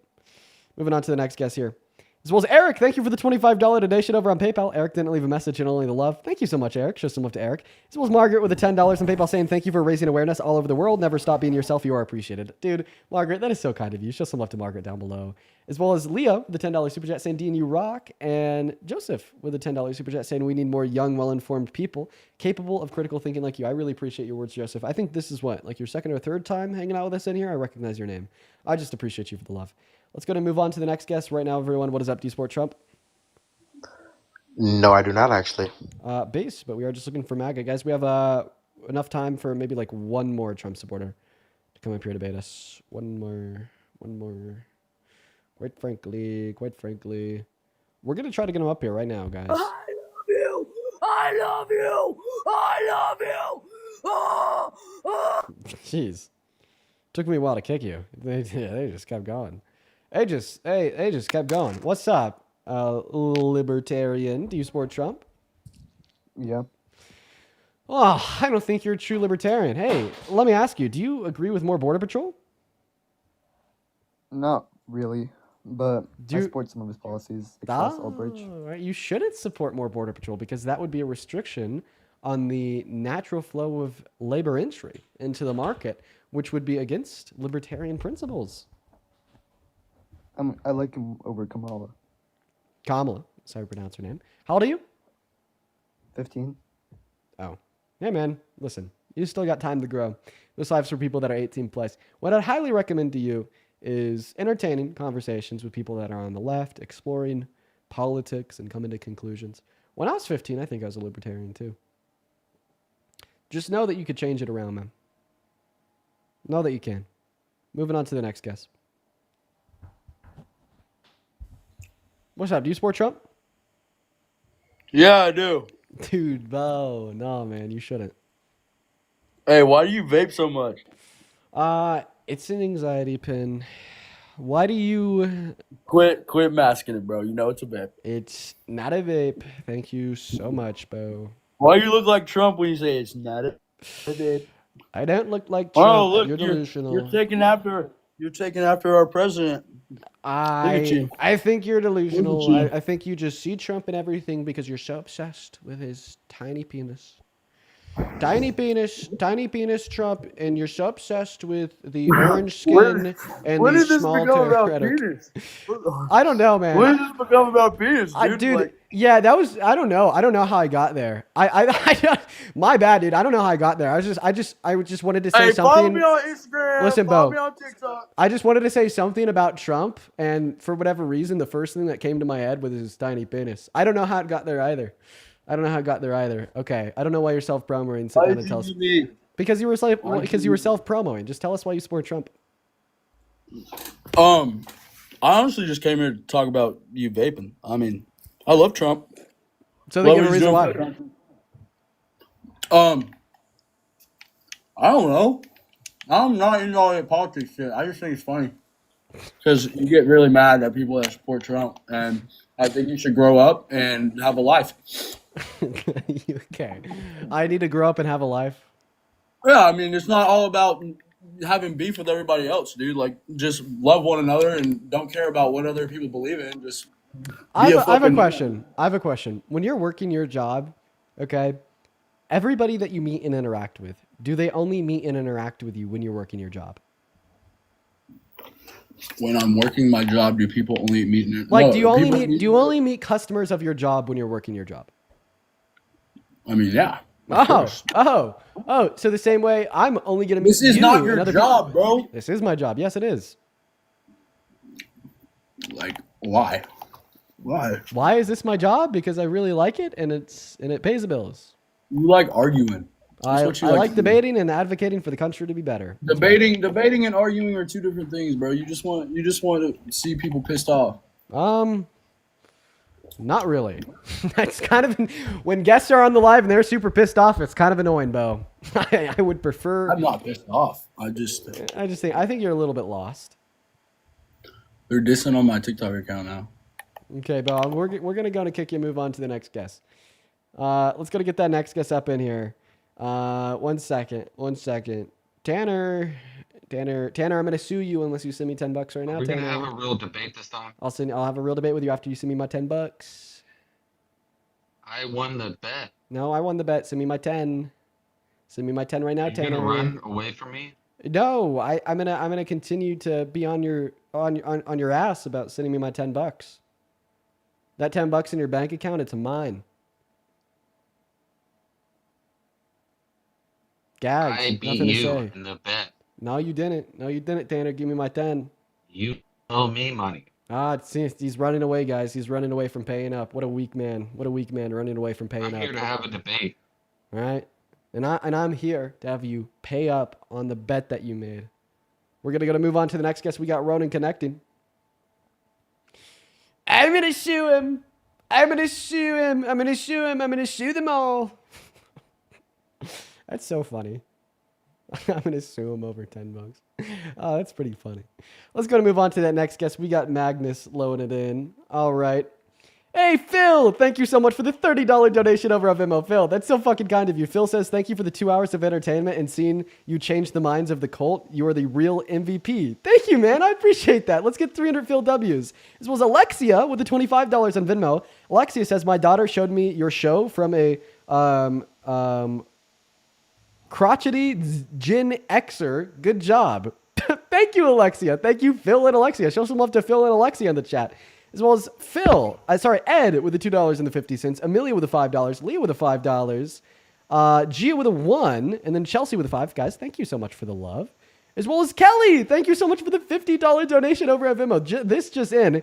Kelly with a $50 donation says, Hyundai brings in their own team to set up new plants, just like in Montgomery, Alabama, to ensure that everything runs to their standards. And then guess what? They train American workers to take over. Their foreign team lays the foundation, and then they hand over the jobs to U.S. citizens. I think that makes perfect sense to me, right? Because, of course, they'd want people working at the new plants that already have experience to make sure that it runs right. If they haven't already operated facilities in America, how are you going to have people that do that unless they're, coming from overseas? So it makes perfect sense. Kelly, I appreciate you for the $50. As well as Magnus, what's up? Do you support Trump? I want to clarify. I don't personally support Trump, but there's two big of his points that I do support. And I'd like to just discuss it with you because I know we're definitely going to have some differing opinions on the things, but I just want to clarify. Sorry, I'm a little. I mean, I don't usually debate people unless they support Trump, but what's one of the points that you support him on? Specifically abortion and Islamic immigration into America. Okay, I'll talk to you. So you think that abortion should be banned, and you think that Muslims should be banned from immigrating here? Yeah, pretty much I don't think Muslims should be allowed within the U.S. Why? Specifically, do you understand Sharia law? Yeah, I also understand that Muslim immigrants immigrate to America to escape Sharia law. Yeah, but at the same time, if they're escaping Sharia law, can you really call them Muslim? Because they're not following the Quran to its fullest. Wait, so now you're arguing that a fundamentalist depiction of the Quran and Islam as a whole is the one true depiction of the religion. I mean, wait. I could just simply say, right, the fundamentalist view of Christians that think slavery is okay and created the slave Bible in order to justify chattel slavery in America for 250 years. That was the one true depiction of Christianity. So now all of a sudden, if you don't think the enslavement of Africans in America was okay, then you're not a true Christian. I could do that too, right? Well, first of all, if you're going to just sit here and mute me and just try to just expel a point, then there's no argument to be had here. We're not debating. You're just sitting here saying what you want to say. Well, I mean, I muted you because you interrupted me. The slavery version of Christianity is not the original Christianity that Jesus had intended. Okay, so now you're just arguing that you hold to a different interpretation of the Bible and its text, and that's There's not no something that different Jesus intended. interpretation. I mean, Jesus Christ, the Lord himself, did not want people to be enslaved or to be treated harshly. What does Leviticus 25 verses 44 through 46 say? I can't call it off the top of my head. Why don't you say it for me? Yeah. You may get your male and your female slaves from the nations around you, and from them you may bequeath your slaves and own them as property. You may If also... I'm not mistaken, that's Old Testament, correct? Right, and Jesus is God, correct?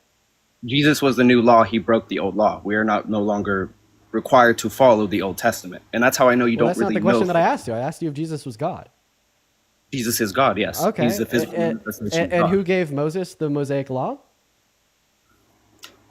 Arguably God, but if we're going to sit there and look at it, then we have to look at it because of the fact that it's a Jewish interpretation. Wait, it's a Jewish interpretation? Oh, God. Well, I mean, Jesus himself specifically distincts himself from the Jewish population. He specifically calls them the den of vipers and snakes. And the people that used the law of Moses against him, he specifically said that wasn't what he was for. Wait. So if the Old Testament is like, just Jewish interpretation, and like you're super like anti-Semitic too, and you just think all Jewish individuals are snakes. No, I'm not anti-Semitic, right? but I mean, does this mean that like you don't follow the Ten Commandments because the Ten Commandments is a Jewish interpretation written by snakes? Jesus himself specifically said he was coming here to break the old law. So the Ten Commandments are like null and void? I mean, specifically, that's what Jesus said, yeah. Okay, then also, you don't believe in like the story of like Genesis and Adam and Eve, right? I mean, I believe there's truth to it, but it's not the whole story. Wait, how can you believe that there's truths to it if it's just a misinterpretation written by snakes? Because, I mean, can we agree that not everything in history gets written down? Oh, wait, so then you're saying that the Bible's inaccurate? I mean, there's probably some Wait, inaccuracy. Come on, that should have been my first critique. Yes, that should have been my first critique. You said that the Old Testament is some like inaccurate Jewish representation. That just means that you think that the Bible's now we're wrong. debating more religious philosophy. Dude, come on! Oh my God, why wasn't that so obvious to me the first time around? You just said that the Bible's wrong. You fucking blasphemer! No, I didn't. I said there's some inaccuracies in it because within all of history, can we agree that there's not always the most accurate? Exactly. So then you just said that there's some inaccuracies in it. So then you think that the Bible's not fallible, or sorry, is fallible. No, and when I say inaccuracies, I don't mean like everything in it is wrong or what they put down specifically is wrong. What's an inaccuracy? I didn't say it right. I'm just trying to sit here and say that they didn't put everything in there that actually happened. Because if they did that, don't you think that the Bible's going to be a lot more? Not putting everything that is true in a book doesn't mean that the book is inaccurate. No, not everything that is true. Because but an inaccuracy would specifically be something that is false. Like the specific details of everything. Like a lot of people have this misunderstanding that Adam and Eve were the only humans and we specifically came from them. If that was the case, then how did their I believe one of their sons got a wife, did he not? Yeah, no, that is true. From a neighboring village. What I mean is that, and I'm not saying it right, so my fault, but not everything in the Bible is specified out in exact detail. Can we agree on that? Yeah, I mean, I think that that's like a pretty like common interpretation of Christian theologians, that like not everything that is true is included within the Bible. That's like how a lot of people will argue like this like variant of Christianity that is not conducive towards fundamentalism, and will like argue that evolution is true. It's just not depicted in the Bible for like miscellaneous reasons. But Right. now I like I said, kind of going back to like the main point here. First and foremost, it's crazy for you to call all Jewish individuals snakes. That's anti-Semitic. Not You all shouldn't do Jewish that. individuals, because obviously there's different types of Jews. There's secular Jews. Let's call Jewish individuals, not Jews. Thank you. Well, that's specifically what they call themselves as well. I don't know, man. When I hear somebody call Jewish individuals like Jews, like I don't know, man. I just think that term. Well, I'm was, not like, going to used- get offended if I somebody think just that says- I think that term was just used during like the Holocaust to dehumanize Jewish individuals to justify, I like, understand genocide that of point, 6 yeah. million of them. So I try to stay away from that. Right, and then second point here. Once again, you're arguing that like Muslims shouldn't be able to enter into America because of Sharia law. I mean, I think that like I made two really strong points that you should consider here. The first strong point would be that Muslim immigrants immigrating into America are typically going to America to escape Sharia law. The second Correct. point would be that upholding the Sharia law is not the only interpretation of Islam. In fact, it's like a pretty like minority fundamentalist interpretation of the religion. Go and look at what Muhammad and said, third point, it's gotta be close and to third Israel and third he point, actually wanted. and third point, I would also bring up the fact that you're just calling for a violation and infringement and termination of the First Amendment. How so?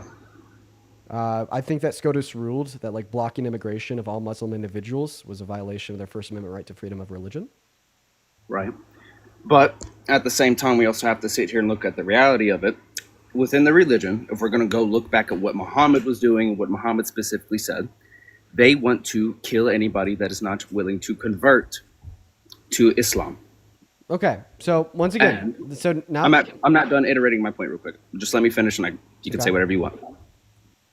And so, if that is originally what Muhammad wanted, right, and then there's Muslims escaping that, I mean, they're not fully going along with what their prophet wanted, and then saying that, we can't sit here and really truly defer who is and who is the bad guy, because you can come here and say, oh yeah, I'm claiming asylum, yada this, yada that, but I mean, how are we really going to tell until it's too late? So point number one, you're telling me that like somewhere in the Quran or Hadiths or whatnot, apparently Prophet Muhammad says that we need to kill people that are in Islam. Well, we're going to assume that that's true, okay? And in assuming that that's true, let's look at what the Bible says. So 1 Samuel 15:3. Does Jesus say kill infidels? Actually, 1 Samuel 15:3, God commanded the genocide of all Amalekites, man, woman, goat, and child. It's still God. It is Jesus, because Jesus is God, and that was a command from God. God commanded the genocide of all Amalekites, man, woman, and child. Not to mention that you said that apparently Prophet Muhammad, stop interrupting me, little boy, wanted to like kill people. Stop interrupting me, little boy. Hey, little boy, pipe down. Okay, you're getting schooled right now. Class is in session. I think that you need to calm down. You said that we're born in the same year. I'm not calling you a little boy because of how many times you've been around the sun. I'm calling you a little boy because of your lack of maturity, your lack of intelligence, and honestly, your bad faith position, demeanor, and conducive to that of a goddamn kindergartner. So what will it be, little boy? Are you gonna sit the fuck down, calm down, shut up and listen, or you can continue to yap, whine, and moan while I'm trying to educate you about your holy scripture? Honestly, it's pretty heretical and anti-Christian of you to attempt to silence me when I'm just trying to read the Bible. Okay? This is a heretic, an anti-Christian heretic. This is the problem with America today. People like this heretic and other crazy right-wingers are launching an attack on Christianity and on Christians as a whole. I can't even publicly talk about the Bible, about the Word of God, without heretics and blasphemers such as Magnus down here trying to silence me. Okay? You're the one that keeps muting me, man. Yes, because you're interrupting me. I'm going to try one more time. This is going to be my last time tried, but seriously. On a real note, you know, like fun rage baiting aside, if you don't shut the hell up, I'm going to kick you. Because if you don't shut the hell up, we can't have a productive dialogue. Says the one yelling, but all right. All right, but like seriously, cut the religious intolerance out here, sir. You know, stop Not interrupting. religious intolerance. I'm going by the scripture. No, you are being incredibly religiously intolerant by interrupting the Bible reading. I'm going to go back to the Bible reading. So 1 Samuel 15:3, God commands the genocide of the Amalekites, man, woman, and child. Leviticus 25 verses 44 through 46. Now, these are going to be incredibly relevant here because you said apparently Muhammad said to kill people that weren't believers. Well, guess what? In Leviticus 25 verses 44 through 46, not only does God say that slavery is okay, but he specifically only says it's okay for non-Israelites. Oh, wow. That's nuts, huh? Right? So if you were an Israelite, right, you could not enslave another Israelite. And he makes that explicitly clear. But if you're an Israelite, you could enslave a non-Israelite. So it's funny because you're like, we shouldn't allow any Muslims into America because apparently at some point in history, Prophet Muhammad said to kill non-Muslims. But now we're learning that your God said it's okay to enslave non-Israelites. Not to mention, if we look at the Crusades, killing people that don't believe in your religion, they were started by the Christians. I'm going to have to say you definitely have some historical and scripture inaccuracies. Because once again, Jesus came to break the old law. The Old Testament was null and void. And you keep going by the Old Testament when I made that my point over and over. and specifically why I say this about Islam, is because within the Islamic commandments that Muhammad is giving, their whole point is to conquer. Their whole point is to convert. In Christianity, with Jesus, go back in there. Does Jesus himself, answer me this, does Jesus himself say to kill non-Christians or non-people of Israel? No. Yes. He says all the people Yes. are my sons of God. Yes. Jesus himself says that. Yes, Find it, God please. himself says that. 1 Samuel Find it, please. 15:3. And To first of all, I slaughter also and do kill want the to say a lot of the Amalekites. comments are correct. We are getting too far off from the original Yes, point. I mean, Now we're I hate to be that guy, but arguing God religion. literally does say that. He commands the No, genocide but of the Amalekites. does Jesus, Yeshua, does he say that? Oh, okay. So you only care if Jesus said it, not if God the Father said it.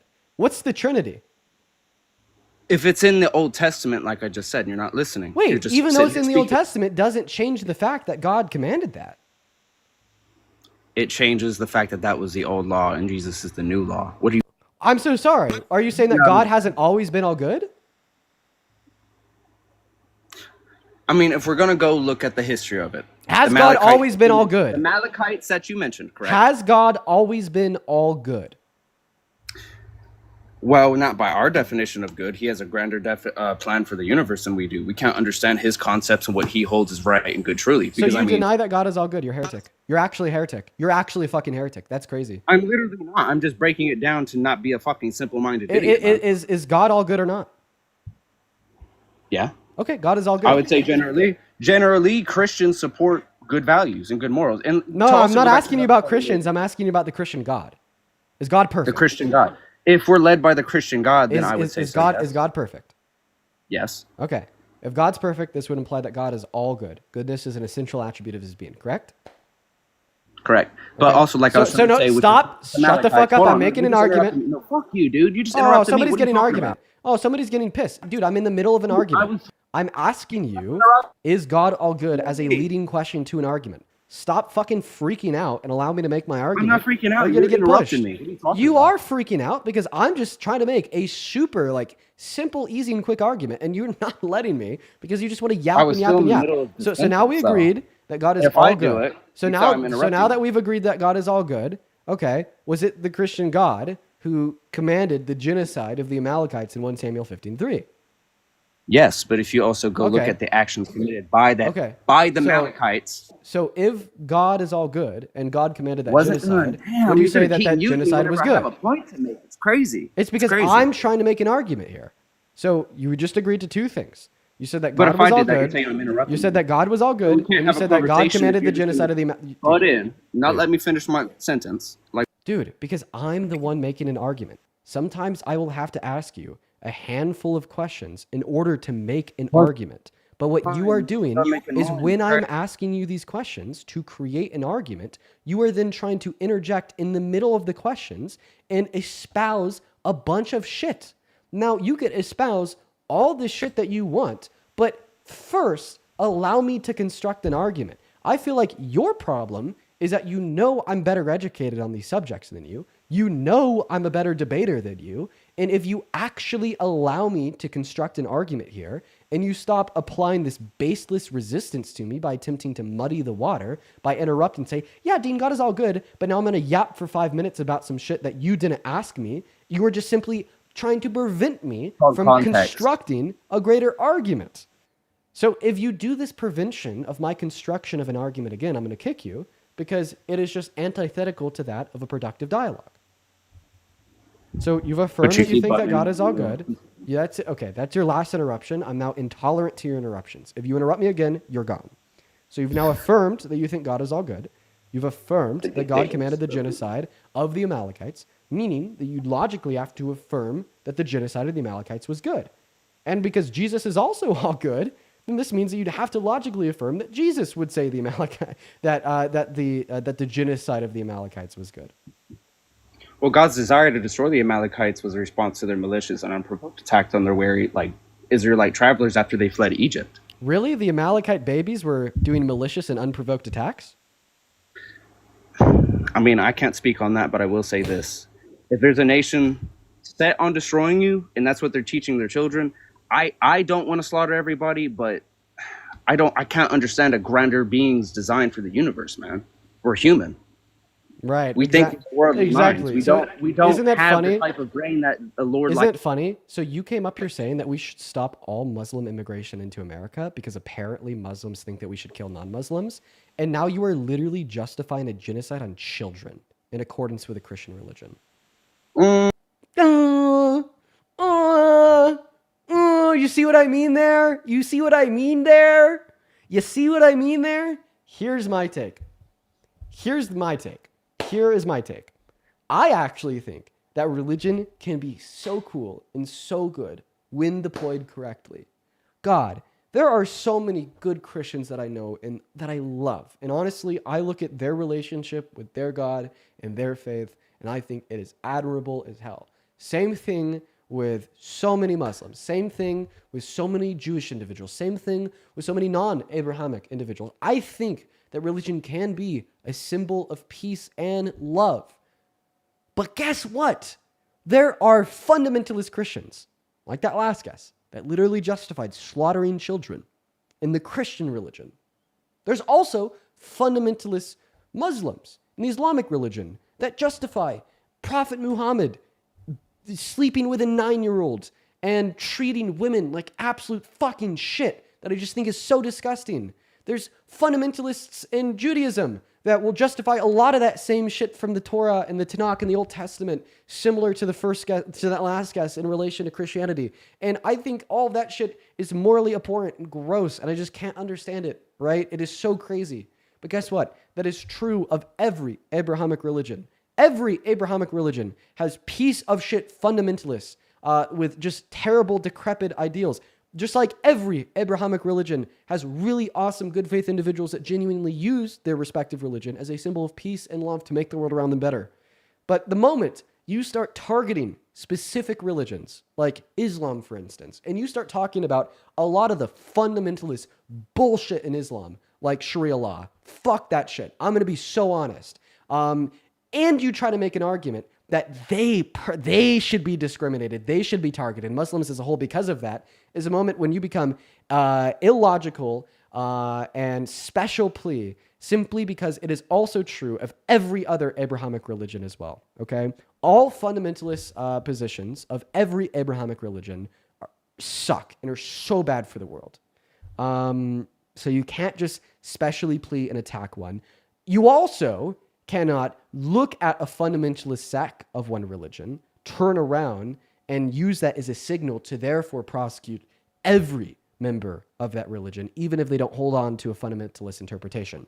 Like, for instance, that last goober, he justified the slaughter, the torture, and the killing of babies in accordance with the Christian religion.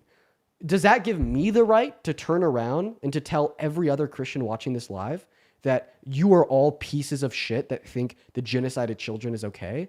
No, because you don't hold that interpretation of the religion. So anyways, there you go. There's my thoughts. Where's my thoughts?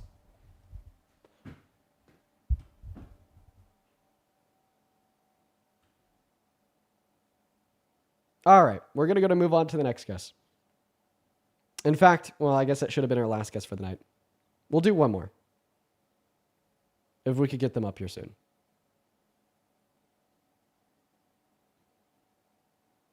What's up? Do you support Trump? Yeah. How old are you? 14. Have a good day, man. Have a good day. We're going to get that next guest, Paul, up here.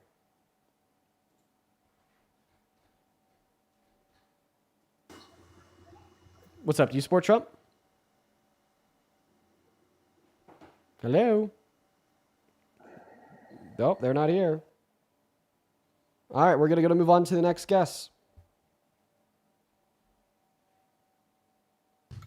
Hey, what's up? Are you MAGA? Actually, I'm Blaga. I don't know if you've heard of us. Satana, what's going on, man? I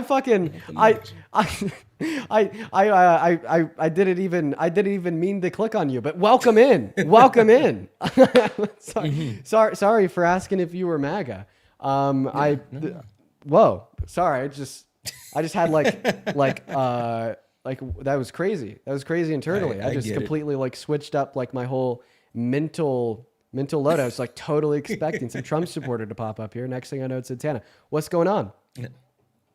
No, listen. I don't want to hold up your live, and I know you're trying to get one more. I just wanted to give a quick update because I heard you talking about the possible drone strike in Poland and Russia. Yeah. So the latest, and this is about as of 32 minutes ago.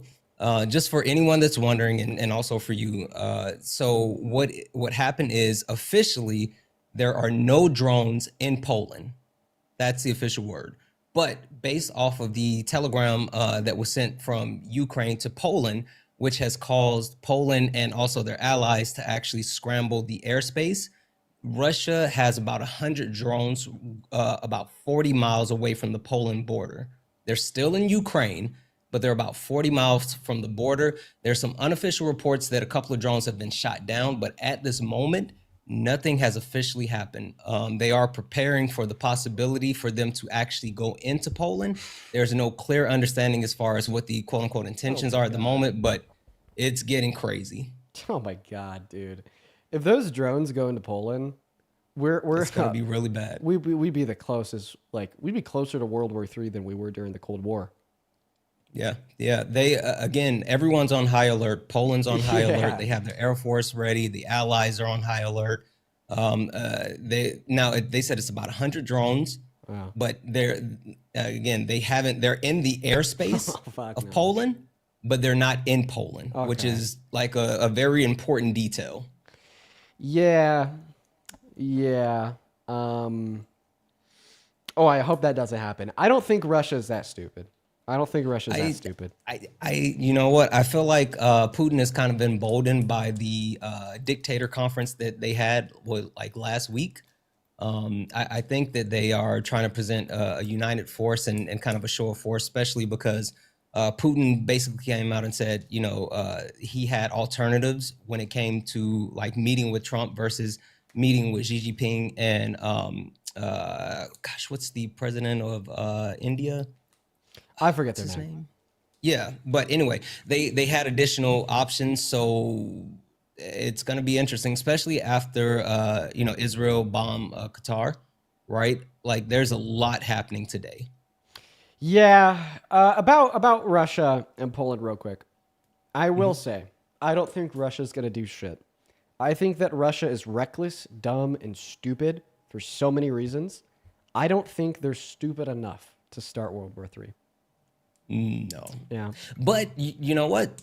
If they're desperate enough, you I don't know. trap them in a corner. I don't know. I'm pretty confident. I'm pretty confident that they're not going to hit Poland. I'm pretty confident. I'm pretty confident in that. So that's my official position. If you're curious, I'm pretty damn confident that they're not going to hit Poland. Yeah. Anyway, I just wanted to hop up for half a second. I heard you talking about it. I had been reading about it. There's a lot of misinformation out as far as like what has or has not happened, but officially they're not in Poland yet. They're in the airspace. They're not in Poland. Reuters has been giving updates. I've been checking Al Jazeera, BBC. There's some local reporting that's coming out of Poland as well. But yeah, I'm staying up to date, and if I see anything, I'll shoot it to you. So. I appreciate that, man. You have a good rest of your day. Appreciate you for coming up here and explaining that. You take care. Yep. Have a good one. Yeah. I think that there's like many reasons why I'm pretty confident that Russia wouldn't strike Poland and start World War III.